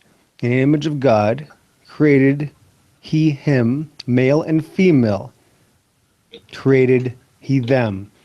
And God blessed them, and God said unto them, be fruitful and multiply. I don't think the serpent was being told that. So again, just by that text alone, he is telling these two special beings and literally the glory of this and reiterating it and saying, be fruitful and multiply to these two beings.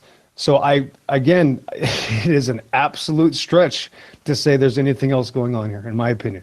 And that's the last thing I can say tonight, gentlemen. I appreciate you. And I got to go anyway. I'm very late to bed. So God bless you guys, and I'll see you tomorrow. Hey, thank you for the cordial discussion, man. I had fun.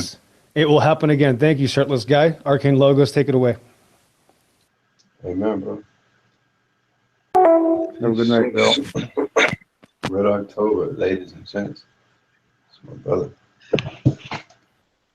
Yeah, if people want to research this, the serpent seed doctrine, if you want to hear more of what I take to, Zen Garcia is a good person, and you might disagree with him, but just take what you can.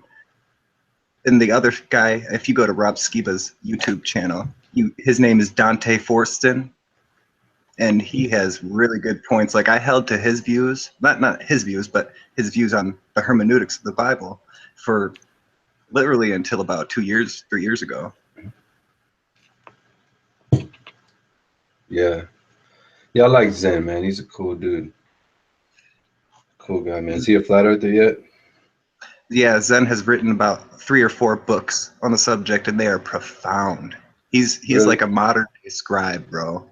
You see, I looked at him way back in my research before I believed the Bible, and actually he helped bring me to scripture way back in the day. I used to watch his stuff concerning like the serpent seed. I remember he met with that lady. What's that lady's name? Joy or something. Oh yeah.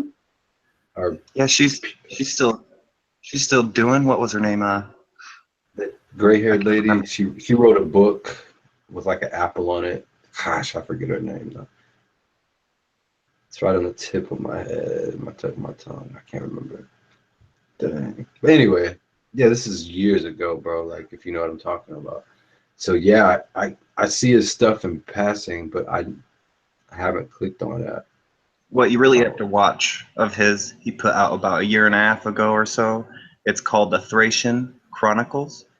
Once you start listening to him on that, and he's a monotone person. You know what I'm saying? Yeah. So you have to like be prepared. But when you listen to the Thracian Chronicles, just the content is so exciting. Like, it's so revelational, and it lines up with Genesis perfectly. It's crazy. And he's done some stuff with Rob Skiba too. I remember that. Yeah. So yeah, I remember now. He actually did some clarification on the firmament. I remember now. He was talking with Rob Skiba about that verse where it says, God has established his troop upon the earth. Let me get to this, man, because this is really cool. And he basically gave an interpretation that brought some clarification to the verse, and Rob Skiba was pretty impressed by it. He put it in one of his videos. Yeah, I knew that he was a flat earther. Duh, what the heck am I doing? It's late. Huh. He's written a whole book on the firmament. Yeah, I bet. Shoot, he's one of the few. I need to check out. He's one of the few people in life that like I actually want to meet. Yeah. Where's he at anyway? I can't remember. I know he's localized and all that, but he's very weary of, like, he won't use his camera, you know, this and that. He doesn't want to give them anything. Yeah. Very reserved guy. So yeah, he's really cool. So the flat earth thing, I like the way Mark Sargent's been putting it. we're in the second stage of denial. Like first people just deny, and then people get angry, and then people start to look at it, and then people come back to you and be like, whoa. Yeah.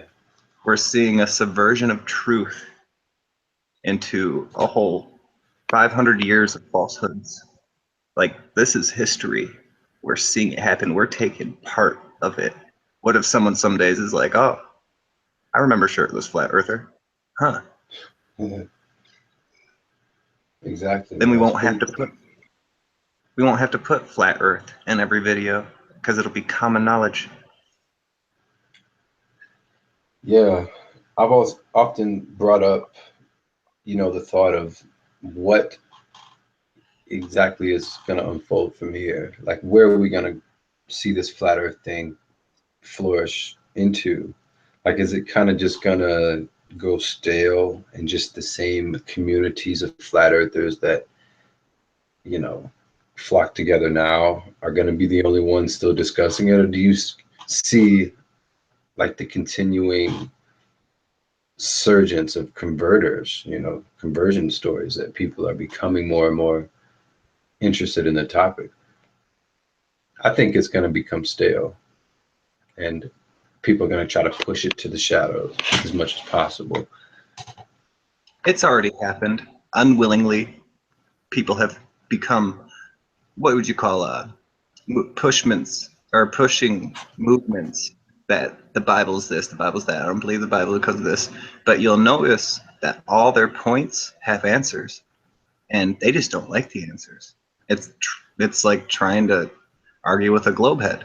They have answers. It's just the wrong answers, or they don't like the real answers. Yeah.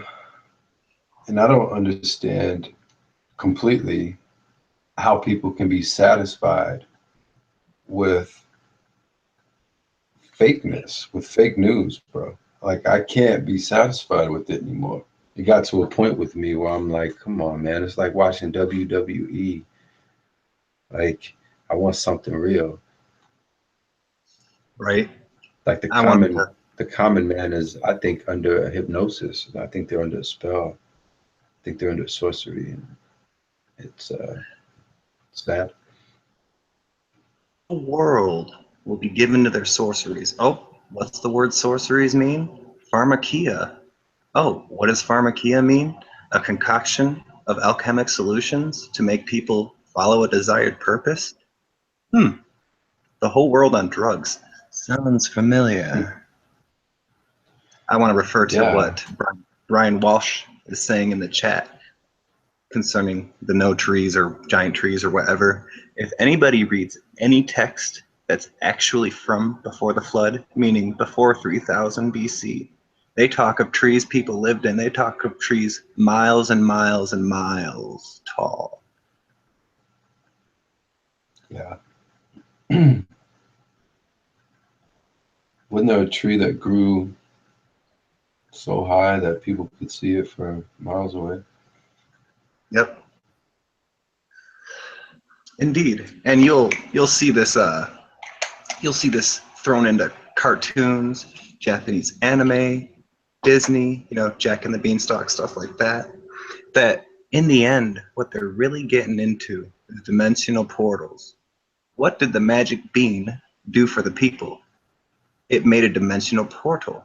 Like they stylize it as someone planted a magic bean and it took them up the beanstalk. No, you went up the beanstalk to get the magic bean so you could open a portal. Oh. Interesting stuff. They've been revealing a lot of crap in that show Once Upon a Time, one of my guilty pleasures. Yeah. And they get into the actual stories. Like if you watch the first season, it gets into Little Red Riding Hood, you know what I mean? And she actually is the wolf that ate the grandma. So herself, but that's the real story. What they did in this is she is the wolf, but she didn't eat grandma. She ate other people. And she's one of the prettiest characters. Yeah, she's one of the prettiest characters in the show. Like this brown hair, Little Red Riding Hood was really the wolf the whole time? Yep. Wow. Yep. Like it has that duality where when she's the wolf, she thinks she's talking to herself. One of the worst stories is Snow White. Snow White was given the apple by the queen, you know, Snow White's stepmother, and when Snow White fell asleep, her dad had his way with her and put his seed in her. Like, oh, what? Like that's the Say real what? story. Yeah, she was raped by her own father after she ate the apple by his wife's asking. What kind of stuff is this? That's the actual story that Disney has perverted into something pretty. Wow. Yeah, I could keep going on with that. You don't even. It gets weird. Yeah, it's pretty sad, man. Like most of the stuff that we watch, we have no idea what the meaning is from the other side. It's like when I found out about, you know, how the sun and the moon were actually the tortoise and the hare story from the ancients. And that's how they described the sun and the moon, was the tortoise and the hare. But yet they sold it to us as some sort of moral or ethical story of, you know, whoever runs fastest first, you know, loses in the end, you know, whoever takes their time. But it's like, that's all bullshit. Like, yeah, it really is. Like, for real. Okay, so Brian Walsh in the chat, I like that you brought up Jesus Christ ate meat. People have a bad impression when it comes to how meat was sacrificed, or what people ate, or what meat is meat, or what was sacrificed to pagan idols. Jesus Christ ate meat because he followed things like the Passover. The Passover was something instructed by God, so after they wiped the doorpost with the ancient Tav symbol, it would mean the spirit of death would pass over. So they eat the lamb in remembrance. Jesus ate the lamb in remembrance. The reason people think it's nobody should eat meat is because when we were first created, nobody ate meat for hundreds of years, for centuries. Meat eating was introduced by none other than the fallen angels. When people sacrificed animals to God, when do you first hear of that? First hear of it with Adam and Eve, but do you hear of them sacrificing? The only people you really first start hearing of in the ancient past start sacrificing for Yahuwah is Abraham, the first Hebrew. Like there was no Hebrews, there was no Israel, there was no Judah. He introduced meats, not in a sense that they weren't eaten before, but in a sense where he had to be the distributor of knowledge of what meats were actual meats to eat and what weren't. The distributor of knowledge of why we don't have sex with beasts and why we have sex with only our wives or our husbands. Abraham was the man. That's crazy. Hey, Johnny, bro, I'm trying to add you, but it says I can't add you. Let me give you the link. My buddy Johnny. So I'm gonna send it in the outside chat, Johnny. Oh, Johnny, but I'm gonna try to find him on Google Hangouts. Or wait, I am telling you, Johnny. I sent it to you, Johnny. Oh, he's there? It says it's sending. I don't know what's up with my computer. I tried to add him, and it said I couldn't add him. Okay, so let me ask you a question, Arcane. On a personal level, the girl or the lady that I am infatuated with, like I'm a real, what would you say reserved gentleman. I tend to stay away from relationships. I don't follow my feelings. And this is the first lady that I've known in quite some time that I just can't shake her from the mind or veer my thoughts from her. I actually want to help her, all that stuff. And she is for lack of a better term, pagan. Oh no. She's reading the Bible, but she's not bought into any religion. You see my dilemma. Yeah, man. I think you're the type of guy, any guy who calls himself shirtless flat earther is down for a challenge, bro. So I think you should definitely try to lasso that and bring her into the Lord, bro. I think that's right up your alley. Oh, that's funny. How Yeah, cool would that be, though, you know, to find love, and then in that love, she finds out the earth is flat, and you get to see her face for the first time when she comes out of her cognitive dissonance and realizes, like, wow, so the Bible's true. Yeah, babe, let's make the most of it and share it together, this wonderful flat earth. How beautiful would that be? For sure. And like I'm not a good judge of character. So when she like liked me or whatever, fancied me since we started working together, and I told her that I fancied her, that I was head over heels for her, but I didn't really I don't act on it. I haven't acted on it. And I finally got confirmation from her. It was really exciting. Like, I'm kind of getting nervous just talking on it. Yeah, man. That's wonderful, dude. How old are you, by the way? 30. 30. Nice. Yeah, so you're at that age. You're starting to settle down and look around. For sure. So yeah, man, I say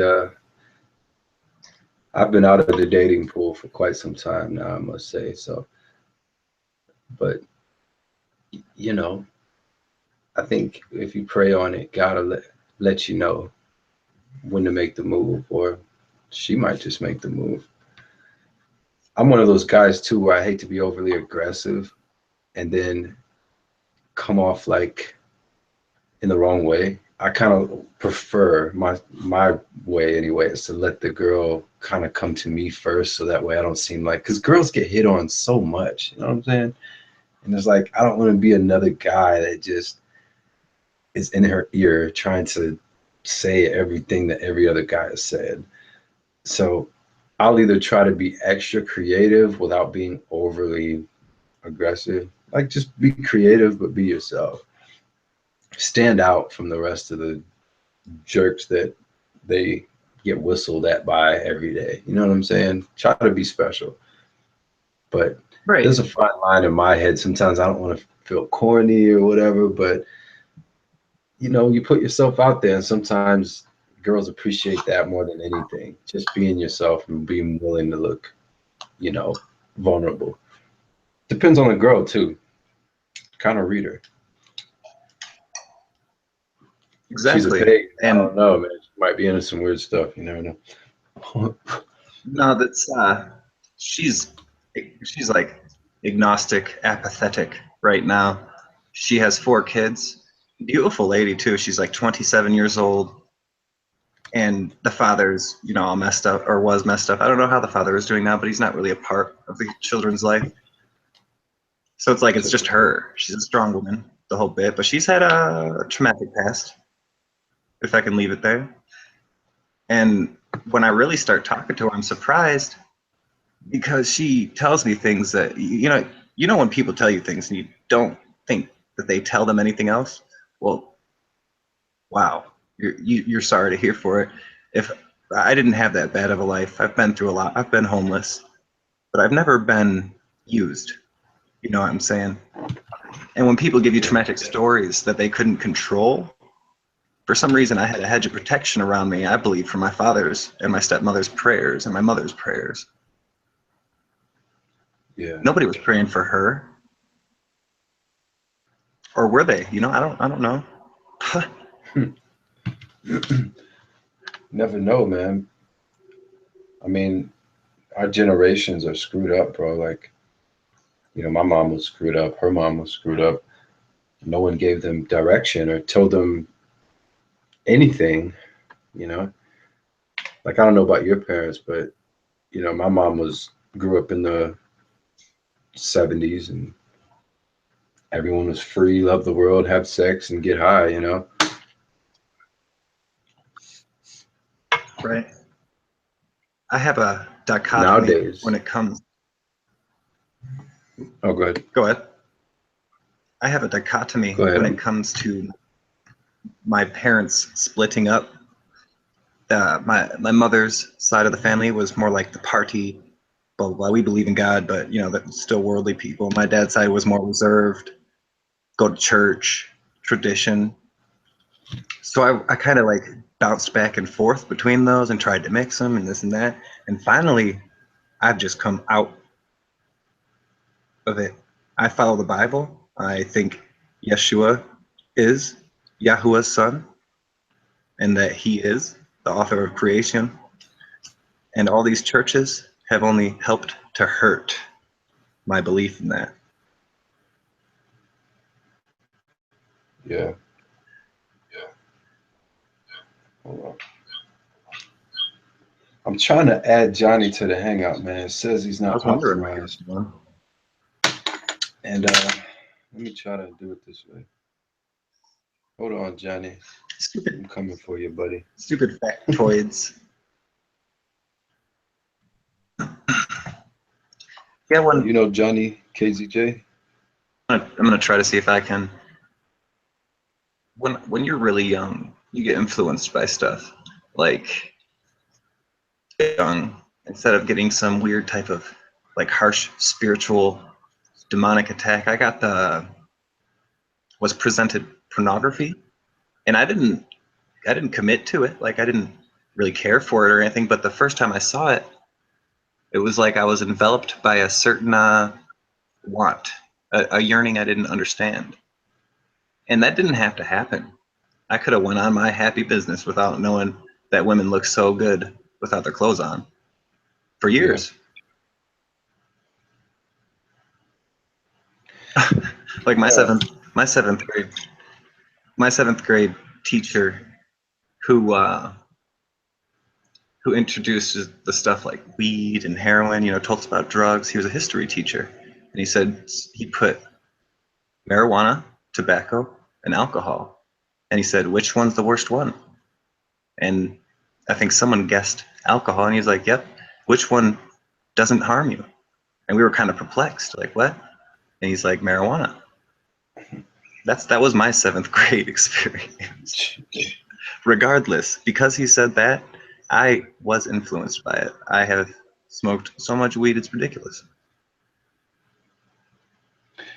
Yeah, man. Hey, can you message me the Hangout link in the side chat real quick? In this side chat? Yeah. Like, hold on.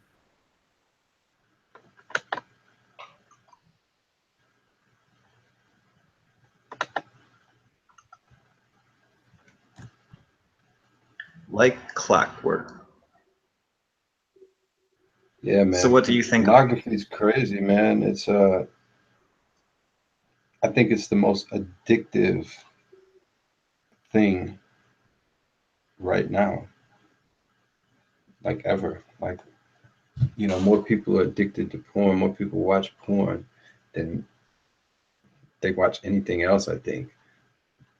It's pretty sad. And but for a young boy growing up in this world today, it's like to have porn at your fingertips. It's like, you know, it's like a gold mine, but we don't realize the more that we watch it and partake in it, it's almost like a piece of our soul goes with it. And what I mean by that is we pick up the traits of the devil on how to objectify women, how to objectify ourselves in an unholy way. So even though it's pleasurable to us, just like every other sin is, you know what I'm saying? Sex is, you know, a sacred thing. It's meant for you and your wife. I mean, there's a reason why God said that. It's not just to say, and you can hold your nose up and be holy. I believe that it has not only spiritual ramifications, but perhaps physical as well. Do you ever think about, you know, let's say you know, you're wanking your willy to some porn every day. All of those sperms, they were meant for your wife, according to the Bible. They weren't meant to land on a towel every day. So perhaps, I don't know, perhaps you're releasing something, a part of you that's sacred and that, you know, you can't get back. Who knows the real, you know, long-term effects of masturbation and on people. I don't know who's done the studies on that, probably some pervert somewhere, but Oh yeah, for sure. I'm just saying. Yeah, like what's his name? Kinsey, that sick bastard.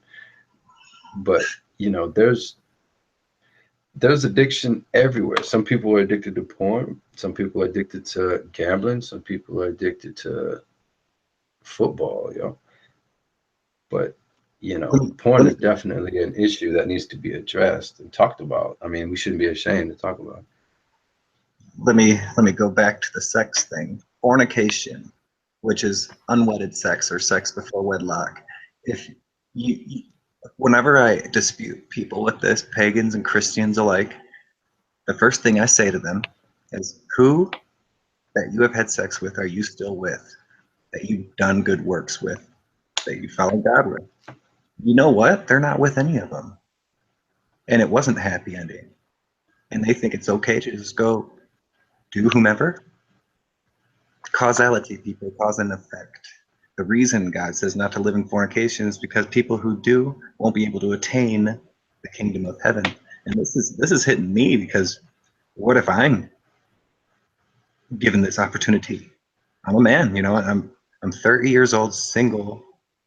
Let me tell you, people, when you're single for a decade, you think the husk and like the horniness is going to go down. It only accelerates if you take my meaning. So I told Johnny to check his Google Plus, meaning if he has a Gmail account, you can add your Google Plus. If you go to Google Hangouts, .google.com is what I'm talking about. If you have a YouTube account, this is accessible easily by going to your Gmail or your YouTube that you're on now and just putting a new tab, going to hangouts.google.com. I'll be right back.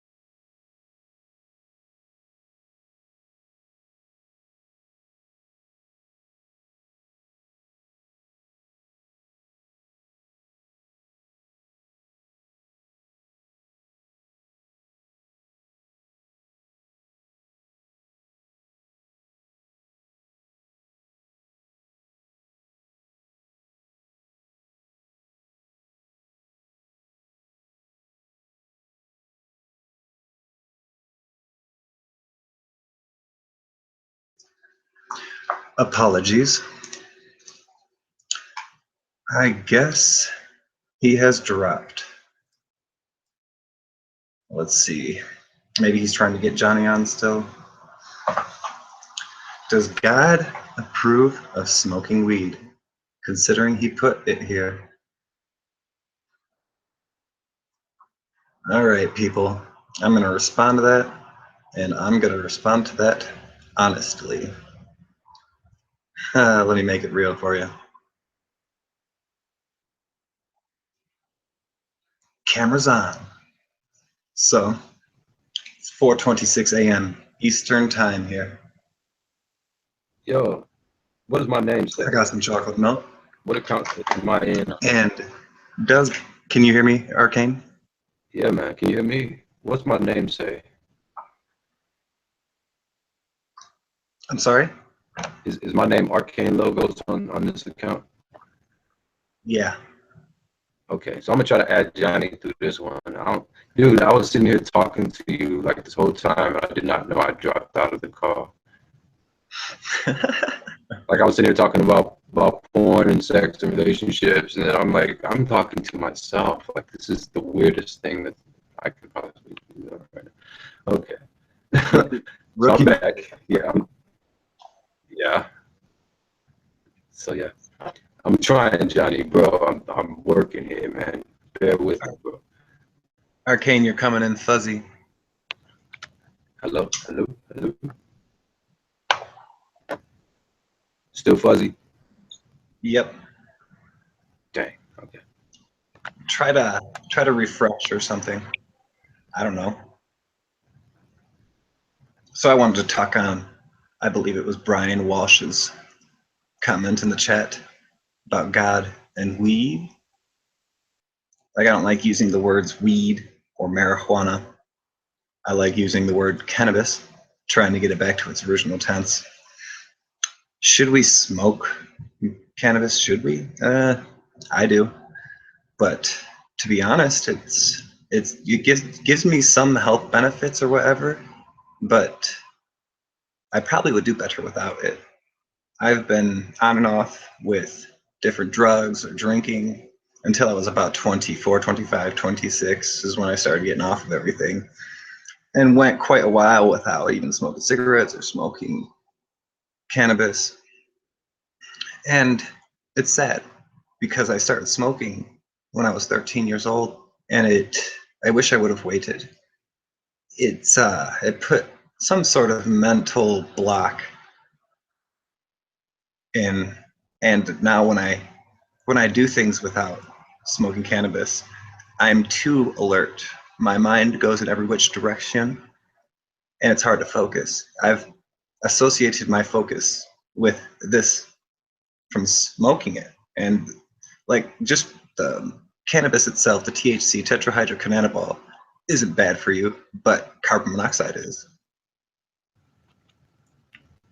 Yeah, man.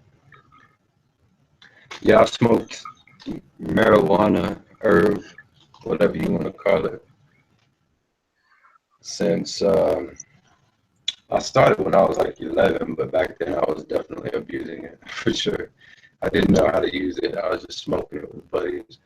But after my back injury, I definitely started using it for medicinal purposes. And not only that, I learned how to use it. You know what I'm saying? Like, if you use it correctly, it can heal a lot of things that are wrong with you. And it's nature's medicine, man. This is what God said. He said, use the herb for food medicine. Use it. It's right in your Bible. But I would say to the youth, the people out there using, do I still sound crazy? Do I sound staticky?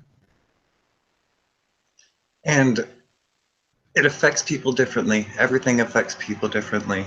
I don't get paranoid. I mean, I can go to work, no problem. Do I still sound staticky, bro? Yeah, you do. Damn. Johnny, I sent you the link. I'll be right back.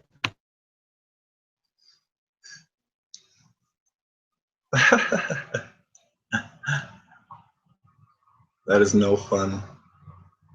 So I can say what I think and what I believe all day, but some people get really lethargic from committing to cannabis. Some people don't. I can't even touch a drink. I'm 30 years old and I had to quit alcohol altogether. If I just drink one beer, it's like a light switch, and all of a sudden I'm drinking 20 beers a day. No problem. But it is a problem. Let's hear you. Can you hear me? Hey, Johnny, if you can hear me. Do I still sound crazy? Nope. Coming in clear. Hey, Johnny, if you can hear me, I added you to the Hangout, man. Oh, yeah, you did. Haha. I had to switch accounts. I forgot I was on my Blue Baller account. I'd also like to refer to tobacco. If people smoke cigarettes, people were smoking cigarettes for thousands of years and never got some weird cancer from it. I get natural tobacco and roll my own. I don't think I'm gonna get some weird cancer, but it's still not better. It's much better for you not to smoke. I'm not trying to be hypocritical. I'm trying to say I don't want to quit smoking, and because of my want, it's a constant addiction. I only pay $8 for a whole carton of cigarettes because I get natural tobacco and roll my own. If I wanted to get chemicals and cancer, I have to pay $8 for less than 2 packs. Well, $8 for a pack if you're in Chicago and want to smoke Newports. Right. Yeah, it's crazy, man. Like weed is says you're not authorized. Johnny, dang it, Johnny. Get your stuff together, man. Johnny. Dang it. But yeah, man, as far as I know and my experience goes, weed has actually helped reverse a lot of the damage caused to me by smoking. I used to smoke cigarettes, and I smoked cigarettes and smoked weed simultaneously. And I've always been an athlete all my life. I started smoking cigarettes when I joined the Army and was all stressed out and stuff. I started smoking. But after I quit smoking cigarettes, I noticed that the marijuana reversed some of the lung damage and cell damage caused by smoking. I'm gonna comment on that. I want to comment on that, but first I want to see what Johnny's doing. Hey guys. What up, Johnny? Yeah, fine. What up? Yeah, you have to see. That's the thing. You have to send the link in the chat thing. No, it's okay. Yeah, no, it's coming. Guten Morgen, my brother. What's going on? Hey, morning. How's it going, man? Chilling, man. Yeah. So, what was the main? So you waking bacon, Johnny? What's Huh? going on, brother? You waking bacon this morning? Yeah. Everything is alright. Yeah. But what was the main things that you got into today? Did any scoffers come on here tonight, or? We had not a heated, but a nice cordial, technical, and intelligent discussion about the serpent seed doctrine, if you're familiar. Ah, the serpent seed doctrine, huh? Yes. I see. But really quick, the cannabis thing, the reason why it was helping you when you quit smoking is because, like, people get down when they, oh, well, I saw him smoking and he started coughing. That can't be good for you. The whole reason you start coughing, because instantly when THC hits your lungs, it's trying to heal it. It's trying to strengthen your blood. It's trying to get whatever is in there out. And it'll cough up phlegm, it'll do this, it'll do that. But the main aspect of THC is strengthening your blood. If people ate the CBDs and the THCs, the sativas, and ingested them rather than smoked it, they would never get cancer. They would rarely ever get sick. They would never get migraines. And literally their libido would work better. They would want to eat more food and more natural food. But you got to define your terms too, because some people overuse it. I guess I could consider myself one of those people. Yeesh.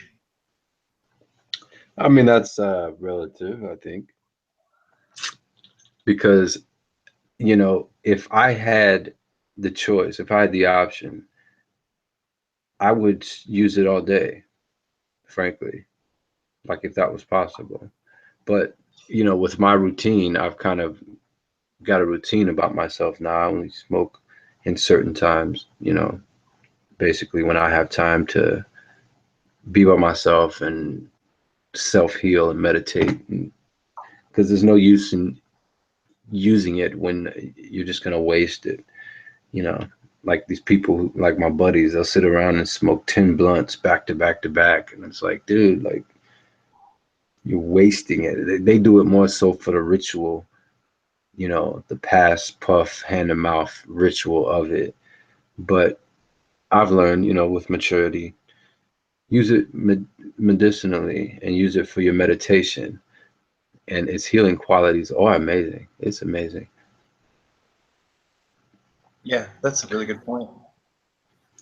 Yeah, my buddies, he's got these tips, like the vapor pen tips that's got the he's got two different kinds. One of them's got the CBD oil or something, and the other one's like THC oil.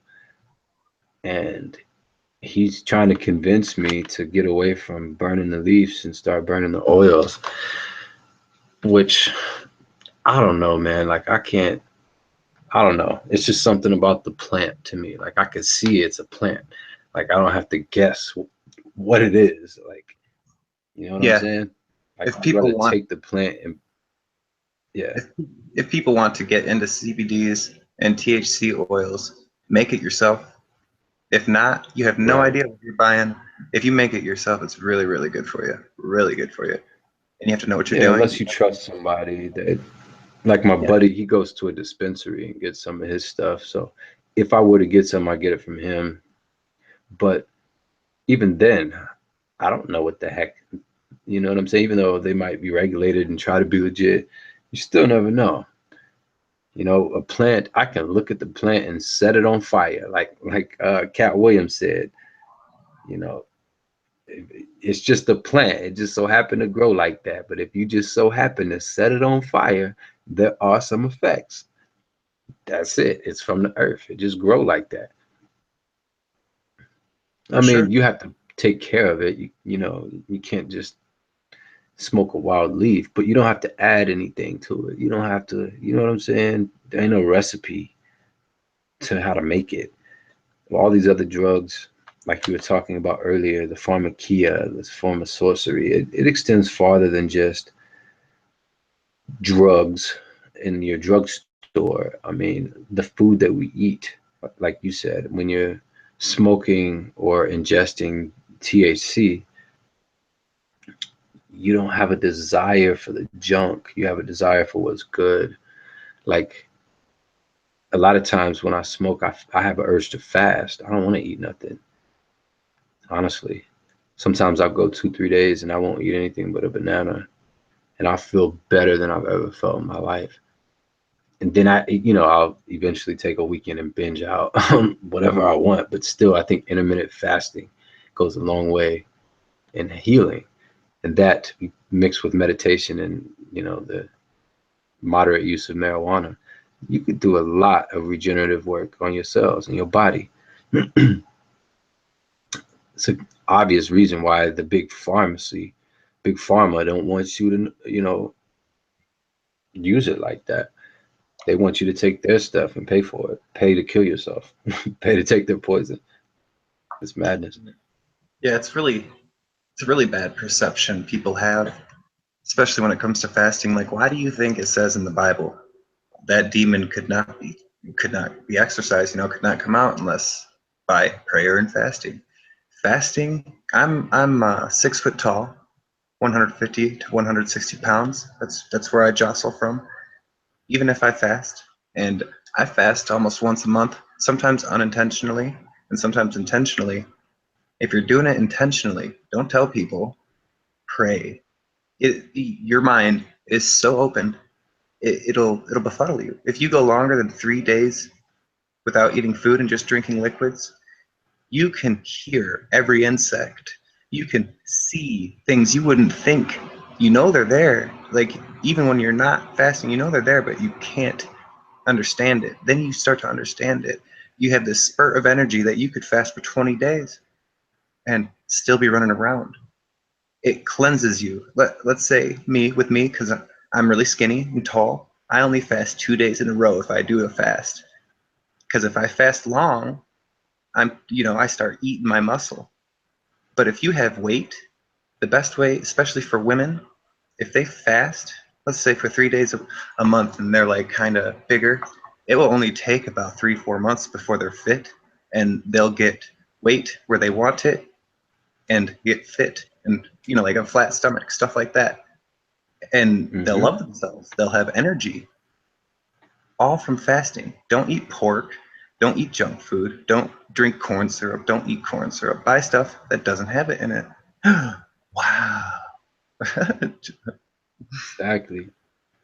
Yeah, it's amazing. My sister, I tell this testimony every once in a while to people about my sister and fasting. She's got a rare skin disease called hidradenitis, and it's supposedly incurable. There's no cure for it, allegedly. And what it is she can't sweat.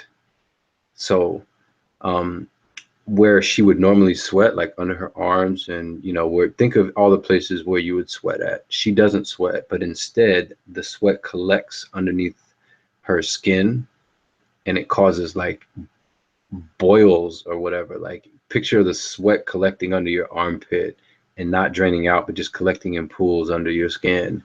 And of course they get infected over time because they're just sitting in all those gross places, right?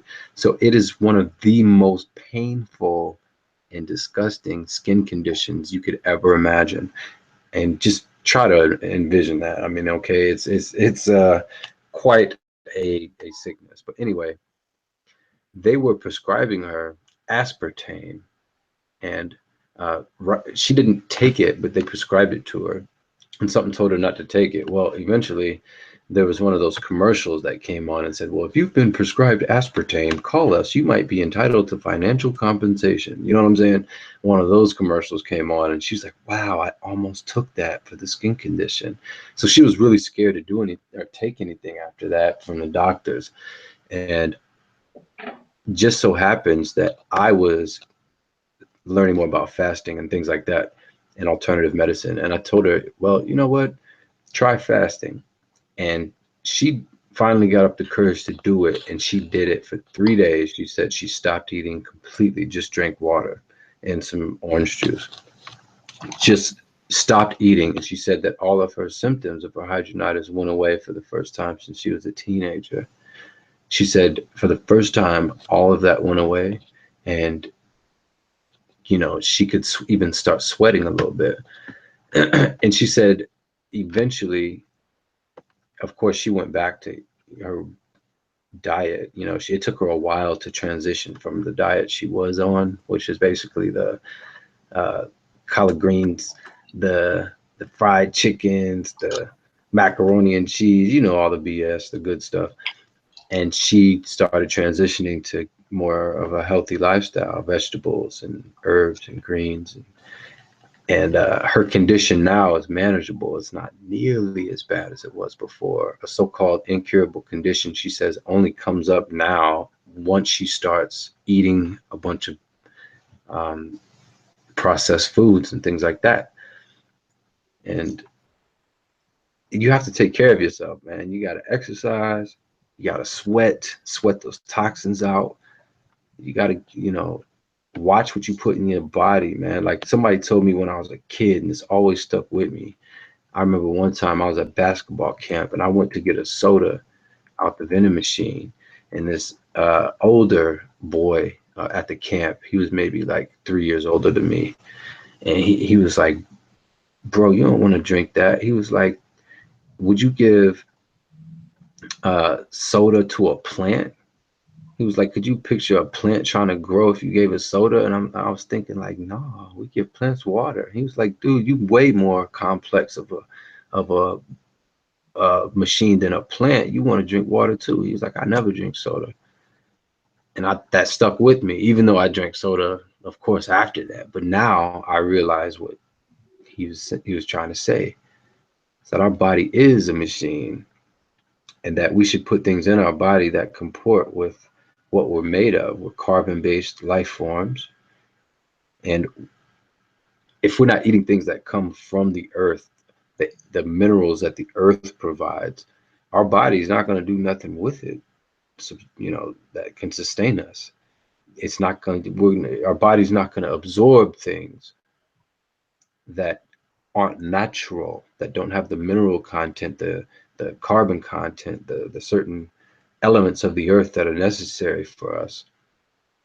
So if you look at what we're eating now, and you go to your grocery store and you look on the back and you read the ingredients, and that's just what they tell you is in there, by the way, but just read it. Half of it you can't even pronounce the crap that's on there, and most of it is synthetic. And like you said, the corn starches, the corn syrups, the all of that processed stuff, your body doesn't know what to do with it, so it breaks your body down trying to keep up with all of that. Your liver starts to fail, your cells start to go haywire and die off. It is what it is. But if you're giving your body stuff from the earth, which is alive, just like you are alive, it makes sense. That's what we're supposed to do. It's common sense. For sure. And I can get into all the big words and describe the nutrients and supplements that we're supposed to get and why we should take this and that. But we could simply say, oh, well, if you read the Bible, it goes it's right funny, back. right? It goes right even back to the fasting thing. Like I could tell you so many different stories. I could tell you cancers that have been healed of it, this and that, but the Bible says to do it. Yeah. There's so many flowers and plants on the earth that can take care of us, man. Just like my man Dr. Sebi said, that woman in the jungle keeps showing up. All throughout history, that woman is still there in that jungle. She ain't got no doctors. She ain't got no clinic. It's like he was talking about the gorilla. He was like, all the gorilla eats is berries and fruits. He was like, the gorilla don't get sick. You don't see the gorilla at a clinic, with the clap. You know what I'm saying? Sorry, honey, I can't get up today. Yeah, my diabetes, I can't. No. They're not eating what we're eating. The woman in the jungle or in the bush of Africa is eating better than we're eating. And we think that there's a lot of starving people over there. Don't get me wrong. But when we see those skinny Africans, we think, oh, well, they just don't have that much to eat. Well, some of them don't, but a lot of them know how to eat. They don't eat to satisfy hunger. They eat to sustain their bodies. There's a difference. Yeah, you can say the same with the Chinese people. Like in any city of China that's actually as prosperous as us, which is most of them, they say things like, if their children won't eat the full plate of food, hey, there's children in America starving. You need to finish your food. What, Yeah. you think we came up with that? No, we're the originators of why it's equipped, or why they equip it against us. Just like this whole concept of eating 3 meals a day. Where'd that come from? Hallmark. What logic? Where's the logic behind eating 3 meals a day? Why? I think after looking at this a little bit now, I think we're only supposed to eat once a day, and not just like I'll rephrase that. I'll say it like this: I think we're only supposed to eat within a certain time period per day, like within like a 5-hour window. We're not supposed to eat breakfast and then 3 hours later, 4 hours later, eat a lunch, and then 3 hours later, eat dinner, and then a snack in between. I think that wears our bodies down. Look at the old farmers that would live until they're like, look at the old farmers and the husbandmen that would live until they were like 100 years old. They'd be burly, some of the most intelligent people you would ever know. And they didn't eat breakfast. They woke up when they heard that rooster and they started toting hay, cropping, you know, pushing, toting, boom. They ate at what? When they were done. And then they would Yeah. eat throughout that. And then they would stop and let the food settle and go to bed. Oh, and then they did the same thing the next morning. Yeah, they wouldn't taking a 30-minute lunch break. I mean, to sit down and eat a cheeseburger with fries and cheese fries and a diet soda. Nah, man. Like Hey. I think this philosophy is the best one in my opinion. Eat within a 3 to 5 hour window each day. And I would say in between, it's okay to snack on like some fruits or stuff like that. Like get you some Brazilian nuts or some almonds, or chop you up a fresh pineapple and snack on that. That's my favorite thing to do, like throughout the day. But as far as like eating a meal goes,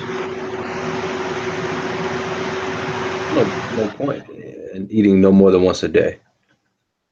Because after you eat, your body is going to have to break down that food. You're going to have to, your liver is going to have to filter so much, and your body, you know, it takes a lot. That's why you feel tired after you eat a big meal, because your body, you know, it works hard to break that stuff down.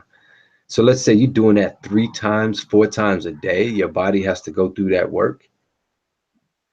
You know, after 20 years, your liver and your organs, your intestines going to be like, hold up, dog, I need a break. So I think each day, you know, at least 5 days out the week, do that. And then maybe cheat on a Sunday or a Saturday, you know, go out for ice cream and splurge with the family. But man, if you want to live a long time, and not just live, but have a quality of life, you have to mind what you put in your body. You only get one. So I'm 31 now. I wish I would have started back when I was 15. You know, I did some things to my body that are just despicable and disgraceful. So I'm trying to reverse that now. What about you, Johnny? What's going on out there in Deutschland, man? How are them schnitzels, bro? Well, I don't eat much of those, to be honest with you. You don't like the Hardly ever. schnitzels, man? Schnitzels with a bomb. Nah, man, not that much. To be honest with you. I mostly eat chicken. You know? Chicken? Yeah. But I did notice that the diet of the Germans is a little different. I mean, you guys eat a light lunch. You guys eat a light breakfast. You don't eat very heavy foods, you know, for the most part, like Americans do. Everything that you guys eat is fresh for the most part, and it's not as heavy. Like the meats are lighter, the bread's lighter, that kind of thing. It's not as much, I say, processed stuff going into what you guys eat. Well, not these days, though. These days, you know, especially in the supermarkets, there's a lot of chemicals added in there. That used to be in the classical bakeries, you know. But those are, you know, now at a minimum. Mostly people buy from the supermarket, and there it's all stuffed with various kinds of chemicals as well.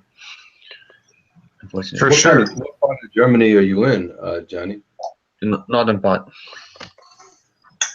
Yeah, I was in Bamberg. Maybe Bamberg is like more of a smaller, I don't know. It just seemed that way, at least compared to American food, dude. It just seemed way more cleaner, way more healthier. Like, I don't know. Yeah, I was gonna say more attractive. Yeah, it just wasn't as, I don't know. Yeah, it just seemed like more like deli food. We eat just horrible, like you go out there and you see the German farms and stuff, you know, like it's so clean, it's so pristine, all the green hills and stuff like that. Like you don't see our farms like that, dude. Like not where we get our food anyway. But I'm sure Germany, like your supermarkets still get all the processed stuff. But at least where I was, there was a lot of farmers who brought stuff in. So at least parts of Germany are still cool. Most of America is doomed. Right. Well, but what about the Muslim communities in America? Are they growing? Are they becoming a nuisance? What's happening there? Can I comment on that real quick? Go ahead. I spent a lot of my childhood and teenage years in Gibraltar and Woodhaven, Trenton, you know, like about a half hour south of Detroit, and I spent a lot of time in Dearborn. And Dearborn, when I was younger, was the type that it has a really strong Muslim community, and the people there are really nice. We used to have a lot of churches there, like Christian churches, and we would have mosques. Since I was a child, most of the churches, if not all, have been turned to mosques. All the policemen are Muslim, and I'm not saying anything's wrong with that. I mean, I have friends that are Muslim. I have an old friend from high school, Chelsea, that's Muslim. You know what I'm saying? Like, they're still doing fine. But when we get media that says Muslims are bad or ISIS or this, that's all 100% fabricated. Things that are bad are happening from bad people who claim Allah, the name Allah, but they're paid, most of them. There's a lot of bad people in a religion, whatever, but most of them, they're just normal people getting by, working. I mean, I've worked with Muslims. You know what? They didn't care that I was Christian. They said, okay, that's cool. Yeah, most of the Muslims where I live, they go to the strip clubs and smoke cigarettes and drink beer. So why? What is it like where you're at, Johnny? Okay, what did you say? What is it like where you're at? Do you have a strong Muslim community in certain areas? Yeah, we do. It's it seems to be growing over here. The concentration of Muslims, especially in certain areas where the refugees get concentrated in a certain special homes now that they reside in, and that the government is dedicating to them, and they cause a lot of problems for the people around them. And this is going to happen in other countries in Europe as well, because it's happening here in America as well. There are communities growing that are not adhering to our culture. And if you want to get into what I've heard of Germany, I can't remember the specific city, but it was more of a borderland city, and it just in a year, over 1,000 women were raped in that one small city. And that's what therefore I believe, to be honest with you, and Arcane might share that view as well. You see, I've come to realize the head of the snake who allowed the Muslims to come in the first place. And I'll give you a simple example. If the government was on our side here in Germany, I mean, we could easily, I could go with a couple of friends, with a team into Berlin, and we could clean the streets of Muslims within 1 week. We could grab them,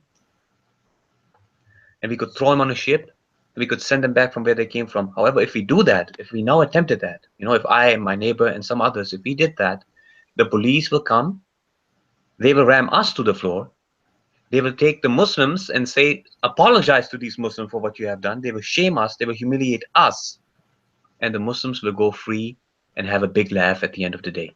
So you see what's going on here? Who really is the monster behind it all? Correct.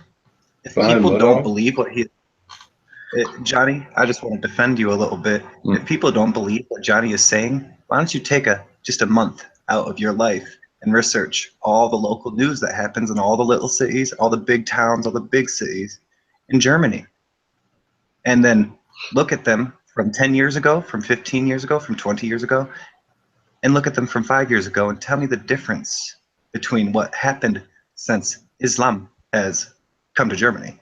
It's really evident. It's all documented. Some of it's even on record, on video, people. Yeah. Yeah, what do you want to say, Arcane? Do you want to add something? I forgot what I was going to say. But no, I just think Islam is being used as another tool through Freemasonry to justify some of these wars and to store up I see division. That's right. I see it definitely used by the Masonry, but I also see it's used by the Masons to destroy Christianity, because if you allow so many Muslims in, what happens is they become violent, as their nature is, as they teach, as the Islamic teachings dictate. And what that does is that even the Christians who remain strong in the faith, they now are overrun by them. And of course, that's exactly what the Masons want. You see, and at the top, I believe it's the Jews, the Jewish elite, the synagogue of Satan. As Christ said, the same entity that is the head of the snake and is controlling all these. Yep. Wholeheartedly agree. Yeah, Islam is a very powerful tool being used by the devil. And, just like within the black community as well, you got the Nation of Islam here in Chicago, was very influential over, like, more people of my youth and of my demographic would be more so to go to the Nation of Islam before they would go to the church. And that's because the Nation of Islam has a more positive influence compared to the history that's told to these kids about the church. They see Islam as, it's a better, it's a more attractive, I should say, religion than Christianity within the ghetto, because these people are from the ghetto. Like, it's something that they can relate to. And Christianity, they still can't even separate Christianity from Catholicism. They're not that educated. So yeah, Islam is a force in all aspects, and it should be talked about, it should be addressed. A lot of these brothers really are clueless when they hop on the wagon of Islam. They really don't know the scriptures. Exactly. Right. And when you talk to people who are Muslim that have researched the scriptures, especially if you point them towards Isaiah, they find out real quick, like, whoa, so this is the God that they're talking about? That's not what I was taught. Yeah. Well, I mean, how can, if the Quran says that the Bible is the word of God, which it does, talking about the Old Testament, well, the Old Testament prophesied Christ. And it says in the Quran that the words of God cannot be corrupted. So if they want to say that Christ is not God and that he did not die and rise again, then their Quran is false, because their Quran says that the words of God cannot be corrupted and can't be false. So they try to, have their cake and eat it too when they can't. So if the Bible is true, or if the Quran is true, then the Bible is true. And because the Bible is true, the Quran's false, like Sai 10 said. It makes perfect sense. But their own preconceived ideas against Christianity hold steadfast over that fact that even their own Quran says that the Bible can't be corrupted, but yet they'll go on to justify their denial of Christ by saying, "Oh, it's been corrupted." There's many versions, and we can't tell which one is which. What the scholars, of course, disagree. I want Islam to say has no leg to stand on. I think it's plagiarized from the Bible and started by the Catholic Church, to be honest. But yeah, go ahead. Well, I don't know about that. Back then, you see, the teachings of the Catholic Church were pretty much in line with the true teachings. It's only after 1054 AD, that's when the Great Schism happens. That was 300 years after. That's when it started to go downward with them.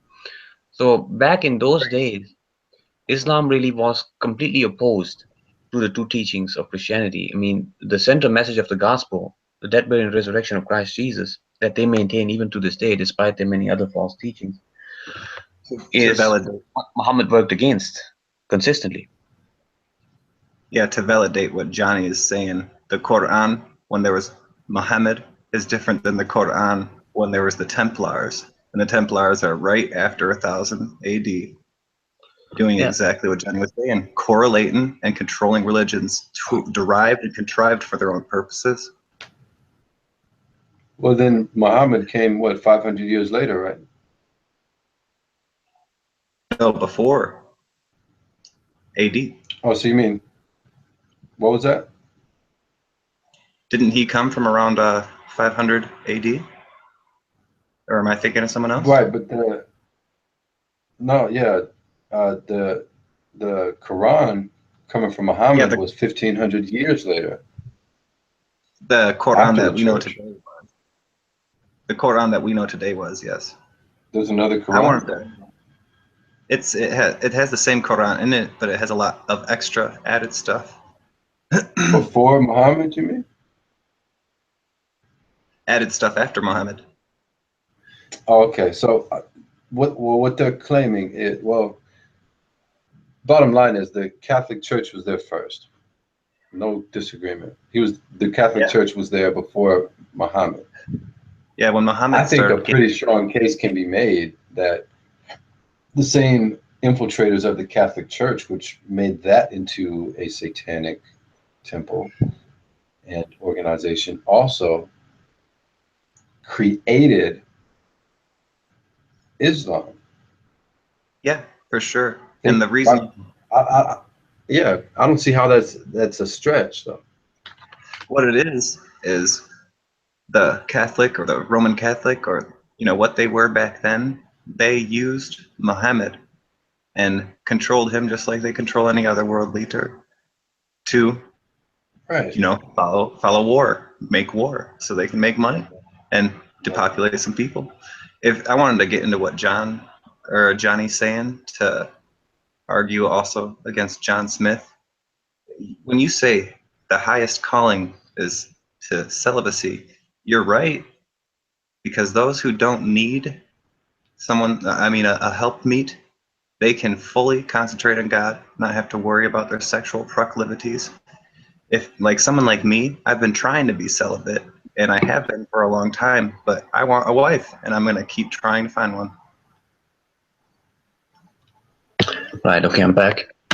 Yeah, see, this is the thing. Islam, but mainly, again, Islam was created, I believe, by the Jews. You see, even the Roman Catholic Church, I believe, when it later came to later heresies, because there were always Judaizers amongst us from the very beginning. And these Judaizers, controlled by the top level Pharisees or rabbis, they snuck in these dangerous teachings time and time again.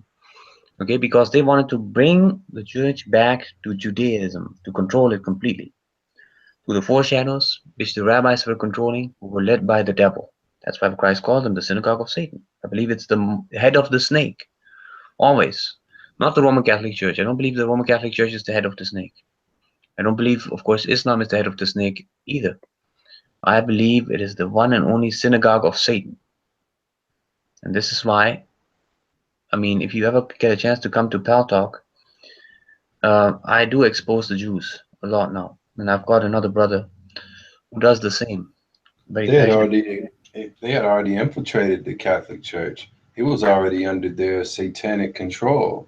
And so when you look at the similarities between the Catholic Church and the Islamic traditions, they're very similar, man. A lot of those things go hand in hand. And in fact, you have to look at who had possession of the scripts at that time. The text was the Catholic Church.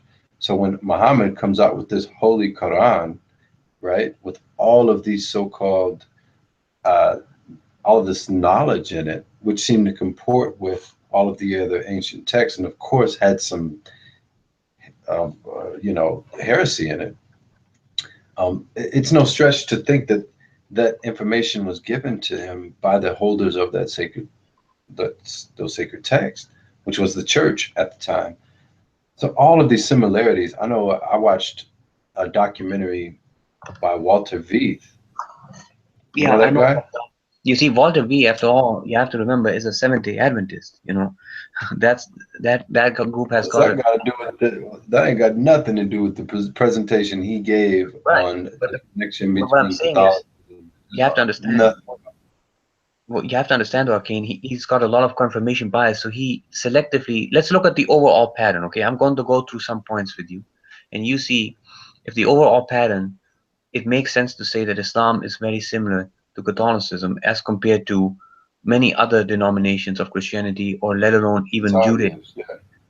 Islam is more similar to Judaism and to the Ebionite sect of Christianity or other denominations within Christianity than it is to Roman Catholicism. I can tell you that much. Okay. Dude, but that's not the point though. Like they weren't designed to be exactly the same. No, but they are They were not. designed to be in opposition. So like I'm not drawing the comparison based on just the similarities. I'm just saying who was the power structure at the time. It was the church. And then all of a sudden, out of nowhere, this prophet comes out of nowhere with all of this ancient sacred knowledge and starts this new cult and this religion. But out of nowhere, it just pops up, and then it just so happens to be similar to the Catholic Church and all of its, Yeah, but where is it similar? like That's what I want to know. I mean, let's look at the right. similarities. Why are they similar at all? Is the point? Well, because every system has some similarities. I mean, Judaism is somewhat similar to what we believe. So, what? They believe in one Right, God. We believe in one God.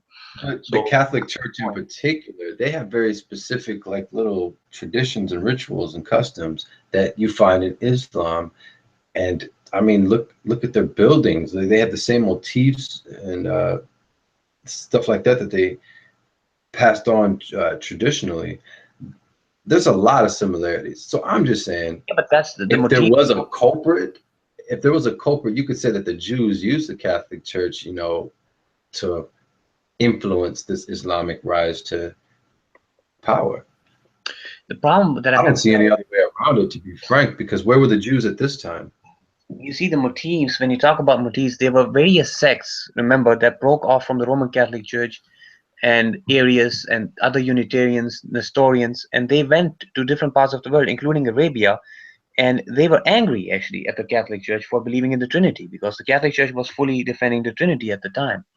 And these sects did not like that. They said, no, Jesus Christ is not God. He's subordinate to God. So they were the ones actually who empowered Muhammad.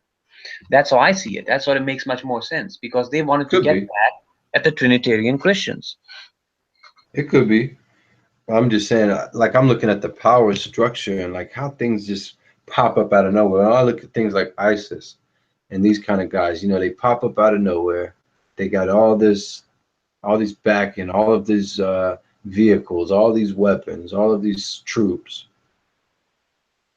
You can kind of see some telltale markings of who's behind it. It's clear that they were funded by some of these American allies. That's why I look at it this way. You see, it's not that in Islam there already exists group who always want to go kill the kuffar. We all know that. Now what happens is they are unorganized, and therefore they need some higher entity that enables them. And that's where I believe, the synagogue of Satan comes in. They see, okay, these Muslims are radical. They follow their beliefs to the T. So what we're going to do is we're going to use them. Okay, we're going to empower them. We're going to slip weapons to them. And then we'll make it appear, as if they did it all on their own. And they'll be able to be unleashed into the world and cause havoc upon everybody, including Christians specifically. See, that's how I see it. When you look at it, like the thing at Manchester, you think they're going to blame that on Muslims? Well, I'm going to blame that first and foremost. It's the same situation with Pontius Pilate and the Jews. Who got the greater blame? Look, Pontius directly crucified, right? But who did Christ get the greater blame to? The Jews, because they were conspiring with him. And this is exactly the same thing that I see today. Yes, the Muslim may carry it out, and he has his blame, no doubt about it. But the ones who enable him, who give him, who scheme behind the scenes, the synagogue of Satan, has the greater blame. It's really that simple for me. Yeah, and that synagogue, man, is very tightly knit group of people today, and they've got their hands in everything. So we can't really rule out anything as being under their grasp of influence, if you will. We can't. They've got their hands in everything. So the Catholic Church, of course, is a tool. Islam is a tool. ISIS is a tool. Even some of these shill groups on the internet are tools for the same cause. They're here to cause division, confusion, fear, and unsettlement among the people, so that while we're distracted, they can mold their new earth, their Antichrist beast system. There's no sense in trying to fight these people in that sense, because these things will come to pass. That's what the Bible says. But I think active awareness of it to some extent should be healthy in identifying our enemy. The Bible says to be sober and vigilant, watching out for our adversary. So our adversary has many, many forms. It's not just one thing. We have to be aware of that. That's why the body of Christ, the bride of Christ, should be stronger than ever. We should put on the armor of God as soon as we get out of bed. Before you get out of bed, you better be putting that armor on. In your dreams, before you even wake up, you better have that armor on. Because, you know, our adversary is no joke. He is for real. But, you know, God's going to win in the end, though. But we're going to have to endure this time. So, yeah, Johnny, man, Islam is crazy, bro. It's crazy. Yeah. But just like there's some good in everything, like there's some positive in what I see going on in the streets with the Nation of Islam. But people have to be careful with that. Just because it seems like a positive outlet doesn't mean that it's going to lead you to the right place in the end. And that's what's really important. Like, yeah, they might do some good for the community, but so do Freemasons, you know. But deep down, Freemasonry is Luciferian at its roots. You know, the devil works in slick ways. He's the father of lies. So you got to be careful. Yeah. Yeah, man. I heard you talking about Eastern Orthodoxy too, man. I don't know too much about it, but Yeah, there's we have a great brother. I've seen him a couple of times in the community, Matt Rock. I don't know whether you've ever come across him or not. Did you ever get a chance to speak to him? Matt Rock. I don't think so. That's like the names though. Well, he's a bit busy. I tried to invite him the other day. He might come on sometime. We might have a hangout sometime together and go in depth into the teachings of the Eastern Orthodox. You know, because I want to do it in an ordered fashion when the time is right. Yeah. Yeah, that's what's up, man. I've heard a couple of people say that they were Eastern Orthodox, but I really don't know too much about it and what it means. So that'd be an interesting hangout for sure. But I'm gonna get up off of here, man. I gotta get some things ready for kids when they wake up. So. All right. It's good talking to you, soldiers, man. Keep the fight alive, bro. I'll be back on tonight. Or yeah, it is the next day. So yeah, tonight I'll be back on for sure. So Johnny, I hate the time difference, bro. I wish we had more time to talk. I know by the time I get back on, you'll be nodding off. So yeah, that sucks, bro. But it's always good to see you, man, and hear your thoughts, bro. If you and Shirtless want to kick it for a while, that's cool. You know, just keep the room open. I'm gonna give you controls. I think I still have them. No, because I left. Dang. Shirtless, if you got controls, you can give them to Johnny. Johnny, you can invite whoever you want. Keep the hangout going for as long as it can. And yeah, God bless, guys. Good combo. All right, take care, man. God bless. Have a good one, man. Okay. So yeah, sure. That's what's there. So no controversy really this time around. Nobody came in who kind of challenged the flat earth. Not since I've been on for the past. I only come on about 4 times a week, and the first about a week ago there was a guy who was arguing against us, but since then it's been more biblical discussions, things that are going on in the world. So the chat, I see you guys were getting into the celibacy thing. Ah, yeah. Have you been celibate for a while or something? No, well, I myself am not married yet, but what I'm saying is that celibacy is to be married to God. In other words, to be dedicated completely to God. I mean, Paul the Apostle makes this very clear in various scriptures. He says it's the ultimate. If you have a wife, you be distracted. You can't give your full attention to God because you have to then also give attention to your wife. So we see it very clearly that the highest calling is to be fully dedicated to God, to be married to God and God only, nobody else in the way. You see? But of course, if one, then Paul the Apostle goes on to say that if one burns with desire, okay, if one has that desire, that means it might not be time yet for that higher calling. So one should get married. And in marriage, which is blessed, of course, one should have many children. In fact, this modern idea of only having 2 children and child birth control is absolutely opposed, okay, to the Orthodox understanding. Okay, let me argue a point. What if you have both? Like, look at Enoch, look at Methuselah, look at Elisha. Like, they all had kids, they all got married, and Yeah. Enoch was celibate for the last couple hundred years of his life. He was barely around people. He was always around God. But notice So what happened here. Ultimately, he became celibate, though. See, that's exactly my point. Exactly. He So what first had children.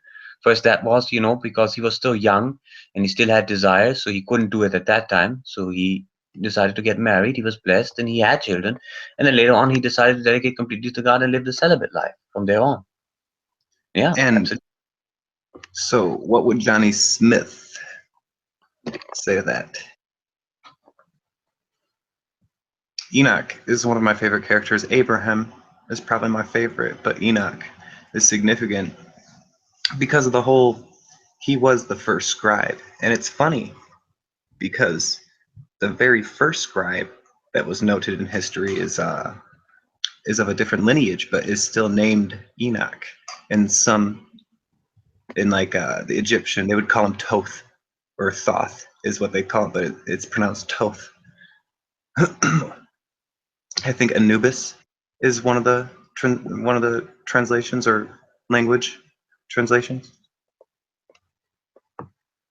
That I'm not sure. I'll have to see that. Yeah, if you check the lineage of Cain and you check the lineage of Adam, you'll see that there's Enoch in both of them. It's not the same Enoch. I see. That was bad, like the Cain side. It might be Canaan. I could be mixing those up, but he went on. He was the one who transcribed and writ and stored all the bad fallen angel heaven, given heavenly information to the earth. Okay. Do you believe in the legitimacy of the Book of Enoch? We were discussing this earlier. Enoch 1 is validated, being found with the scriptures, and it used to be in the scriptures. But like the Book of Maccabees and Bel and the Dragon, they were in some of these were in the King James Version and were later taken out by pagans or Roman Catholics. That's why we believe in the Orthodox Church. We have Maccabees, of course, the ones that you mentioned. We have others as well. Now, when it comes to the Book of Enoch, though, here's what I've heard from a good brother of mine in the faith. It's not that the Book of Enoch, although some church fathers said that it has mistakes, but the consensus is that no, the book was only kept secret because it could be dangerous for the layperson to read because of the dangerous names of the fallen angels. So it's not that the book itself is illegitimate or is not inspired by God. It's just that being kept away for a while, and it may now be time for that book to even enter the canon, because as you know, we do not have such a concept as a closed canon. So it may. I have a slightly different opinion. I think the reason it was taken out by the evil side so that we would think there's aliens from distant star galaxies instead of knowing the truth. Well, I can speak only for the Eastern Orthodox Church, and that's not the intention of the church, because otherwise they wouldn't have kept it in their libraries, right? We have it in our libraries, so people can read it. Those who have more knowledge, who are not, because there are many dangerous things. Imagine if a layperson starts to call upon those fallen angels, they will unleash havoc. I see what you're saying. I don't even like reading the names aloud, to be honest. Right. Huh. That's a good point. There's a lot of weird people out there that will use this type of thing to try to summon or divine. Weird. Yes. So how long, Johnny, have you been on this flat out elected? And secondly, if you wouldn't mind, what got you into the true anatomy of the earth? Well, I think it happened not 2 years ago. I was discussing with, I believe it was Pillbox and Van Campbell, and I noticed all of a sudden they were flat earthers. So I had to think about it, as I usually do. I used to be an evolutionist back in the day as well. So then, after watching some videos on YouTube on the subject, I came to the realization that indeed this is serious. Okay. Before I used to think, well, it's the Flat Earth Society is just a mocking society, that's made by the atheists. I control a position, a psyop. But then I learned, no, not when it comes to this subject, really. And Rob Skiba, for example, he had some very powerful arguments. And he used some very clear-cut scriptures to show that the Bible, first and foremost, teaches this concept. So that's basically when I woke up. It was around 2 years ago. Huh. That's neat. I've been listening to Rob Skiba since about 2007. He opened my eyes to things like the Nephilim and the strange parts of the spiritual realm. I've been in and out. Like, I'm 30 now, but up until I was around 26, I was in and out alcohol, in and out of drugs, you name it. Yeah. I since then decided to not drink and to study, to show myself approved. I was sick of being stupid. I wanted to know. And once I found out, I was like, whoa, hold on. So everything I've been being told in church is basically theory. Like, they're not actually reading out the Bible. They're saying verses. Sometimes there's genuine churches out there, don't get me wrong, but most of them, Yeah. you try to bring up Nephilim, you try to bring up flat earth, you try to bring up exorcising demons, they'll shun you.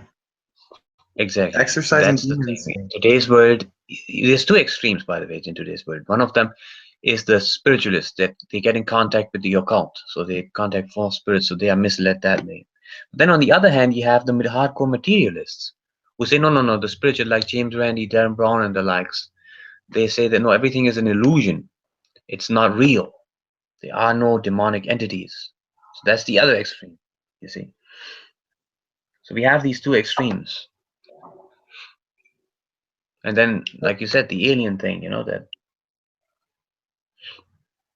Yeah, what do you want to say? Go ahead. Oh, that's the thing. Oh, so I guess Jesus was just kidding when he talked about demons. Well, yeah, according to the materialists, of course, because they would say the Bible is just a storybook. Okay, not reflecting. Demons is a strange term to use because it's a more modernized term. They used to always use devils. Devils, as in they were hybrids when they were created, so they were neither man, like fully man, neither fully human, neither fully angel, or whatever their parents were.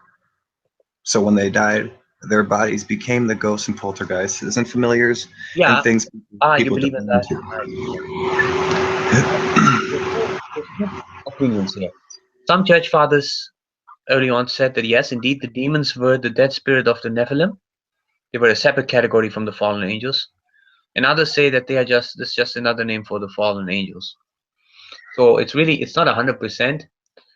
Even from the book of Enoch, I'm not sure whether you can deduce 100% that the demons are the spirits of the dead Nephilim, but there might be some implications in there. So I'm not sure about that, though.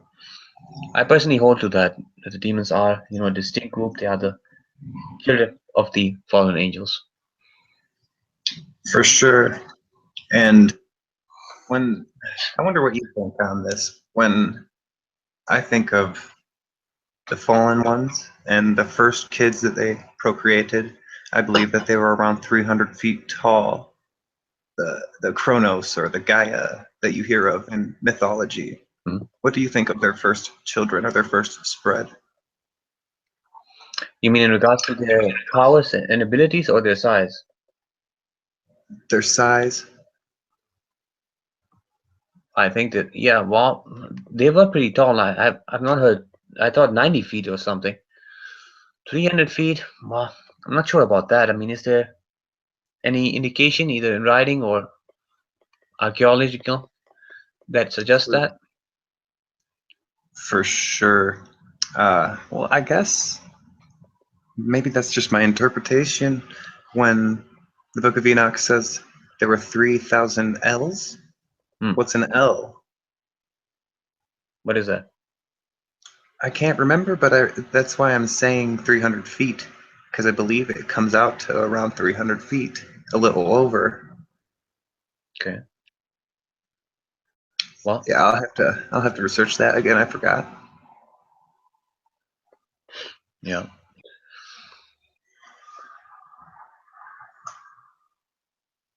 Yeah, I was pretty disappointed and sad when I found out everything I was told about the Bible was hearsay. And when I started researching it again, I honestly came to the conclusion that we're supposed to follow God's commands up to not eating pork. We're not supposed to sacrifice animals, because if we do sin offerings, then it's shaming Yeshua.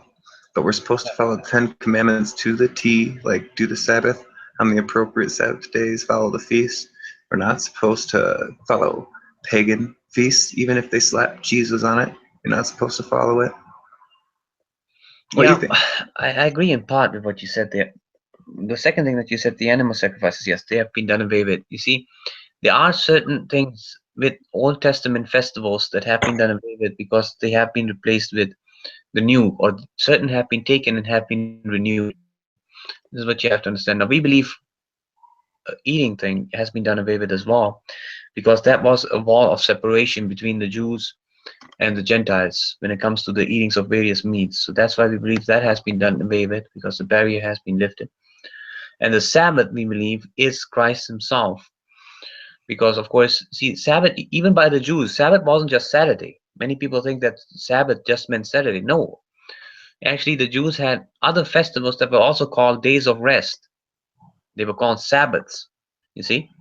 And we have an indication. In fact, there's a whole article. I might try to find it and give it to you one day. That there's an ultimate Sabbath, okay? Then there's a foreshadow of a Sabbath. You see, so you always have to see one is the foreshadow and one is the ultimate. And we follow the ultimate Sabbath. So we do follow the Sabbath, but not in the same way that the Jews of the Old Testament did. Yeah, and to get technical, the Jews of the Old Testament, when they follow Sabbath, it doesn't necessarily always fall on Saturday. Kind of like what you're saying, but the Sabbath, it's 7 days after the first sliver of the new moon happens. That's why when you read of the the walls of Jericho, that they marched 7 days, they're not allowed to march on the Sabbath. But it just so happened to fall on a day where it didn't hit Sabbath, like it stopped on a Thursday, we would say in our modern tongue. Then the sliver of the moon popped up, so they had another 7 days where as they were allowed to do it for 7 days straight, and on the 8th day, it is technically the Sabbath, and it goes from there. If you research their lunar and solar calendars that was originally used by the Hebrews and the Israelis thereafter, and the tribe of Judah thereafter, it's what it says.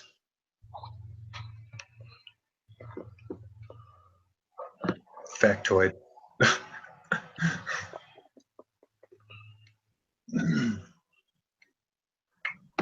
Yes. So where are you at, Johnny? I live in Germany.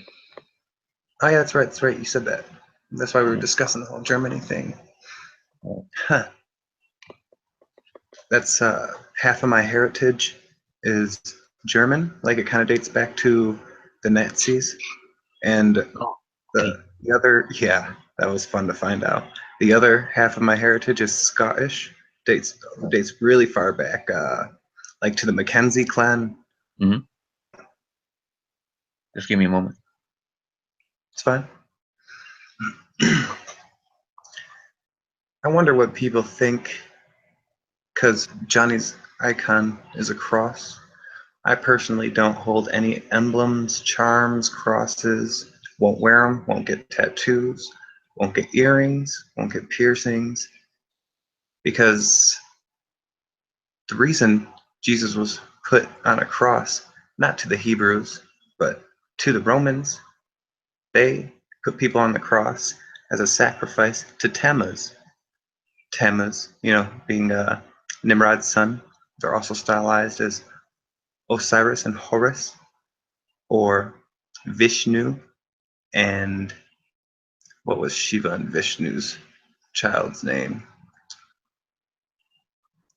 No, it was Brahma and Shiva had Vishnu, if I'm not mistaken. Whatever, you get the point. We have to define our terms, in my opinion. We can't just assume that the cross has power because we see a movie called The Exorcist and they used a cross and it burned the demon possessed person. Have you ever met someone who was demon possessed? Have you ever talked to demons? Because there's one thing that will really get them going, really get them scared, and it's the name of Jesus. It's the name of Yeshua, Son of the true God. Why is that? I mean, if you actually get down to the nitty-gritties when it comes to alien abduction or aliens that, surround a house or whatever and terrorize the people, there's two things aliens are scared of. And that is the name of Yeshua. Once you start saying Jesus, they will run. Some of them will fall. What, so I'm supposed to believe aliens from some distant star system trip over themselves when they hear the name Jesus? No. The other one is samurai swords, strangely. If you craft them like the ancient samurais did, it's noted in Japanese lore that samurai swords can cut both the body and the soul. So if these demons are souls or spirits, that could be cut. It could hurt. Hey, you never know. Self-preservation seems to be on their minds more than humans. Yeah, okay, I'm back.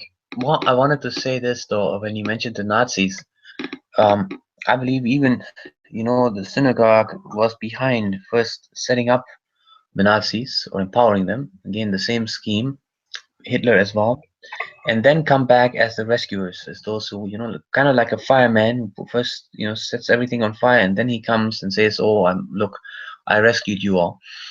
So that's kind of the same thing that I see here. This is how evil they are, and you see, look, they've had a lot of success. Today, they actually have managed to shun everyone from critiquing even the Holocaust, and thereby Judaism as such. You can't talk down upon Judaism as the cult that it is, just because Hitler did what he did. You see? Wow. This is a very elaborate scheme. Wow.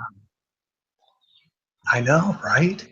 Think of what evil, old, ancient minds cooked this scheme up. Wow.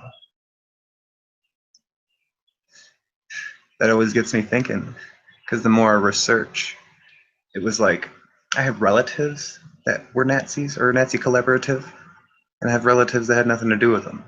I'm an American born in 1986, so obviously I'm gonna have a lot of different types in me. I have red hair, freckles, pale skin. I have some Irish in me, some Polish. I even have some African American in me. Go figure. Great grandfather. I have one that was African American, but the sun still burns me like hell, so didn't pick up those genes. And that brings me onto the Nazi thing. I grew up knowing that there were people out there with the numbers on their arms that wouldn't want to talk about what they went through, who had to see drastic things, who had to be purchased and sold as slaves for little to nothing, there were so many of them that were shot. They had to stop shooting them because they were wasting ammunition. They starved them after that. Have you ever seen a person who's starved? Even their genitalia, forgive my shrewdness, sinks in and inverts. So that their nipples, their eyes get sunken in until eventually they can't even move. You know, there's video records and scientific data, test subjects, the whole bit, just on that point alone. And what happened after the whole Nazi collaborative world takeover try? Well, America starts organizations like NASA with actual Nazis. Huh. Like, I have to laugh because I might cry. What an eloquent falsehood. Oh, let's use this propaganda to get this people group against that people group. And you over on the other side of the earth, tell them something else and get them against their own people. Yeah.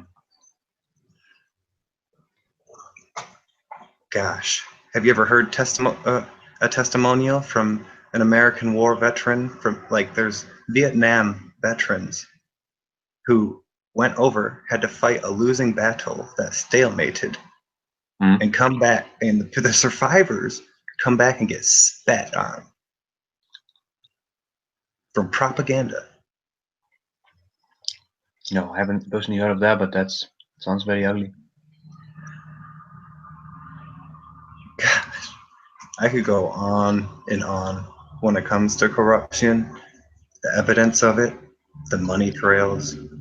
It's so obvious, and when you source it,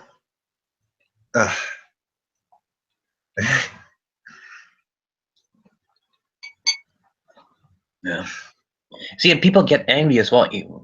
Remember Sandy Hook? I mean, when they said that it was staged and all, people get very upset. Even with 9/11, you know, when you say, well, this is an inside job.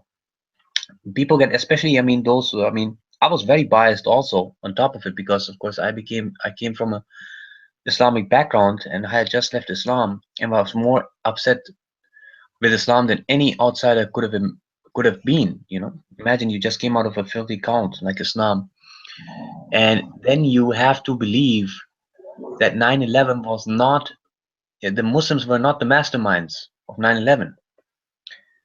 That's a tough one, you know. That if it would be tough for anyone, it would be tough for an ex-Muslim. Yet the facts, the evidence were so strong that I could not deny it any longer. I could not say that 9/11 was purely by the Muslims. It wasn't possible, even due to the great confirmation bias that I had. Do you want to hear the actual evidence of the reason for 9/11? Well, they say it was done by people with box cutters and blah blah. But if you look these people up, some of them are still alive that were in the plane crashes. These Muslims, go figure. I thought they blew up in the building that the plane decimated magically. And building 7, even though the plane didn't hit it. And building 6, 5, 3. Sorry. Yeah.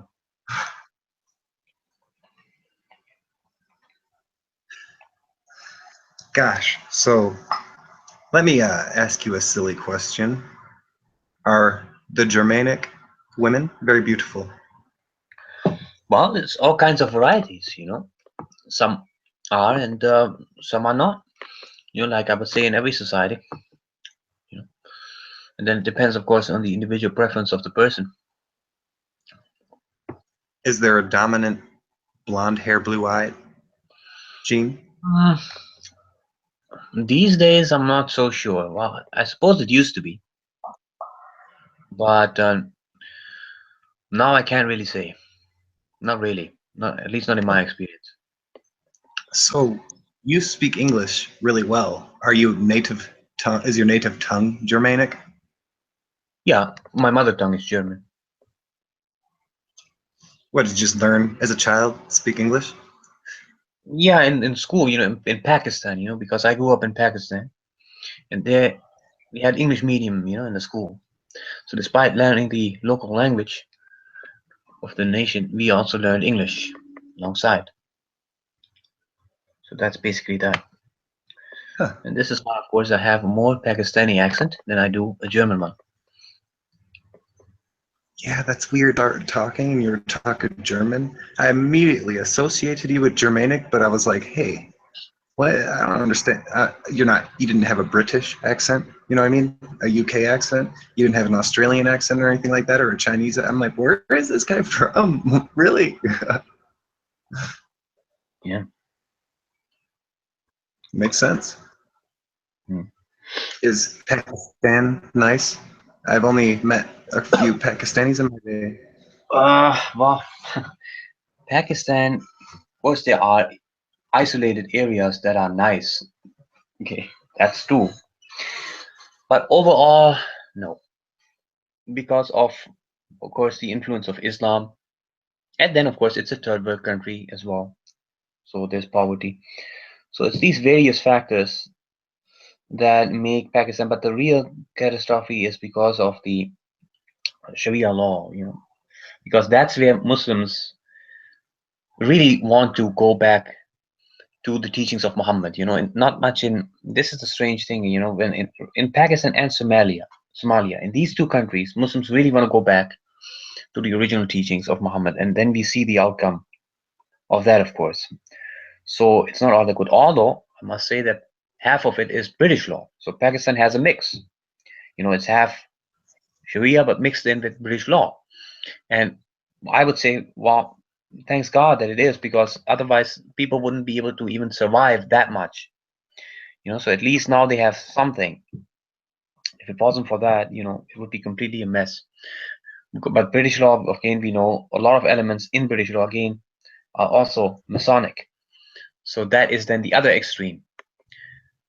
I've come to know that the devil, he likes to get people to extremes. So you're in Islam, a cult, or then you are, let's say, in Masonry. You're a spiritualist, you're a modernist, you're a new ager.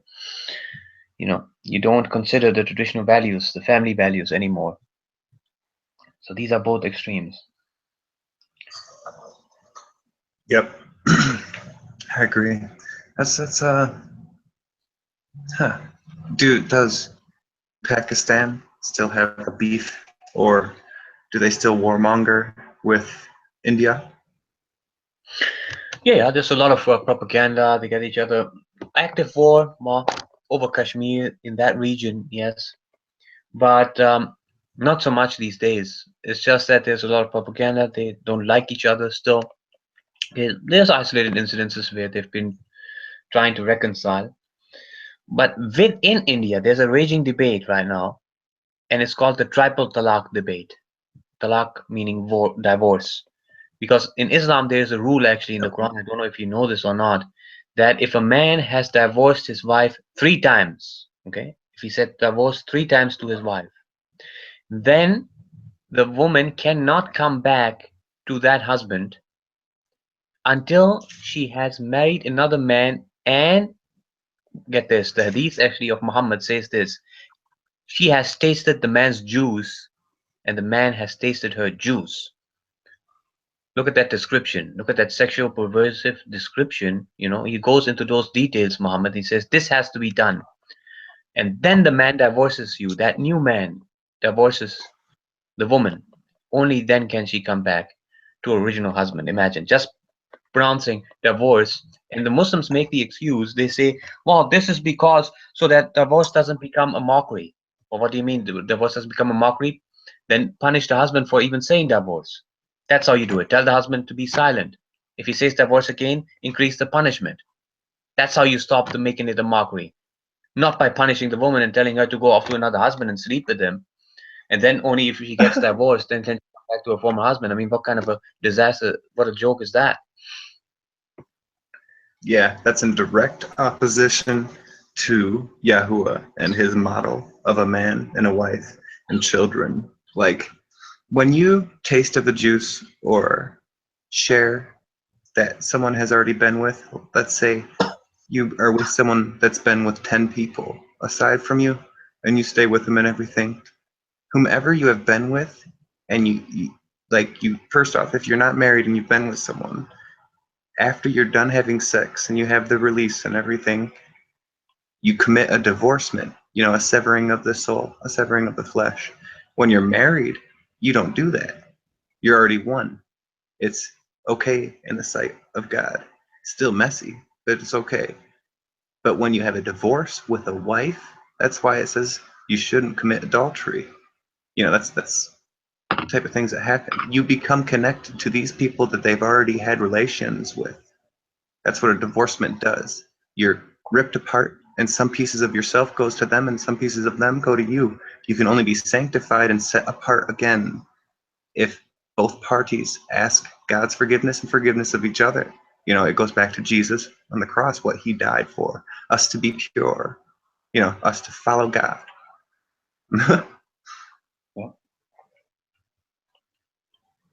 Oh, hold on a second. I'll be right back. Okay.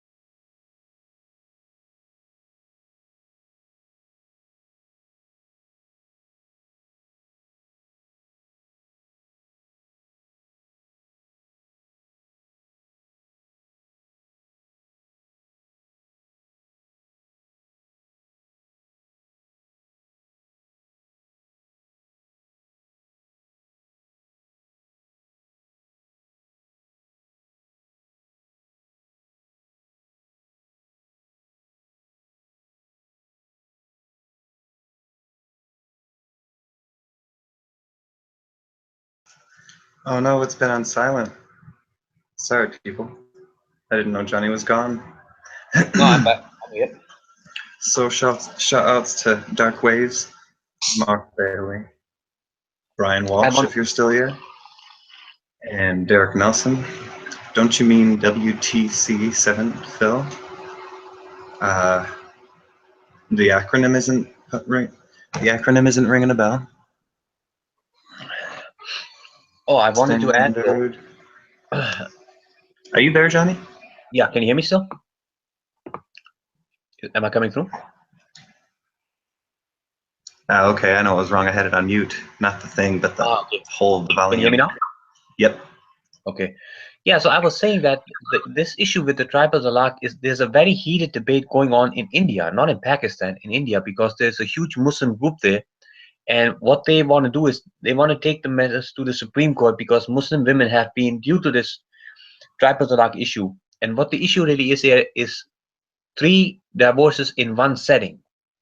Like in Islam, not only you have a waiting period, which according to many scholars, that's what the Quran prefers. That's the desirable method to do it. However, in Islam, if a husband gets out of control and he does say 3 divorces in one setting, it is still legally binding according to the Islamic teaching. And many Muslims don't want to accept this because, of course, they are modernists. They don't want to go with the classical teachings. They say we want to go with the Quran only. We don't want to accept the sayings. And of course, other mullahs or alims or Muslim scholars go against them. And that's what the raging debate in India is right now. Is saying 3 talaqs, 3 divorces in one setting, is that an Islamic teaching that cannot be shaken? Because according to the Constitution of India, supposedly everybody has religious freedom, right? But the problem is Muslims take that freedom too far, where it violates the freedom of others, in this case, the women, you see? And that's what's being discussed right now. And it's a very heated debate. There's many debates out there. I watch them from time to time, and just to see what the situation is. Maybe I can get you an English one. I think recently I saw an English one. If I find that, you can see that for yourself. It's a huge debate. I think it's a kind of silly debate though, because if you just go to their court system and some of the Muslim, I think it's Sharia law. Yeah. Where it's two women's testimony to one man's. So if a man decides to have his way with a girl, she can't do anything unless there's other witnesses. Is that what that means? Yeah, it's actually much more than that. That's only in case of financial transactions where there's one man actually and two women. That's what it says. It doesn't even say just two women, but one man and two women is what the Quran says. Actually, two men are preferable. So women are not desired at all, actually, even there. But if there's not two men found, then one man and two women. It doesn't even say, well, then get 4 women, right? It says, no, one man and 2 women. Okay, so this one man, it seems like, still has to be present, and 2 women in place of the other one man. Okay, and this is because, of course, women, they lack in intelligence according to Islam as well. Muhammad said they don't just, they have a negative, not just in religion because they can't pray at certain times, but also that they are intellectually inferior in the case that they suffer from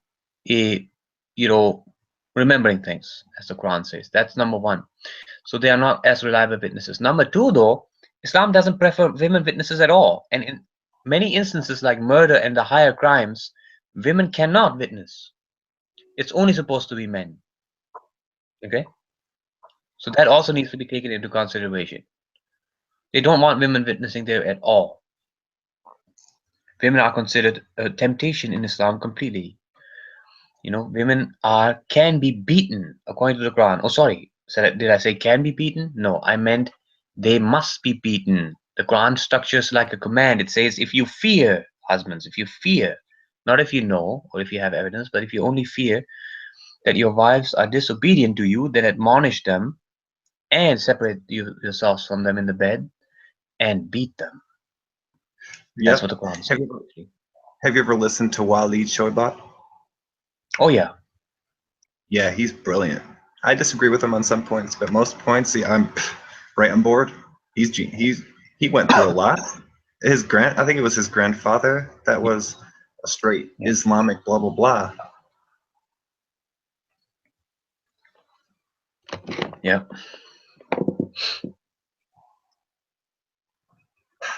So there's some of my favorite musical artists. I listen to heavy metal and like hard rock and stuff are from Germany. What type of music do you get into? Oh, you still listen to those? You still listen to hard rock and heavy metal? For some reason, so when I was 13 or 12 to 13 and really started listening to music, I listened to rap and to heavy metal. And I stopped listening to rap because it's all just complete filthy language and sex and such. And well, I would be careful because I've heard that rock music can be, it's the tune, it's made by the Masons and such that it can actually let the demon spirits influence a person. So I try not to listen to rock music at all. I do not listen to rap either, except if it's a clean rap maybe, or I just listen to the, instrumental, so that's what I would do, but not really. It's the same in any music. There's certain tones that are devilish, or like there's rock tones that are devilish and there's rap tones that are devilish. They use the same tone, but it sounds different in different frequencies. The heavy metal bands that I listen to, most of them, about 90% of them, are Christian men. They're honorable and their lyrics are honorable. We just like to scream it. We like to shout. I don't know whether that's a positive thing though. I have to make sure, because that's one of the lectures that I heard by a great brother in Christ on YouTube. Yeah. The heavy metal thing, is kind of, I wouldn't do it. I would avoid that at all costs. But maybe you can look into that a bit. Don't get me wrong, Johnny. There's a reason why there's all this talk about, it's bad to listen to rock music, because it's a different vibration frequency, and our bodies are meant to be on a certain megahertz.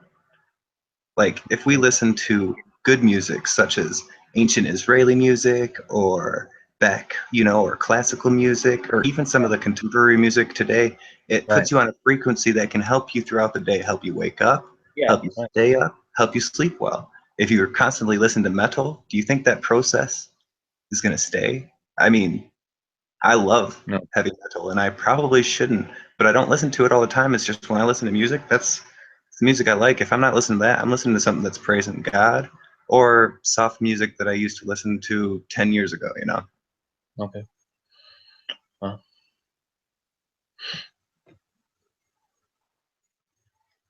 Yeah, you have a point. There's a guy named Will Schnoblin who I listen to on Now You See TV.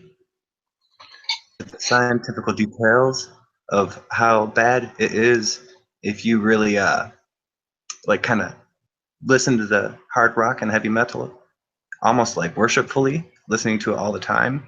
It does exactly what you're saying. He claims that it'll open a doorway, and it gives demons an easier way to oppress you, even in some cases possess you. Yeah. You can see it at the concerts that they do.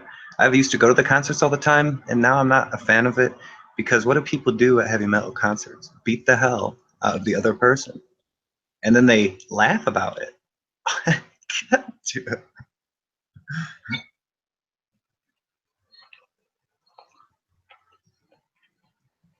You know what I mean? Yeah. Oh, so do you listen to Flat Earth UK? No, I don't think I've come across that. Or Well, maybe. Nathan Oakley, he's kind of he's not really a Christian when it comes to biblical Christian.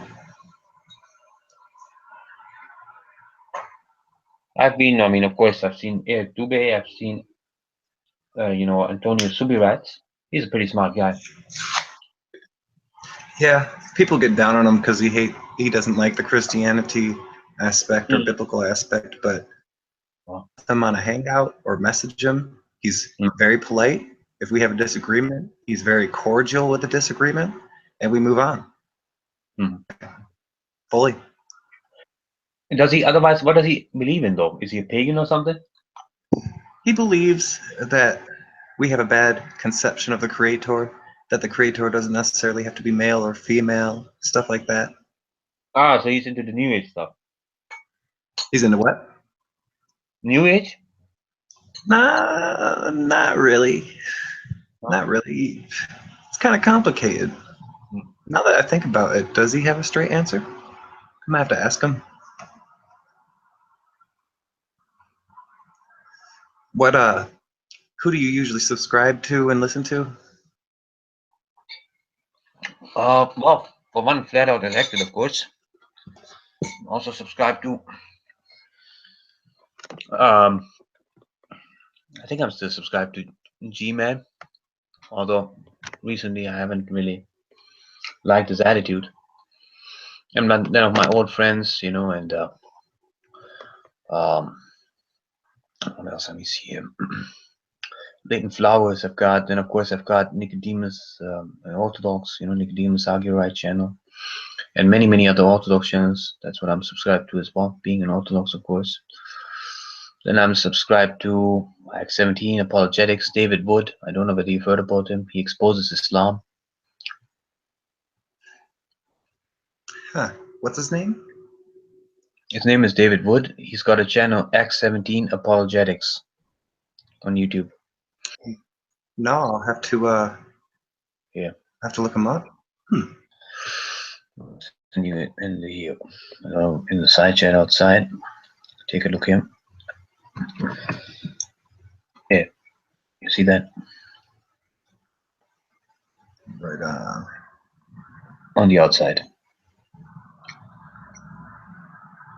Oh, here it is again. Cool. Thank you. Bye.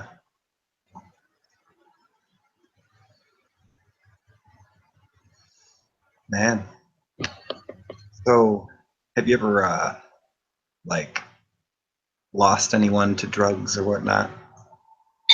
I myself, no, not that I remember, at least. You know, being in the path that I was before, people do heroin, people do meth, do this, do that, mix drugs and alcohol. I've seen a lot of death, but the heroin thing, though, once you try to help people with heroin, you meet a whole bunch of other people who you wouldn't expect to be on heroin, and honestly, for about almost a year, I lost 1 to 2 friends a month from overdosing on heroin.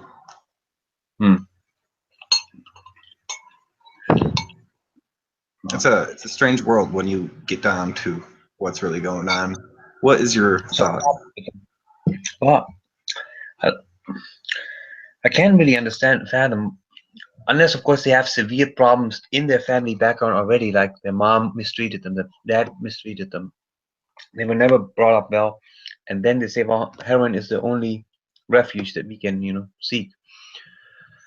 Unless it's a situation like that, and I'd like to ask you first, was that kind of the situation of those people who overdosed, who ended up overdosing on heroin? No, what? Did you say, was that cannabis? No, I said, was that the situation of those people? Were they in their families were broken and stuff like that, that they started to take heroin and ended up overdosing on it? Oh, most of them, it was they got off for a couple months and were in like rehabs or halfway houses or whatever you would call them, flats for people that your insurance pays for, and they would start doing it again and like overdose because their systems were flushing it out, you know. Yeah, but did those people, what I'm saying is, did those people have problems with their families? Yeah, Or all of them. If it's not with their families, it's something that their family did that led them to weird situations, like a lot of molestation, rape, stuff like that. Like I could go probably into about 30 different stories just off the head of men and women who were sexually molested and started doing drugs thereof. Some of them became homosexual after that. The whole bit. You see, that's the thing, no? There is always a background. People just don't go to drugs. That happens very rarely. But there usually is something in the family that's disharmonious already. And I believe that gets us back to the synagogue of Satan again. Because they try to break up the family unit. You know, this starts off with watching television shows. You know, people get instilled with various thoughts. You know, and all of a sudden, you know, the man says, oh man, oh, I get excited. Now I got to try this thing out. That upsets the wife. The family breaks apart. The chain reaction starts. See, this is how they do it. Sure. For sure. I was raised with like my parents were loving and everything. My mom was kind of messed up the first 5 years of my life, so my family tells me, because I have a weird testimony. Okay, like it really starts before my birth. My parents already had 3 children. My dad was going to get a vasectomy, and on the day he was gonna go do that, my mother's father died, I believe, is what the story is. And she kind of was bedridden with grief when I was birthed. So my sister, my eldest sister, took care of me. Had to quit school, you know, had to get a GED, that type of stuff. So when I was a happy little kid most of my life, I mean, most of my elementary life until my parents broke up. And I was still happy and everything after my parents broke up, even though I was living in ghettos. For some reason, back in my day, black people and white people got along fine. And I had a lot of friends, no matter what the race. As I progressed in age and understood what the situation was, like what actually went down and why my parents both remarried and it put a weird split in my mind. And I was curious. You know, I wasn't so sure of God anymore.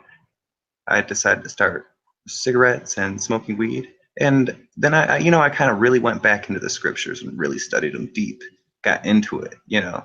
And about age 15, one of my marijuana or cannabis dealer, they gave me some pills, you know what I'm saying? And I started just really branching off in a bad direction after that.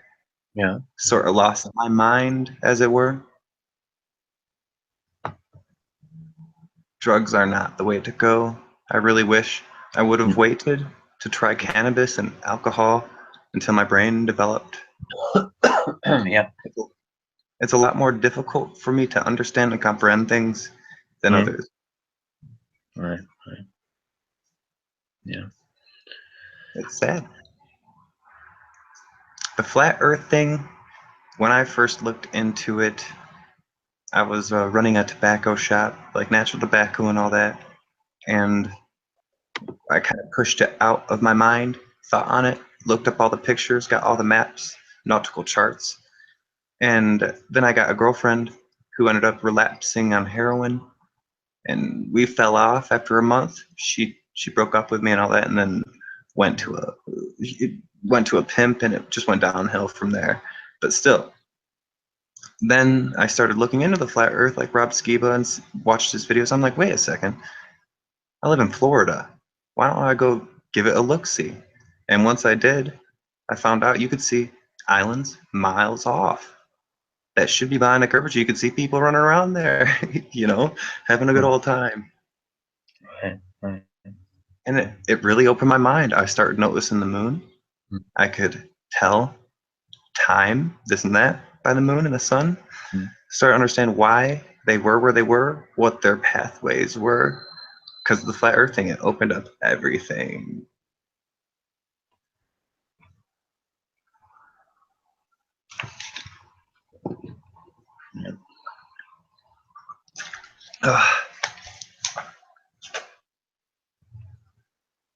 So what time is it where you're at, Johnny? It's around 12 p.m. About to be 12:15 p.m. 12 in the afternoon for Johnny. It's 6:12 a.m. I've been up since 1 o'clock yesterday afternoon, worked until 12 p.m., came home, watched this. I already mentioned there's probably barely any listeners now. I haven't checked, but I mentioned earlier, Johnny, that one like a month ago, and we really hit it off. We're getting along really well. Like, I finally got confirmation that she's been into me and is into me, so I'm kind of excited. Okay. Well, what was the conversation we were having earlier? Oh gosh, I don't even want to bring it up again. Yeah. Well, we're basically done with that, but I was just saying that India, the tribal talaq issue, the tribal divorce issue with the Muslims. I was talking even further back, the celibacy issue. Wait, give me a moment. Yeah. So I'm gonna check the chat while I'm chit-chatting. You believe, Mark Bailey asks, shirtless flat earther, do you believe all of the things he says? Who says? William Snoblin. Oh, yeah, William Snoblin. There is certain points where I'm unsure, but I haven't really researched it to get into it too far. But William Snoblin has been helping people who have been ritually abused. He loves the Lord Yeshua, follows him, observes Torah. I mean, I think he has a good head on his shoulders. He doesn't eat meat. He looks great for his age. So does his wife. So what is it that you disagree with when it comes to William Snoblin, Mark Bailey? Are you back, Johnny? Yeah, I'm back. Okay, what was that about William Snoblin?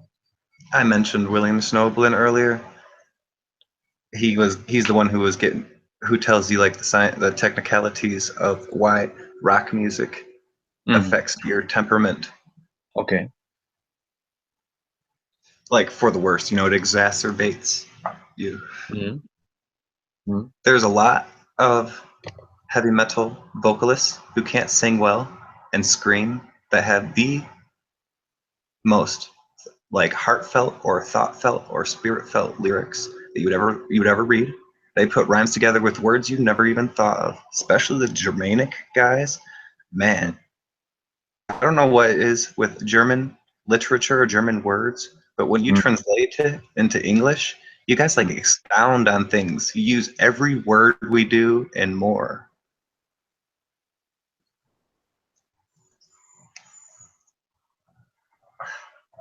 Yeah, I love linguistics. If the people who study and like know a lot of languages, they're called philologists. You know who J.R.R. Tolkien is, The Hobbit, and all that. You know, Lord of the Rings. Well, no, not really the names. I kind of only watched that casually, so I don't remember any of those names. Yeah, he was the one who wrote the initial narratives. You know, the books of the movies that are all popular today. And he was a war veteran, and he knew multiple languages. He even created 3 specific different languages for his literature. It's amazing. I don't know any of the specific details of them, but people confuse his work with Abrahamic or biblical literature when really it's like Norse literature, more in that sense. Yeah. The angels being the elves. What literature? What books do you get into?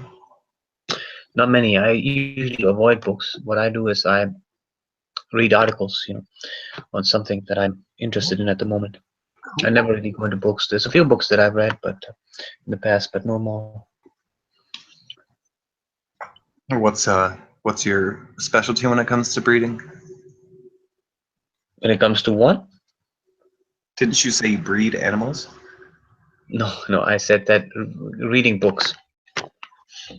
Oh wow, sorry. But out there, yeah.